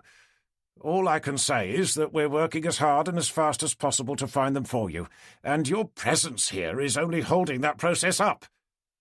Now, if you'll excuse me, I need to rejoin my colleagues in attempting to find them. Tanner let out an exasperated sigh as the man spun around to disappear back through the door he'd entered through. Unsure what to do next, he reached inside his sodden jacket in search of his phone. "Vicky, it's me. I'm at the forensics lab." "Any luck?" "Nothing. They wouldn't even let me look. They said I don't have the authorization, despite the fact that I'm the bloody SIO. "Okay, so what now?" "I guess we're just going to have to keep our fingers crossed that they find it in time. Any luck with that search warrant for Sanders's boat?" "Not yet, but in fairness, I've only just submitted the application." "I suppose time isn't such an issue with that one. As long as he doesn't do a runner out into the North Sea, of course." "In this weather? I doubt it. Speaking of which, we're not headline news anymore." "Really? How come?" "The Met Office has just upgraded the storm to a Category 4. They're saying the worst is yet to come, advising everyone to stay home and to travel only if absolutely necessary." "Did they say anything about driving around in a 30-plus-year-old Jaguar XJS whilst trying to solve multiple murder investigations?" "Not that I heard." "Shame. I could have had the day off." "It is beginning to look pretty serious, though. Loads of trees have come down. One person died when a wall fell on top of him, and most of the shops in Norwich have already closed. Half the schools didn't even bother to open today." Tanner stopped to stare absently out at the trees, thrashing wildly about in the gale-force wind outside. "Are you still there?" Vicky questioned, her voice nothing but a distant echo. "Half the schools, or all of them?" Tanner eventually asked, his attention returning to the room. I've no idea. Do you remember that girl we saw, walking past the car near Sanders's boat? The one looking for her flying dog? Yes. Why? I've got a nagging feeling that I've seen her before. Inside the cottage next to the lighthouse. I could be wrong, but I think she was the owner's daughter. I'm sorry, but what would his daughter have been doing wandering about during the middle of what is now being classed as a Category 4 storm? I'm not sure. But when her father called me earlier, he said she was at school. That's why we couldn't go round to interview her.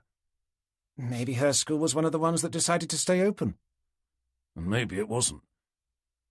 Do me a favour, will you?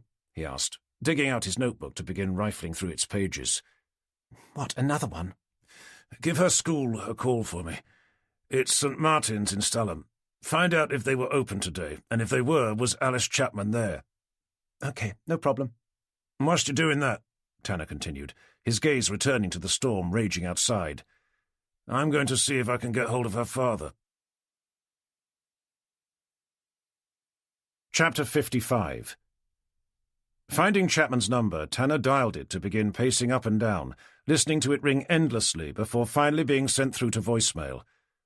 With the slim hope that he'd simply not been able to make it to the phone in time, he tried again, only for the same thing to happen a minute later. Cursing quietly to himself, he left a brief message, asking him to call, before phoning Vicky back. "Any luck with the school?" he asked the moment she picked up. There was no answer. Shit. How about you? Same thing. I'm just taking a look at the school's website, he heard Vicky continue. There's no mention anywhere about them having been closed for the day. If they had, I'd have thought they'd have posted up something about it. Tanner thought for a moment. Sod it, he eventually said. I'm going to have to go over there to find out. Is it really that important? Came Vicky's inquiring voice. If Chapman has been saying that the reason his daughter can't speak to us is because she's at school, when the school in question has been closed all day, then there has to be a reason. And I'm beginning to get an idea as to what that might be. I assume you're thinking that they're the ones behind the blackmail letters. If they'd seen 3 men dumping the body of a young woman over the side of a boat, then they'd have been in a very strong position to. Then why would the father have walked into the middle of Wroxham Police Station to tell everyone what they'd seen? If you're attempting to blackmail someone, surely the idea is that you know something nobody else does, making the idea of telling the entire Norfolk constabulary about as sensible as murdering the people you're endeavouring to coerce the money out of. If you remember, it was over a week after the girl disappeared before Chapman stepped forward to tell us, by which time they only had one blackmail victim left, Ian Sanders, his other 2 friends having turned up dead. And maybe he was refusing to pay up, saying they had no proof. With nobody from CID knocking on his door asking awkward questions about what happened that night, Sanders could have easily thought his secret was safe enough. Chapman telling us at least part of what they'd seen may have been their way of increasing the pressure on him to cough up the money. After all, if they were the only witnesses, it would be easy enough for them to say they'd be willing to stand up in court, their hands resting on a Bible, to swear it wasn't him they'd seen, on the condition that they received the sum being demanded, of course. But that doesn't tie in with what the letters said, Vicky continued, her tone still edged in doubt. At least not the one we found at Toby Wallace's house. Leave 50,000 in cash at the base of Haysborough Lighthouse by midnight tonight, or else I'll be doing unto you as you so kindly thought you'd done unto me. That sounds more like the blackmailer was the aggrieved victim, a living one at that, not a father and daughter duo who'd watched them murder someone through the end of a telescope. Tanner's gaze drifted out of the window, his mind deep in thought. You know, he eventually said, it could be that that was their intention. Sorry? I'm not with you. To make them think that the girl whose body they thought they'd disposed of in the middle of the North Sea had somehow survived, and that Chapman has been using his daughter Alice in an effort to convince them. That's why the letter found at Wallace's house had by hand written so clearly on its envelope. That could also be why we saw her making her way towards Sanders's boat in the middle of a Category 4 storm, only to veer away when he caught sight of her. The problem is, I think they may have done too good a job at trying to convince him. How do you mean? If Sanders now believes the woman they threw over the side of their boat is still alive, then it's possible that he doesn't only think she's been trying to blackmail them. He may think she must have murdered Sir Michael and Wallace as well, possibly after they refused to pay up, or simply to exact vengeance. If that was the case, then it would be logical for him to conclude that he was next on her rather short list. You think Sanders has been killing those women because he thought one of them was the girl they'd thrown over the side of their boat? I think it's possible, especially in light of the way Sir Michael had his heart cut out of his chest whilst he was still alive. If he thought for one moment that she was planning on doing that to him, I could understand why he'd be just a tad keen to make sure he didn't end up suffering a similar fate. Okay, I suppose I can understand why he may have killed the first woman, Claire Metcalfe, Vicky continued, being that Sir Michael's housekeeper told the national press that she'd allowed her to walk in through the front door not long before he was murdered. But why the other two? He must have reached the conclusion that he'd killed the wrong person. That must have been why he came into the police station yesterday, trying to find out if Wallace had been murdered, and at what time. Don't forget, they all worked at the riverside. The missing girl didn't, stated Vicky. Not that we know of, but that doesn't mean she didn't. She could have used a stage name, in much the same way Claire Metcalfe did. Now that I think about it, that could explain why Sanders doesn't know who she is, because the name she gave them wasn't her real one, and also why he's been going through their bags looking for ID. Either way, we need to find out if Chapman's daughter has been at school today. If she hasn't, and Sanders is under the impression that she's the girl they thought they'd left at the bottom of the North Sea, who has already murdered 2 out of the 3 people who'd left her for dead, then there's every chance she's in real danger. There was a momentary pause from the other end of the line. What do you want me to tell Forrester? Vicky eventually asked. Why, has he been asking for me again? Not yet, but he's currently staring at me through his partition window, no doubt wondering who I'm on the phone to. Okay, if he does, you better tell him I'm still at forensics, helping to find that missing evidence. If you say that I'm off on what he'll no doubt consider to be another pointless wild goose chase, he'll probably have a cardiac arrest, which he'd subsequently blame me for. Worse still, if I rock up to find the school's been open all day. Chapman's daughter has been there since 8:30 this morning, and she's currently up on the stage, rehearsing for their end-of-term play, just as her father said she was. Chapter 56. Long before Tanner found himself driving past a sign warning him that there was a school ahead, it had become increasingly obvious that the storm had reached a new level of ferocity. The roads on the way were now strewn with broken branches, some of which were so large he was forced to steer carefully around, and he'd seen more than one ancient solitary tree ripped from its roots to lie twisted and bent on surrounding fallow ground, like fallen soldiers left for dead by their brothers-in-arms. Following the signs for the entrance, he turned left off the road to find himself slamming on the brakes as a pair of green wrought-iron gates loomed up in front of him, blocking the way ahead. Well, it's closed now, he muttered to himself as he stared about, looking for some sort of an intercom device. Spying one on the curb to his right, too far for him to reach, he contemplated the idea of stepping out to press the plastic button before deciding against it. Instead, he edged his car back out into the thankfully deserted road behind, spinning the steering wheel to bring it forward again. Opening his window just enough to squeeze his hand through, he pressed the buzzer and waited. With no response, he pressed it again. Still nothing. Unsure if the thing even worked, he was about to swing the car around to see if he could find some other way in, when a metallic voice came blaring out from the machine. "School's closed!" "I can see that, thank you," he replied, rolling his eyes. "Detective Inspector Tanner, Norfolk Police." With no immediate response, Tanner found himself glaring at the machine. "Are you still there?" "Oh, you said the school's closed." Tanner shook his head in quiet frustration. "I heard you the first time. I was just wondering if it would be possible for you to tell me when it did." "I'm just a caretaker. I'm not responsible for when the school opens and closes." "Unbelievable," Tanner muttered, a little louder than he'd meant to. "What was that?" "I'm trying to establish if the school has been open all day as usual, or if it's been closed because of the storm." "I don't know about this morning, but there was no one around when I started." "And when was that?" 10 o'clock. "What, this morning?" "No, last Tuesday," the caretaker replied. Tanner took in a breath. If it was closed at 10, then it must have been closed all day. I suppose, but as I said, I wouldn't know. I'm never here that early. Okay, thanks for your help. Really appreciated, Tanner replied, just as sarcastically as he knew how. Winding his window up, he pulled out his phone to try calling Chapman again. Where the hell are you? He said to himself, listening to the phone ring. Eventually, being put through to voicemail, he hung up to call Vicky instead. Hi, it's Tanner. Any news? The search warrant for Saunders' boat still hasn't come through. You? I've just been speaking to some idiot school caretaker. He says he doesn't know if the school's been closed today as he didn't start till 10. What, at night? No, in the morning. As I think it's unlikely they'd have opened for only a couple of hours before changing their minds, I think we can assume it didn't open this morning. Well, even if it did, Chapman called me at around 11 to tell me that his daughter was in school when she couldn't have been. So he was definitely lying. It must be them who've been writing those blackmail letters. Have you been able to get through to him? Still no answer. How's Forrester doing?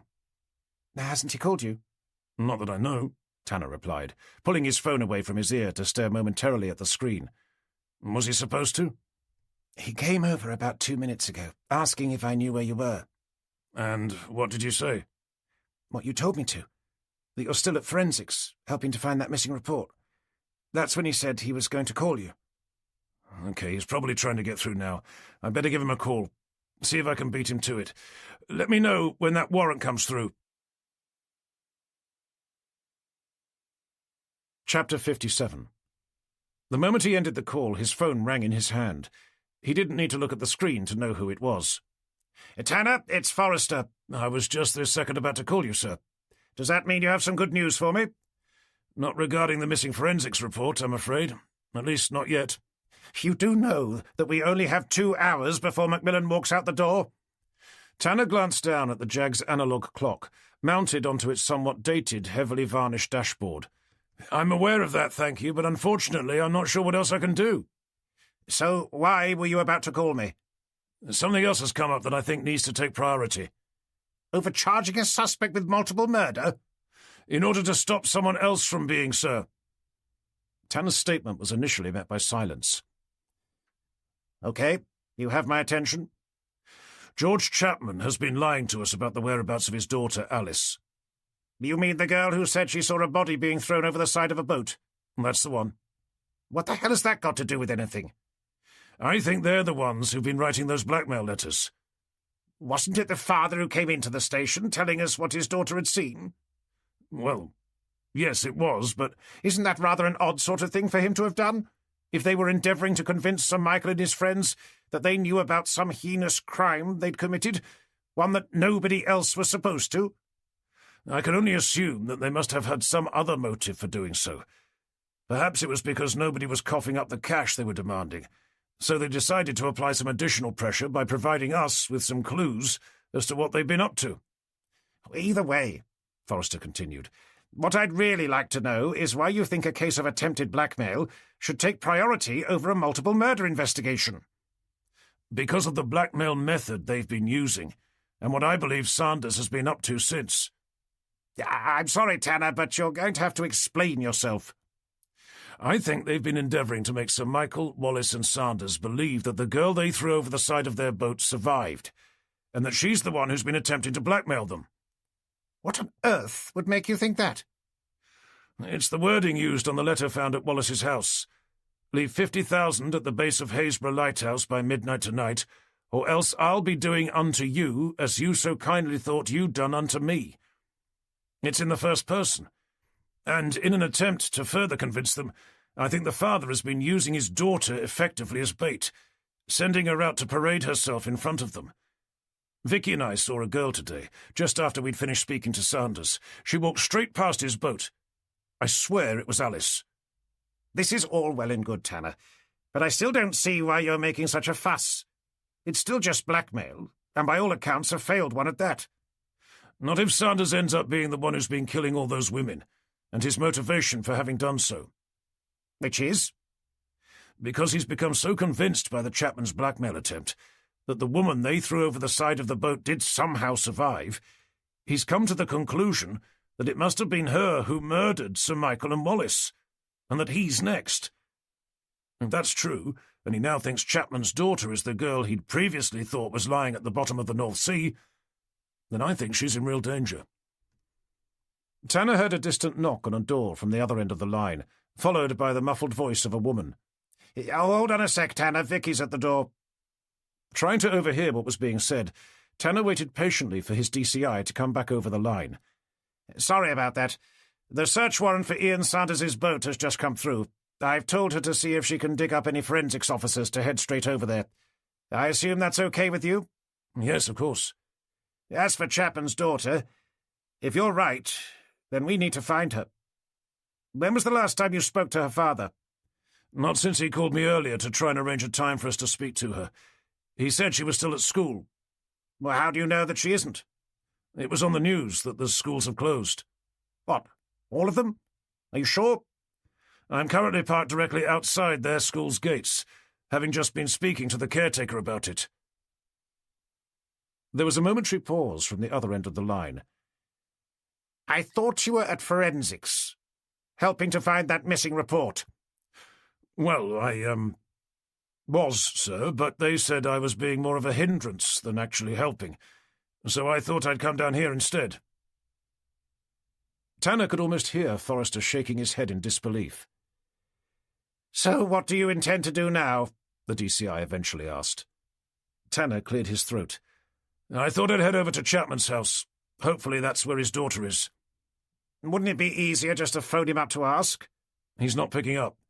He must think we're onto him about his attempted blackmail endeavour, without having a single idea as to the danger his actions have placed his daughter in." "Okay, then I suppose you better get over there. Meanwhile, I'll get the word out that she needs to be found. Do we have her picture?" "Not that I'm aware of." "Then I'll ask Sally to start trawling through the social media sites. Hopefully she'll be able to find something." Chapter 58. Arriving at the entrance to the lane that led up to Haysborough Lighthouse, Tanner took a moment to watch its giant sweeping beam push back against an amassing army of billowing black clouds. Turning in, he proceeded up the single-track road, one eye on the glistening tarmac ahead, the other on the line of telegraph poles to his left, the wires stretched between each rattling like the final death throes of a dying snake. Once in the car park, he tried opening his door, only to find the wind was blowing so hard against its side it took all his strength to force it open.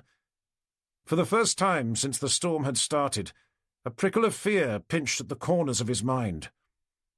2 years at sea had given him a taste of just how terrifying the wind could be, leaving him with a sense of humble respect for such an overwhelmingly powerful force. As a particularly savage gust tore its way underneath the car, momentarily lifting up its vast steel structure before leaving it rocking back on its suspension, he stepped out into a maelstrom of turbulent wind and razor-sharp rain to begin staggering over to the gap in the hedge, beyond which Chapman's cottage lay. Pushed along by the sheer force of the wind, he fell against the cottage door, ringing the bell before hammering on it with his fist. Hearing nothing but the howling gale and the distant sound of giant waves crashing against the nearby cliffs, he was about to hammer again when the door suddenly swung inwards. "Mr. Chapman," he said, pulling himself up. "D.I. Tanner." "What are you doing here?" Chapman demanded, glaring out. "I'm looking for your daughter. Is she here?" "I thought we agreed that you wouldn't come until 9. "Is she here?" Tanner repeated, his voice cracking with immediacy. Chapman first opened, then closed his mouth, his eyes darting between Tanner's as if searching his mind for what to say in response. "Why did you lie when you phoned me this morning?" Tanner continued, unable to wait for whatever it was that he was going to come out with. "About what?" "You told me your daughter was at school." "Yes, and I've just come from there. It was closed." I know, they all are." "Then how could she have been there?" "It was open this morning. I only heard about it closing after I'd spoken to you." Tanner narrowed his eyes. "Okay, so where is she?" "In bed. Sick, I'm afraid. She came back soaking wet. She must have caught a cold. I was about to call to postpone our meeting to another day." "Can I see her?" "I'm sorry, Inspector. As I said, she's in bed, hopefully asleep.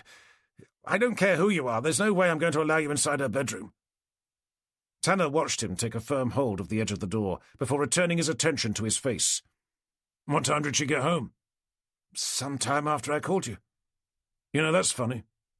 "What's funny?" "At around 3:30 this afternoon, I saw a girl bearing a striking resemblance to your daughter walking down by Ackle Dyke."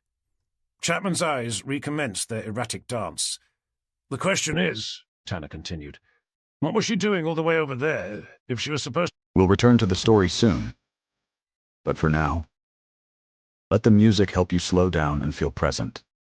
This free audiobook is made with care.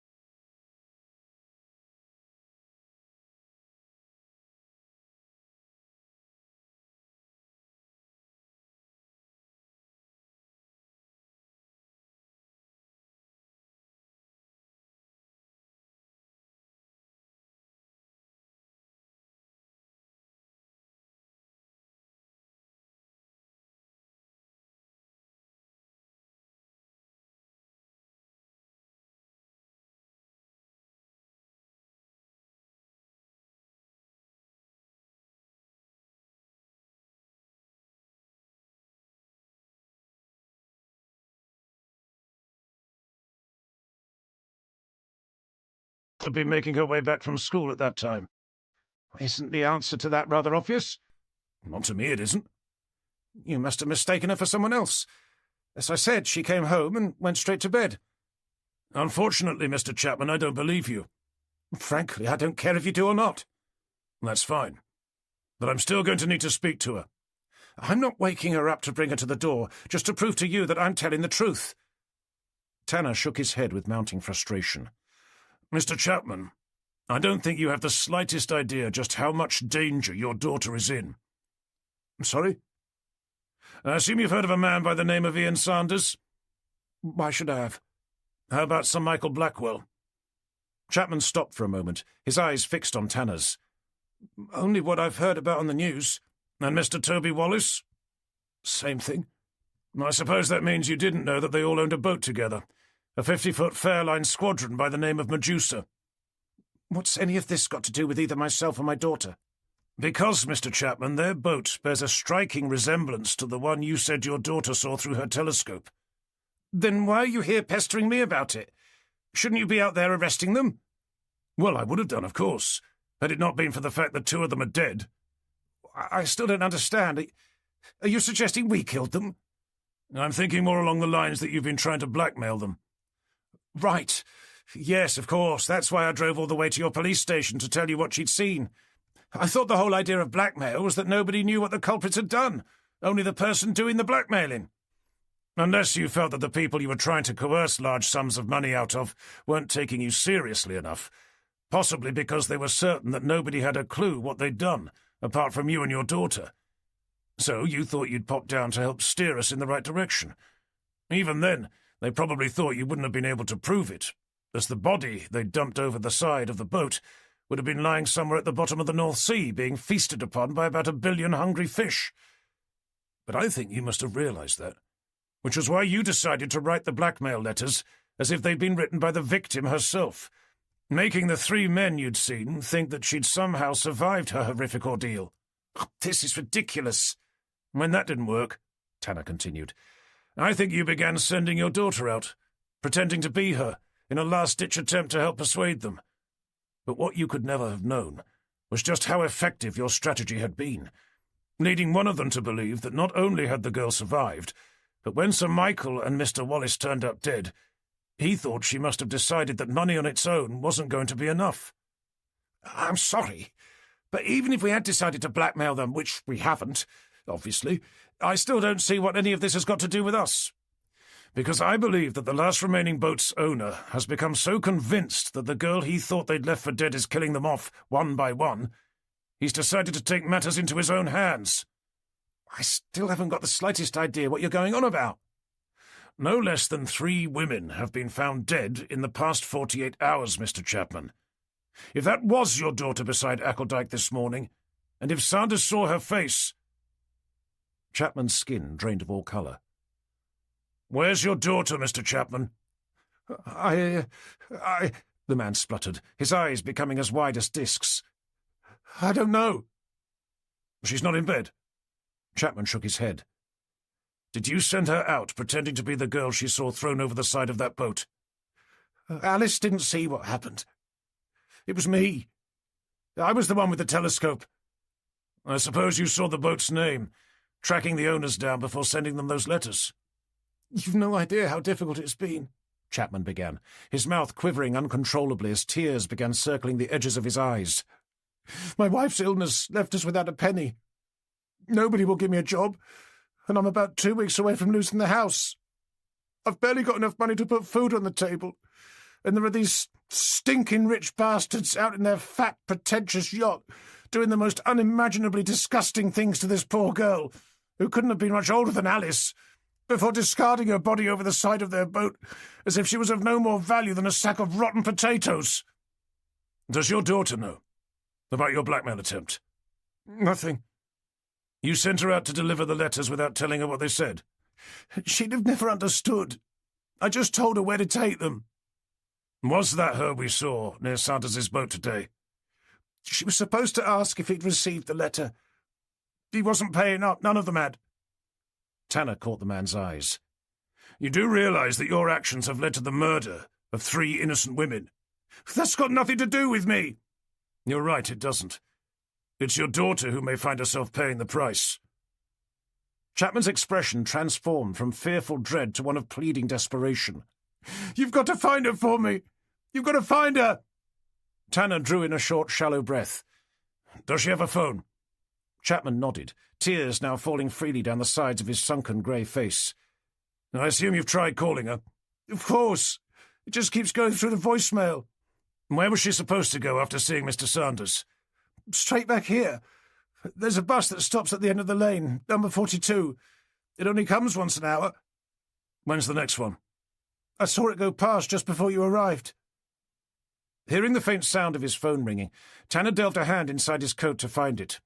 "Hold on," he said, digging it out to see that it was Vicky. "I need to take this." Answering the call, he turned away, pressing the end against his ear. "How's it going?" "Not great, I'm afraid." Tanner held his breath. "Why? What's up?" "We've just pulled up at Appledyke. Sanders's boat isn't here." "Is it not up at the other end?" "I've already looked. I'm sorry, John, it's gone. He must have taken off." Tanner cursed quietly under his breath. "Any sign of the girl, Alice?" "Nothing." "OK. Call Forrester. Tell him to get an all-ports warning out for both the girl and our estranged suspect, and make sure to let the Coast Guard know as well." "You think he'll be heading out to sea? In this?" "Just because we wouldn't, I don't think we should assume that he won't." "Anything else?" "Ask him to send some police patrol boats to where you are now. I think it's more likely he'd have been planning on finding a quiet, sheltered mooring nearby, at least until the storm passes." "What about you?" "I'm heading over to you now. Don't move until I get there." Ending the call, Tanner straightaway began making another. "What's going on?" he heard Chapman demand behind him. Tanner lifted his phone back to his ear to glance around. "The guy you were trying to blackmail. His boat's gone." "What about my daughter?" "No sign, I'm afraid," Tanner replied, turning away again to begin another conversation. "Christine, it's John. I don't suppose you're anywhere near Appledyke by any chance?" Chapter 59.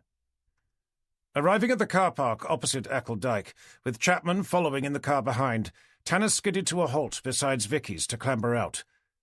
After staring momentarily about, the fingers of one hand clamped firmly onto the rim of his hood, he spotted her taking shelter under the narrow entrance to the local shop. The moment he saw Chapman open his door, he called over to him, pointing to where Vicky was, before turning to begin forging his way towards her through savage gusts of turbulent wind. "Any news?" he shouted, tucking himself under the shop's narrow alcove. "I told forensics to go," Vicky replied. "I couldn't see any point in them sticking around." "I meant about Sanders." "Nothing good. One of the locals said he saw a tall middle-aged man dragging a young girl on board his oversized boat before motoring away in a cloud of diesel fumes." "Jesus Christ. Didn't he think to call the police?" "He said he assumed it was the man's daughter." Tanner shook his head in disbelief. "So Sanders definitely has her?" "I'd say so," came Vicky's despondent reply. "Any idea which way he went?" "He didn't see." "Great," Tanner replied, just as Chapman came running up. "Has there been any news? Have you found my daughter?" "This is George Chapman," responded Tanner by way of introduction. "He's the one who's been attempting to blackmail Ian Sanders and his two now deceased friends." "Have you found her?" the man repeated, his eyes lurching between the two police officers. "I'm afraid it looks like your one surviving blackmail victim has her on board his boat." Chapman froze, the skin of his face tightening with angst-laden fear. "Where's he taking her?" "That's what we have to find out," Tanner replied, his attention returning to Vicky. "Did you get Forrester to send boat support?" "Mm-hmm," she replied, peering through the rain towards the end of the dike. "I also mentioned about the all-ports warning and the Coast Guard, although he didn't sound particularly convinced that either would be necessary." "But he did call them, though." "He said he would. He also said he was going to send Cooper down." Tanner gave her an indifferent shrug. "The more the merrier, I suppose." "Townsend as well. They should be here any minute," she continued, glancing down at her watch. Tanner nodded over towards the entrance to the car park as a pair of headlights swept into view. "Looks like that's them now," he commented, seeing the sleek, muscular shape of Cooper's Audi A5 emerge out through the deluge of rain. An intermittent sliver of blue flashing light glinting off the tops of the surrounding trees had Vicky looking past the Audi to the road behind. "I don't think that's a squad car," commented Tanner, his own attention being drawn to the river. "I'd say it's more likely to be a patrol boat." Chapter 60. Waiting for Cooper and Townsend to join them, the burgeoning group fought their way through the elements to reach the River Thurne at the end of the short, narrow dike. There to meet them were no less than 2 police patrol boats, each battling against wind and wave in a bid to secure themselves to the river's slippery grass bank. "What's the plan?" yelled the nearest driver, shutting off his engine to help his colleague make fast the mooring lines. "Our suspect is a man called Ian Sanders," Tanner shouted back. "We believe he has a hostage, a girl by the name of Alice Chapman. She's only 15, so it's imperative that we find them." "Do we know what sort of boat he's in?" "A 50-foot Fairline squadron called Medusa, so he shouldn't be too difficult to spot, unless, of course, he's already made it out to sea." "Was that likely?" the police officer asked, taking hold of the railing as his boat lifted and fell in the river's rolling water. Tanner shrugged. "I've no idea. He could have, but I think it's more likely that he'll try to haul up inland somewhere, at least until the storm's passed." The driver lifted his head to stare first upriver, then down. "Then I think our best bet will be to make our way to the end of the Bure at Great Yarmouth. There's no other way out to the sea from here, so if he does try, it should be possible for us to head him off. Meanwhile, my colleagues in the other boat can help search the waterways inland, although it would be useful to have a few more boats." "There should be a Broads Ranger joining us," Tanner replied, glancing up to see one of their patrol boats speeding into view. "That should be her now. Would you be able to take some of my people?" "We keep spare waterproofs and life jackets down in the cabin." Tanner nodded before turning to face the group huddled behind him. "Cooper and Townsend, you go in this boat. Make your way down to Great Yarmouth, just in case he's stupid enough to try and make a run for the sea. On the way, radio ahead to the yacht station. Tell them to keep their eyes open for a 50-foot Fairline squadron. If they see it, they have to tell us immediately, but under no circumstances are they to try and stop it, not if there's a hostage on board. Vicky, you take the boat behind. Follow the River Bure up to Horning. Take a look down Fleet Dyke on the way. If he's not lurking along there somewhere, try Malthouse Broad." Vicky nodded her confirmation. "How about you?" "Mr. Chapman and I will catch a lift with Christine. We'll see if he's headed up the Thurne before swinging back to take a look along the Ant. 3 rivers, 3 boats. With a Fairline the size of his, one of us should be able to find him." Chapter 61. Dragging Chapman with him, Tanner made his way upriver to where he could clearly see Christine frantically trying to steer the boat into the bank against the vicious twisting wind. "Thanks for coming," he hollered, catching the line thrown to him to begin heaving back. "Christine, this is George Chapman. It's his daughter who we believe has been taken. Is it all right if we come aboard?" Christine gave him the briefest of nods, her attention focused on endeavouring to keep the boat parallel with the bank. "You'll find life jackets below. There should be some waterproofs down there as well. Keeping hold of the rope with one hand, Tanner used the other to help Chapman on board before stepping on himself. Spinning the wheel between her hands, she caught Tanner's eye. "Okay, so what's the plan?" Tanner waited for the boat to safely clear the bank before lifting his voice to answer. "I've got a patrol boat heading down towards Great Yarmouth, just in case he's stupid enough to head out to sea. The other is making its way towards Horning," he continued, waving at Vicky as she surged past them in the second police boat. "I've told her to take a look at South Walsham and Malthouse Broad on the way." "How about us?" "I thought we'd start with a quick trip up the Thurn." "But he won't be able to pass under the bridge at Potter Heigham. Not if he's in a 50-foot Fairline squadron." "Which is why I thought he might try hiding somewhere this side of it, thinking it would be the last place we'd look." "Okay. Well, Womack Water is up that way," added Christine, easing forward on the throttle. "The willow trees at the end would give him enough cover. It's sheltered from the wind as well." Chapter 62. With Tanner helping Chapman on with the life jacket before clawing into one himself, Christine began blasting them up the River Bure, back the way she'd come. With barrels of white water flying past both sides of the hull, it wasn't long before they were making the gradual turn into the River Thurn. As the giant white windmill standing at the edge of Thurn Dyke disappeared to their right, Christine yelled over to Tanner. "Shall I keep heading up to Potter Heigham or make a left for Womack Water?"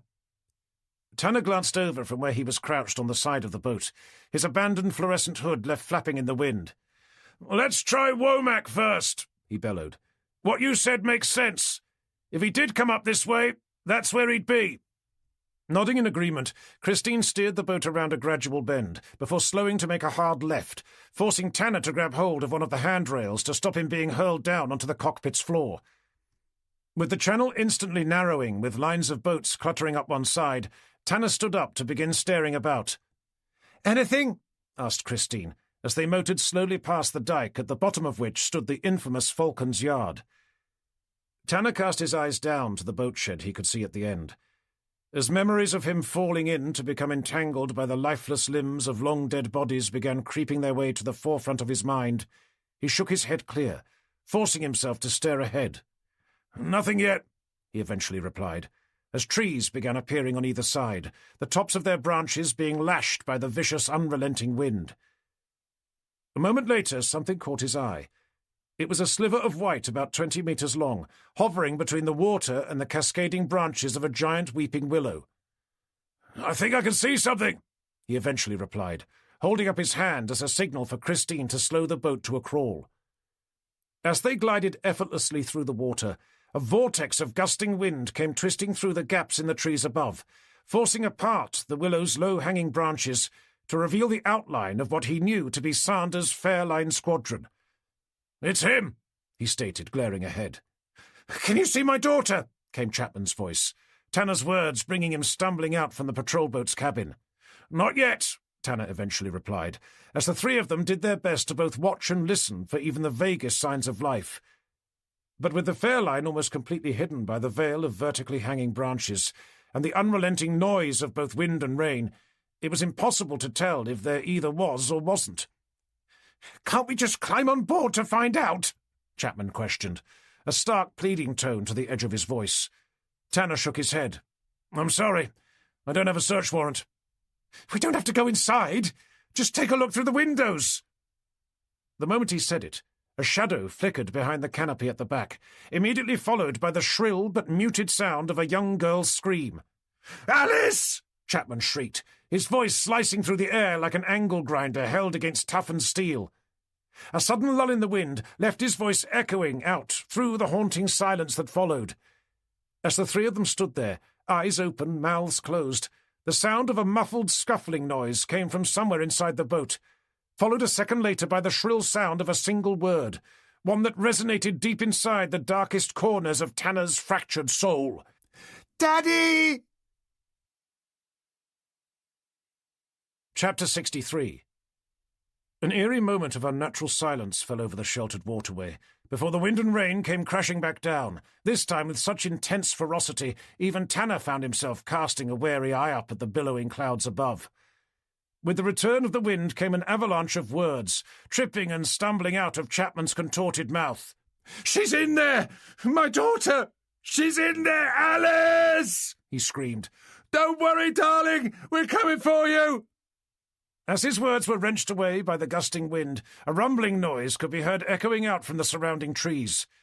At first, Tanner thought it was the sound of distant thunder rolling in from the sea. It was only when the Fairline began inching forward did he realize his mistake. "He's going to make a run for it," he said, glancing around at Christine to plunge a hand inside his coat, his cold, wet fingers reaching for his phone.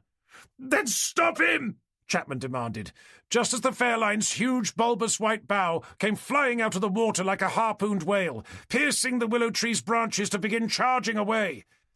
With their patrol boat left pitching and rolling in its mammoth-sized wake, Christine had to fight for control, spinning the wheel first left, then right, leaving Tanner grasping hold of whatever he could to stop himself from being thrown over the side.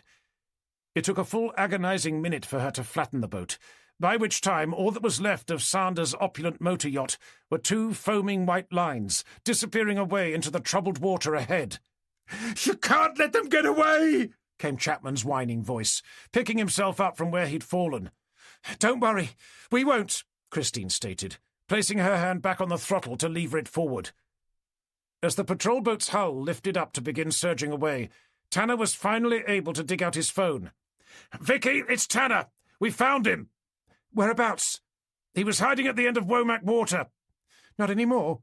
"Sadly, no," Tanner replied, his eyes resting briefly on Chapman's. "Someone alerted him to our presence. He's definitely got the girl, though." "Any idea which way he's heading?" "Hold on," Tanner continued, bracing himself as Christine careered the boat around a bend in the narrow stretch of water. With the entrance to the River Thurn coming into view, he lifted his head to stare over the wheelhouse roof. There was still no sign of the Fairline, but drifting over the water ahead were the parallel lines left by its twin propellers.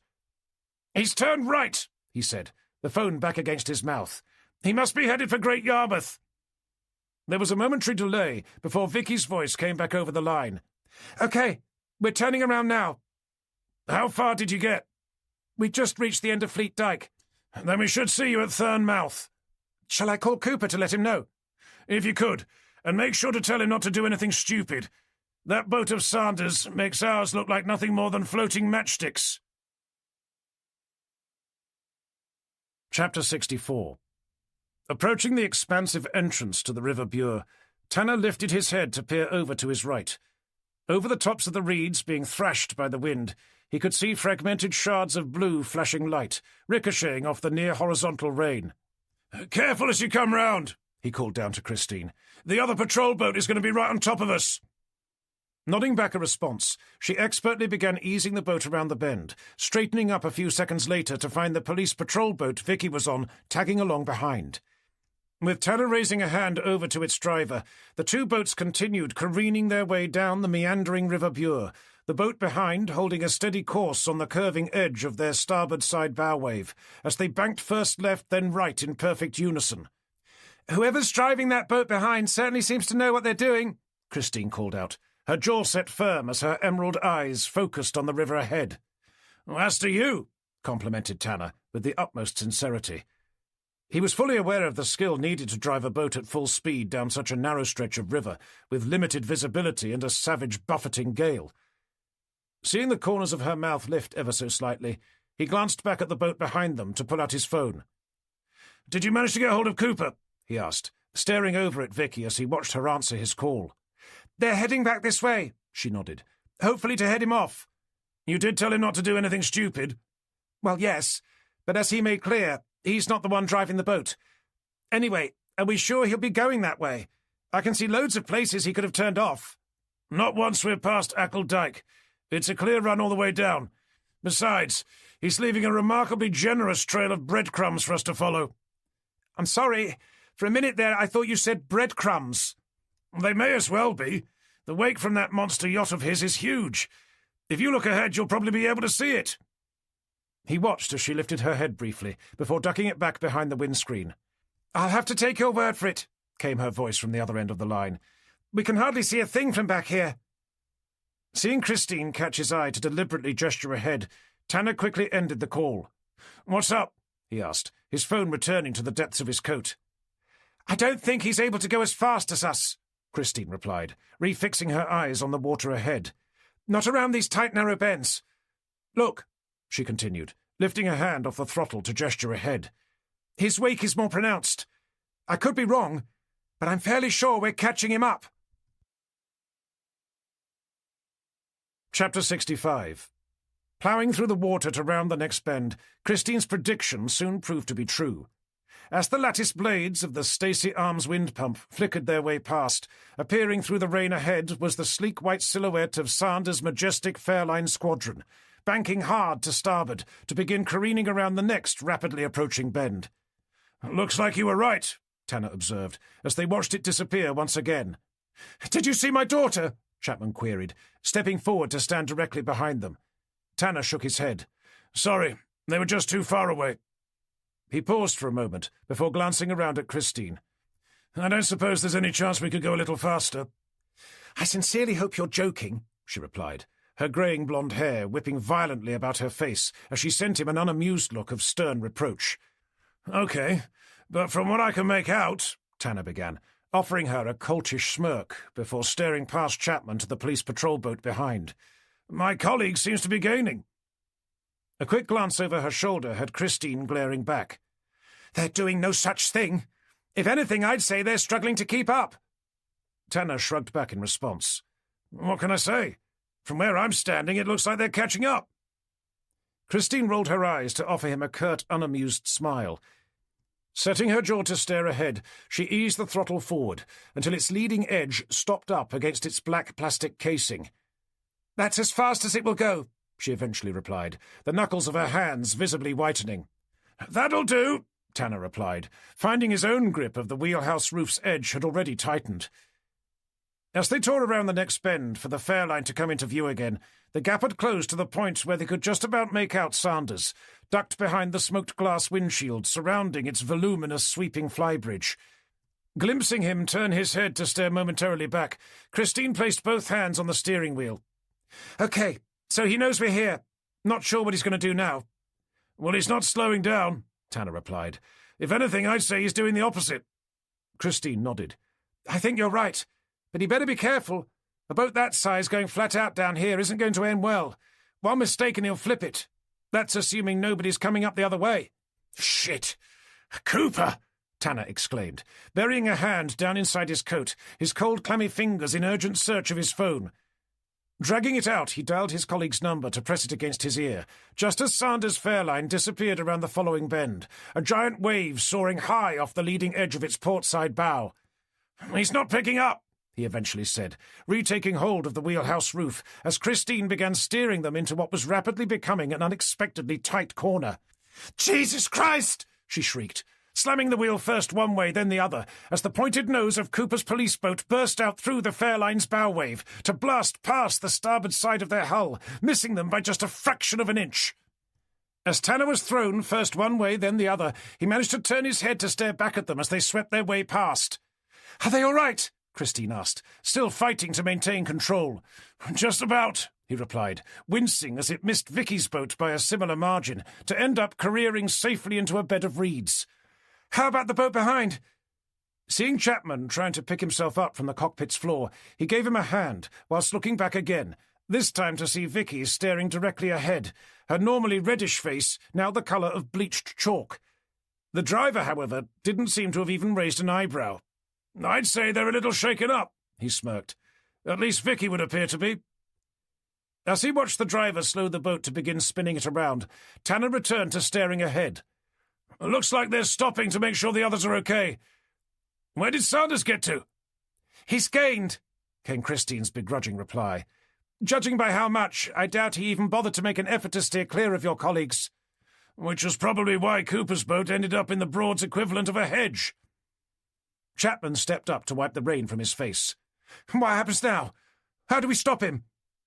Tanner looked at Christine for an answer, but from her pallid, expressionless face, it was obvious she didn't have one. "We've already informed the Coast Guard," Tanner eventually replied, unable to meet Chapman's gaze. "Seriously? Is that it?" Tanner remained silent, leaving Christine to offer him a glimmer of hope. "Well, all this rain means the river's running high, So there's a chance he won't make it under the bridge at Yarmouth. If he can't, what would happen then? He'd have no choice but to moor up and make his way by foot. And if he has a car waiting for him? Taking heed of his words, Tanner once again reached for his phone. I'll give the office a call. We should be able to get a couple of squad cars standing by just in case. Chapter 66. Flanked by walls of tumbling water, after 20 minutes of sombre silence, during which time none of them had caught so much as a glimpse of Sanders' boat, Christine began banking them around a long meandering bend. "It's a straight run down to Yarmouth after this," she announced, her words snatched instantly away by the howling wind. "With any luck, we should be able to see them as we come round." Sure enough, as the boat levelled off, they could see the sleek white silhouette of Sanders' Fairline squadron ploughing through the water ahead. "We're catching up," Tanner observed, peering through the windscreen, the patrol boat's short, clunky wipers struggling to keep up with the seemingly never-ending deluge of rain. Christine lifted a hand to gesture ahead. "You can see the arch of Vauxhall Bridge." "You're right about the water being too high," said Tanner, leaning forward to stare out at its complex latticework of iron-red girders, growing wider and higher with every passing second. "He's never going to make it underneath." "Then someone better tell the driver. From what I can make out, he's not slowing down." The moment she'd said it, the back of the Fairline thrust itself suddenly into the air, the surrounding water exploding into a billion shards of brilliant white. "Jesus Christ!" Tanner exclaimed, as Christine threw back the throttle, spinning the wheel hard to port. With the starboard side of the patrol boat digging into the water, it first lifted, then fell, throwing its passengers violently to the side. Somehow managing to stay on his feet, with the engine spluttering to a halt, Tanner stared out with his mouth hanging open to see that they'd ended up less than a metre away from the back of the stricken Fairline. "What the—" he exclaimed, blinking cold, dirty river water away from his eyes. "The idiot just drove straight into it!" "Alice!" came the deafening roar of Chapman's voice. Glancing up, Tanner caught sight of Sanders, scrambling over the crumpled remains of the Fairline's once elegant flybridge, one hand clawing his way up onto the bridge's grimy iron girders, the other clamped around the fragile, skinny arm of Chapman's teenage daughter. The moment she saw them, her eyes punched themselves open. "Daddy!" she screamed, the solitary word giving birth to a lifetime of emotion as it sliced its way through the gale-force wind. "Help me, please!" Tanner glanced around at her father, just in time to see him step up onto the still-rocking patrol boat's side, the man's eyes frantically assessing the rapidly growing distance between themselves and the back of the Fairline. He was about to jump when Tanner grabbed hold of his life jacket to heave him back. "Get the fuck off me!" the man growled, his head turning to snarl down at the detective inspector. "You'll never make it," Tanner replied, staring down. "Then I'll swim!" "The tide is too strong. You'll be swept away. Look!" Tanner was right. During the few seconds they'd been talking, the distance between the Fairline and them had already more than doubled. "Then you do something! We can't just stand here watching my daughter be carted away by some deranged fucking lunatic!" Tanner's mind whirled as he stared frantically about. Catching Christine's eye, he called out, "Can you start the engine?" "I'm trying," she replied, her body hunched over the throttle, frantically twisting and retwisting the key. "Nothing's happening. It must have flooded." The distant sound of sirens had him lurching up onto the side. "Okay, try dropping the anchor. I'm going to see if I can talk to him. I think there's a squad car approaching, maybe two. If I can hold him up long enough for them to get here, we may just have a chance of stopping him." Chapter 67. Leaving Christine to launch herself down the side of the boat, heading for where the anchor was stowed, Tanner stood high on its side. "Mr. Sanders!" he bellowed, a hand cupped around his mouth. "Detective Inspector Tanner, Norfolk Police!" "I know who you are!" came the man's aggravated response, as he continued clambering his way over the wreckage. "Then you know why we're here!" Instead of replying, Sanders raised a foot up onto the solid steel girder spanning the bridge's length, heaving Chapman's daughter kicking and screaming with him as he went. Hearing the clatter of the patrol boat's anchor chain rattling out over its bow, Tanner once again lifted his voice. "There's no way we're going to be able to let you get away, Mr. Sanders. Not after you've murdered no less than 4 innocent women." "I count only 3, the man barked back in response, stopping to catch his breath. "I'd be willing to admit that I did take their lives in error," he continued, his eyes finding Tanner's. But don't worry, Inspector. It won't be long before I correct that mistake, which should end up with us both being right. Then let's discuss a deal, Tanner offered, watching Sanders continue to inch his way along the base of the bridge, dragging Alice Chapman after him. The girl, in exchange for a reduced sentence. But you're going to have to let her go first. Sanders stopped again. And why the hell should I do that? She's the one who started all this. It's her you should be after, not me. But Mr. Sanders, she's done nothing wrong. Oh, right. You mean apart from murdering my two best friends?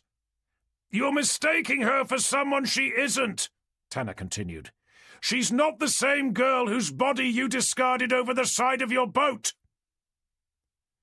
Sanders took a moment to stare down at the swollen river, hurtling its way beneath his feet before returning his gaze to Tanner, the first signs of uncertainty rippling over his brow. Whoever killed your friends, Tanner continued, it wasn't the girl you were with that night. It certainly wasn't the one you're dragging behind you now. Her name's Alice Chapman. She's just a schoolgirl, not one of your friend's part-time prostitutes. It was her father who saw what the three of you did, watching through a telescope. He's the one who's been trying to blackmail you. Tanner could now see clear signs of doubt stabbing at the corners of Sanders's eyes, as the sound of sirens grew ever closer, disjointed lines of blue flashing lights beginning to dance in the downpouring rain. If that's true, Sanders began, then who killed Michael and Toby? I'll admit we don't know the answer to that. Not yet. But it wasn't Alice. I mean, look at her, man. She's barely 15 years old.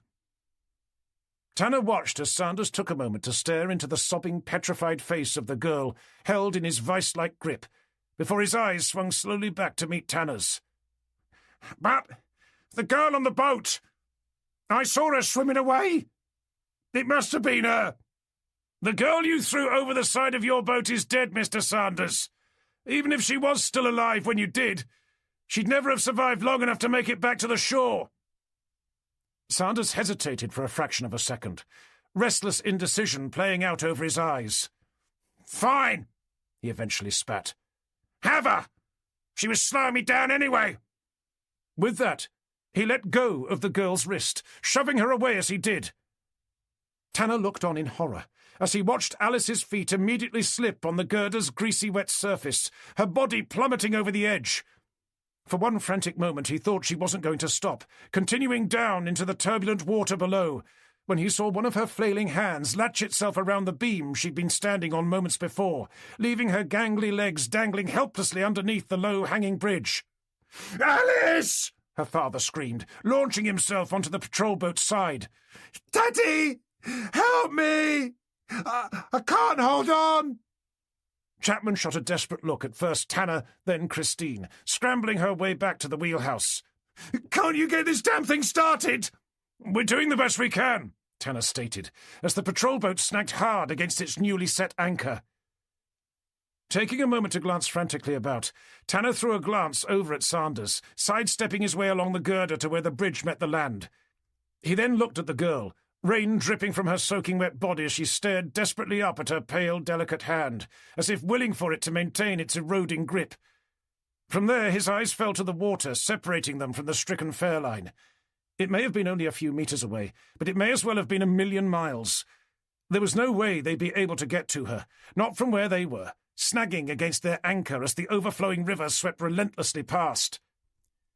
The distant whine of an engine had his head jolting around. Blasting down the river towards them was a powerboat, its pointed white hull stark against the unforgiving landscape beyond. "That must be Vicky," he muttered to himself. Turning his head back, he could see Alice's elongated fingers beginning to slip. Making a rapid assessment of the distance between the approaching patrol boat and the base of the bridge, he shook his head. "They're never going to get here in time." The sudden appearance of a police constable's head, gawping down at them from over the top of the bridge, had Tanner gazing up. "Can you reach the girl?" he shouted, dragging the man's attention down to where Alice was hanging, only the whitened tips of her fingers now hooked around the girder's edge. Seeing him nod to immediately throw himself over the top of the iron-red structure, Tanner dared to let out a juddering breath. If she can just hold on a little longer. It was then that she fell, her pale, skinny body slipping gracefully through the air to instantly vanish into the swirling blackness of the water below. Stunned into silence, with his heart pounding deep inside his chest and the father's voice endlessly screaming out her name, Tanner trained his eyes on the water's foaming surface, doing his best to follow the surging current from the point where he'd seen her fall. Precious seconds passed, as nothing but gallons upon gallons of river water swept its way past with cruel, unforgiving dispassion. As the section of water he'd been doing his best to follow flooded past the hull above where he stood, with still not a single sign of the girl, Tanner was about to turn to face the father to offer him a look of sorrowful remorse, one he'd borne so many times before, when something caught the corner of his eye. It was the girl, a metre away, her head facing down as her body rotated slowly around. Without daring to think, he launched himself off the boat, plunging headfirst into the unseasonably cold, swirling river. As his borrowed life jacket inflated around his ears, his head burst out through the surface, his mouth gasping at the air. Wiping water from his eyes to see the girl's body just up ahead, he kicked hard with his feet, his hands jutting forward to drag themselves back. One more stroke and he'd reached the girl, flipping her body over so that her nose and mouth were facing the sky. With one arm locked around the base of her chin, he swiveled her around to try and drag her back through the current to the boat from which he'd leapt. But it was no use. The force of the water was just too strong. The harder he tried, the further away he seemed to become. A savage burning pain began tearing at the muscles in his legs and arms. He was about to give up to leave themselves at the mercy of the tidal flow, when looming into view came the hull of the boat he'd seen before. "John!" came the sound of a woman. Her voice he instantly knew. Blinking water out of his eyes, he gazed up to see Vicky's face, her arms stretching out towards him. "Take my hand!" she called again, her jaw clamped together as her body strained to reach still further. He didn't need to be told twice. Sucking in a breath, he lifted himself up, his hand reaching for hers. For one paralyzing moment he thought he was too late, when he felt his wrist suddenly snatched from the air. As water began surging past, he used the last of his strength to hoist the girl up into waiting hands before climbing up himself. Collapsing onto the wheelhouse floor, he turned to see the patrol boat's driver breathing air down into the young girl's lungs, before pumping his hands down onto her chest. He continued to watch in silence as the man cycled between the two, eventually stopping to breathlessly press 2 fingers against her neck, searching for signs of a pulse. But from the way her eyes were staring up, and the purple hue surrounding her nose and mouth, it was obvious to everyone on board that she'd taken her last breath a long time before. Chapter 68. With his flagging wet limbs trembling uncontrollably from the cold, Vicky accompanied Tanner to the shore to help guide him into the awaiting hands of 2 paramedics. Did we catch Sanders?" he stuttered, beginning to follow them over to where their ambulance was parked. "Looks like it," Vicky replied, steering his attention over to where a young police constable could be seen placing a hand on top of his head to lever him down into the back of a squad car. Silence followed as Tanner was helped up into the ambulance. As one of the paramedics gave him the once-over, whilst the other threw a blanket over his shoulders, Vicky sought to catch his eye. "What are we going to do about Chapman?" Tanner's mind was instantly transported back to the sight of the man's daughter, her lips the colour of lavender, her eyes dead and vacant. Inhaling deeply, he let out a capitulating sigh. "I suggest we let him go."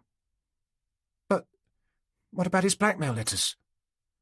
"I think his greatest crime was to have successfully convinced Sanders that the girl they threw over the side of their boat that night had somehow survived," Tanner began. "If he hadn't done, Sanders wouldn't have had a single reason to have laid so much as a finger on those women he killed. More to the point, his daughter would still be alive. That's something he's going to have to carry with him for the rest of his life. Anyway," he continued, glancing up at the nearest paramedic, "will I live?" "You have a mild case of hypothermia. Ideally, we need to get you out of those wet clothes." "I'll get changed after work," Tanner replied, glancing down at his watch to push himself up to his feet. "I doubt if a few more hours is going to make much difference." "And where do you think you're going?" Vicky demanded, watching him barge his way past the paramedics. "Back to the station. Where did you think?" We can handle Sanders. No doubt you can, but there's the question of Macmillan. According to my watch, we've got less than 20 minutes before he's legally entitled to walk, and I need to know if that missing evidence found the light of day before allowing him to do so. Then I can phone them to find out, she replied, searching for her mobile. I'm sure you could, but I'm also fairly convinced that Forrester is expecting me to be there in person, whether the evidence has turned up or not. Chapter 69. Hitching a ride in a squad car, Tanner and Vicky made their way in convoy back to Wroxham Police Station, Sanders safely handcuffed in the back of the vehicle directly in front of them. On their arrival, amidst a storm of flash photography, courtesy of the bedraggled press pack, Tanner stepped back out into the still torrential rain to escort Sanders safely inside. After formally checking him in with the duty sergeant, he turned to make his way through the double doors into the main office when he came face to face with DC Townsend, a folder clasped in his hands. "Afternoon, sir," the young man began, bringing himself to attention. "I think this is for you." Taking the folder being held out for him, Tanner quickly scanned his eyes over the report found inside. With Townsend waiting patiently to be dismissed, the flicker of a smile tugged at the corners of his mouth, just as the voice of Macmillan's solicitor had him turning slowly around. "If you came to see us off, Inspector, there really was no need. I'm sure you must have far more pressing matters to attend to." "Ah, Mr. Crabtree!" Tanner exclaimed, fixing his eyes first on the solicitor, then over at his client standing next to him, offering him a broad, malevolent grin. "And Mr. Macmillan. I didn't know you were still here." "Not for long," the solicitor proclaimed, a guiding hand being placed behind his client's back as he continued ushering him towards the station's exit. "Before you go," Tanner called out, spying Macmillan's two weary bodyguards rise slowly to their feet, "I thought you might be interested to hear that our forensics department was finally able to unearth some evidence." The solicitor stopped where he was to stare over at him. "That's fascinating, Inspector. Really it is, but as you can see, your time with my client has officially expired." "Aren't you curious to know what it was?" Tanner questioned, his eyes glancing furtively down at the file left open in his hands. "I'm fairly sure that neither my client, nor myself, for that matter, could care less." Tanner flicked over a page. "The hacksaw found locked inside the Riverside Gentlemen's Club stationery cupboard. Their report says that the blood found on its blade did indeed belong to Sir Michael Blackwell. It also says that your client's fingerprints were found on its handle as well." "Then I suppose it's a shame that you weren't able to produce the evidence a little sooner." "Perhaps," Tanner replied, looking up with a wistful smile. "But then again, technically speaking, you haven't left the building yet." The solicitor opened his mouth as if in preparation to present Tanner with some indisputable legal caveat. Watching him close it again a second later, Tanner glanced behind him to catch Townsend's eye, gesturing for him to block the exit. "Mr. Terence Macmillan," he continued, turning back, "I hereby charge you with the murders of Sir Michael Blackwell and Mr. Toby Wallace." Seeing the way Macmillan was gawping at him with a look of abject horror, Tanner almost felt sorry for him. "Not the best news, I know," he added, taking an apologetic tone. "However, looking on the bright side, at least you'll be able to continue your stay with us, free of charge, I may add. You also won't need to go scrabbling about in search of a solicitor, as there appears to be one standing right next to you. I'd have to admit that he's probably not the best one in the world, else he'd have waited until you'd left the building before saying his goodbyes. But I don't think it will make much difference. Apart from having caught you in the act, so to speak, I'd say the evidence we have is about as conclusive as it's going to get." Epilogue. Thursday, the 2nd of September. Tanner stood on the boggy edge of Braden Water, the Wellington boots he was wearing planted firmly on the surrounding marsh. Taking a peaceful moment to stare out to where he could see Great Yarmouth, shimmering in the heat of a steadily rising sun, his head continued up to a pristine blue sky, marred only by a handful of solitary clouds, each one drifting effortlessly out towards the North Sea beyond. Drinking in the crystal clean air purified by the recent storm, His attention returned to why he'd been called out there. The remains of a body discovered earlier that day by an elderly couple out for their daily walk. "What have we got?" he called down to Dr. Johnston, knee-deep in mud, his shoulders hunched over what remained of a rotting corpse. "A white female. At a guess, I'd say she was somewhere between the age of 15 and 30. "Any idea how long she's been there for?" Tanner continued, his attention momentarily distracted by what looked to be a police patrol boat, chugging its way over the sparkling water towards them. Johnston batted a flyaway with the back of his hand. "Stuck out here? I've got no idea. But I reckon she's been dead for at least 2 weeks, maybe 3. I don't suppose there's anything in the form of identification." The medical examiner cast his eyes back over the body. "Well, she doesn't seem to have her handbag with her, if that's what you mean." "I was thinking more along the lines of distinguishing marks," Tanner replied, rolling his eyes. "Oh, okay. There would appear to be a tattoo, if that helps. Can you describe it?" Johnston tilted his head, his eyes still fixed on the body. "It would probably be better if you took a look for yourself." Tanner stared at the fly-infested mud that the body was half protruding out of, before casting his eyes down at the suit trousers he was wearing, the ones he'd only recently picked up from the dry cleaners. "How about emailing me a photograph?" Johnston turned his head to narrow his eyes up at him. "All right, hold on," Tanner moaned, taking a few cautious steps down the marshy bank before beginning to squelch his way over the thick black mud. Reaching the body, he carefully eased himself down onto his haunches. "I'd say it looks like a butterfly," Johnston continued, gesturing down at what was left of the girl's arm. It is a butterfly," stated Tanner. "Something I'd have thought would have been remarkably easy to describe." "It could be a moth," Johnston commented, suppressing a smirk. The call of a familiar woman's voice drifting lazily towards them through the light summer's air had them both glancing up. "I heard another body had been found." Tanner pushed himself up to wave over at the welcoming sight of Christine, peering out from the side of what had turned out to be a Broad's Rangers patrol boat. "I thought you were the police," he called back in response. "Why? Have you done something wrong?" Tanner smiled. The last time they'd been anywhere near each other was 3 days before, when Ian Sanders had ploughed his boat straight into Vauxhall Bridge. Seeing her there now made him realise how much he'd missed her. "I don't suppose you'd know if it would be possible for someone to have been washed up here from the sea?" He waited a moment for her to turn off the engine. "I'm not sure that's very likely," she eventually replied, her patrol boat beginning to drift slowly away in the water's strong ebbing tide. "What about during the storm?" Tanner continued, forced to tug his feet out of the mud to begin traipsing his way after her. "That would make it more likely," Christine continued, pulling a stray lock of hair out of her eyes. "Is it the missing girl? The one seen being dumped over the side of that boat?" "Probably. At least the tattoo would appear to be the same."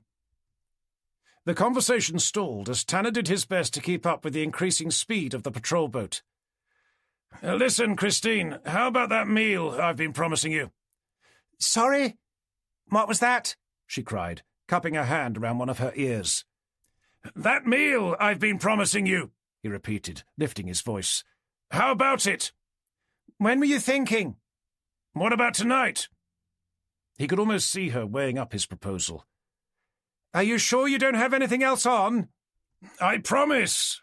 Look, I'll even turn my phone off," he continued, wrenching it out to hold it in the air.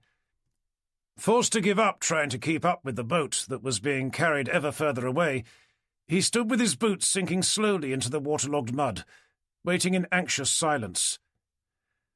"Can you pick me up at 8? Came her eventual reply. A broad grin spread out over Tanner's face. "No problem. Any idea where you want to go?"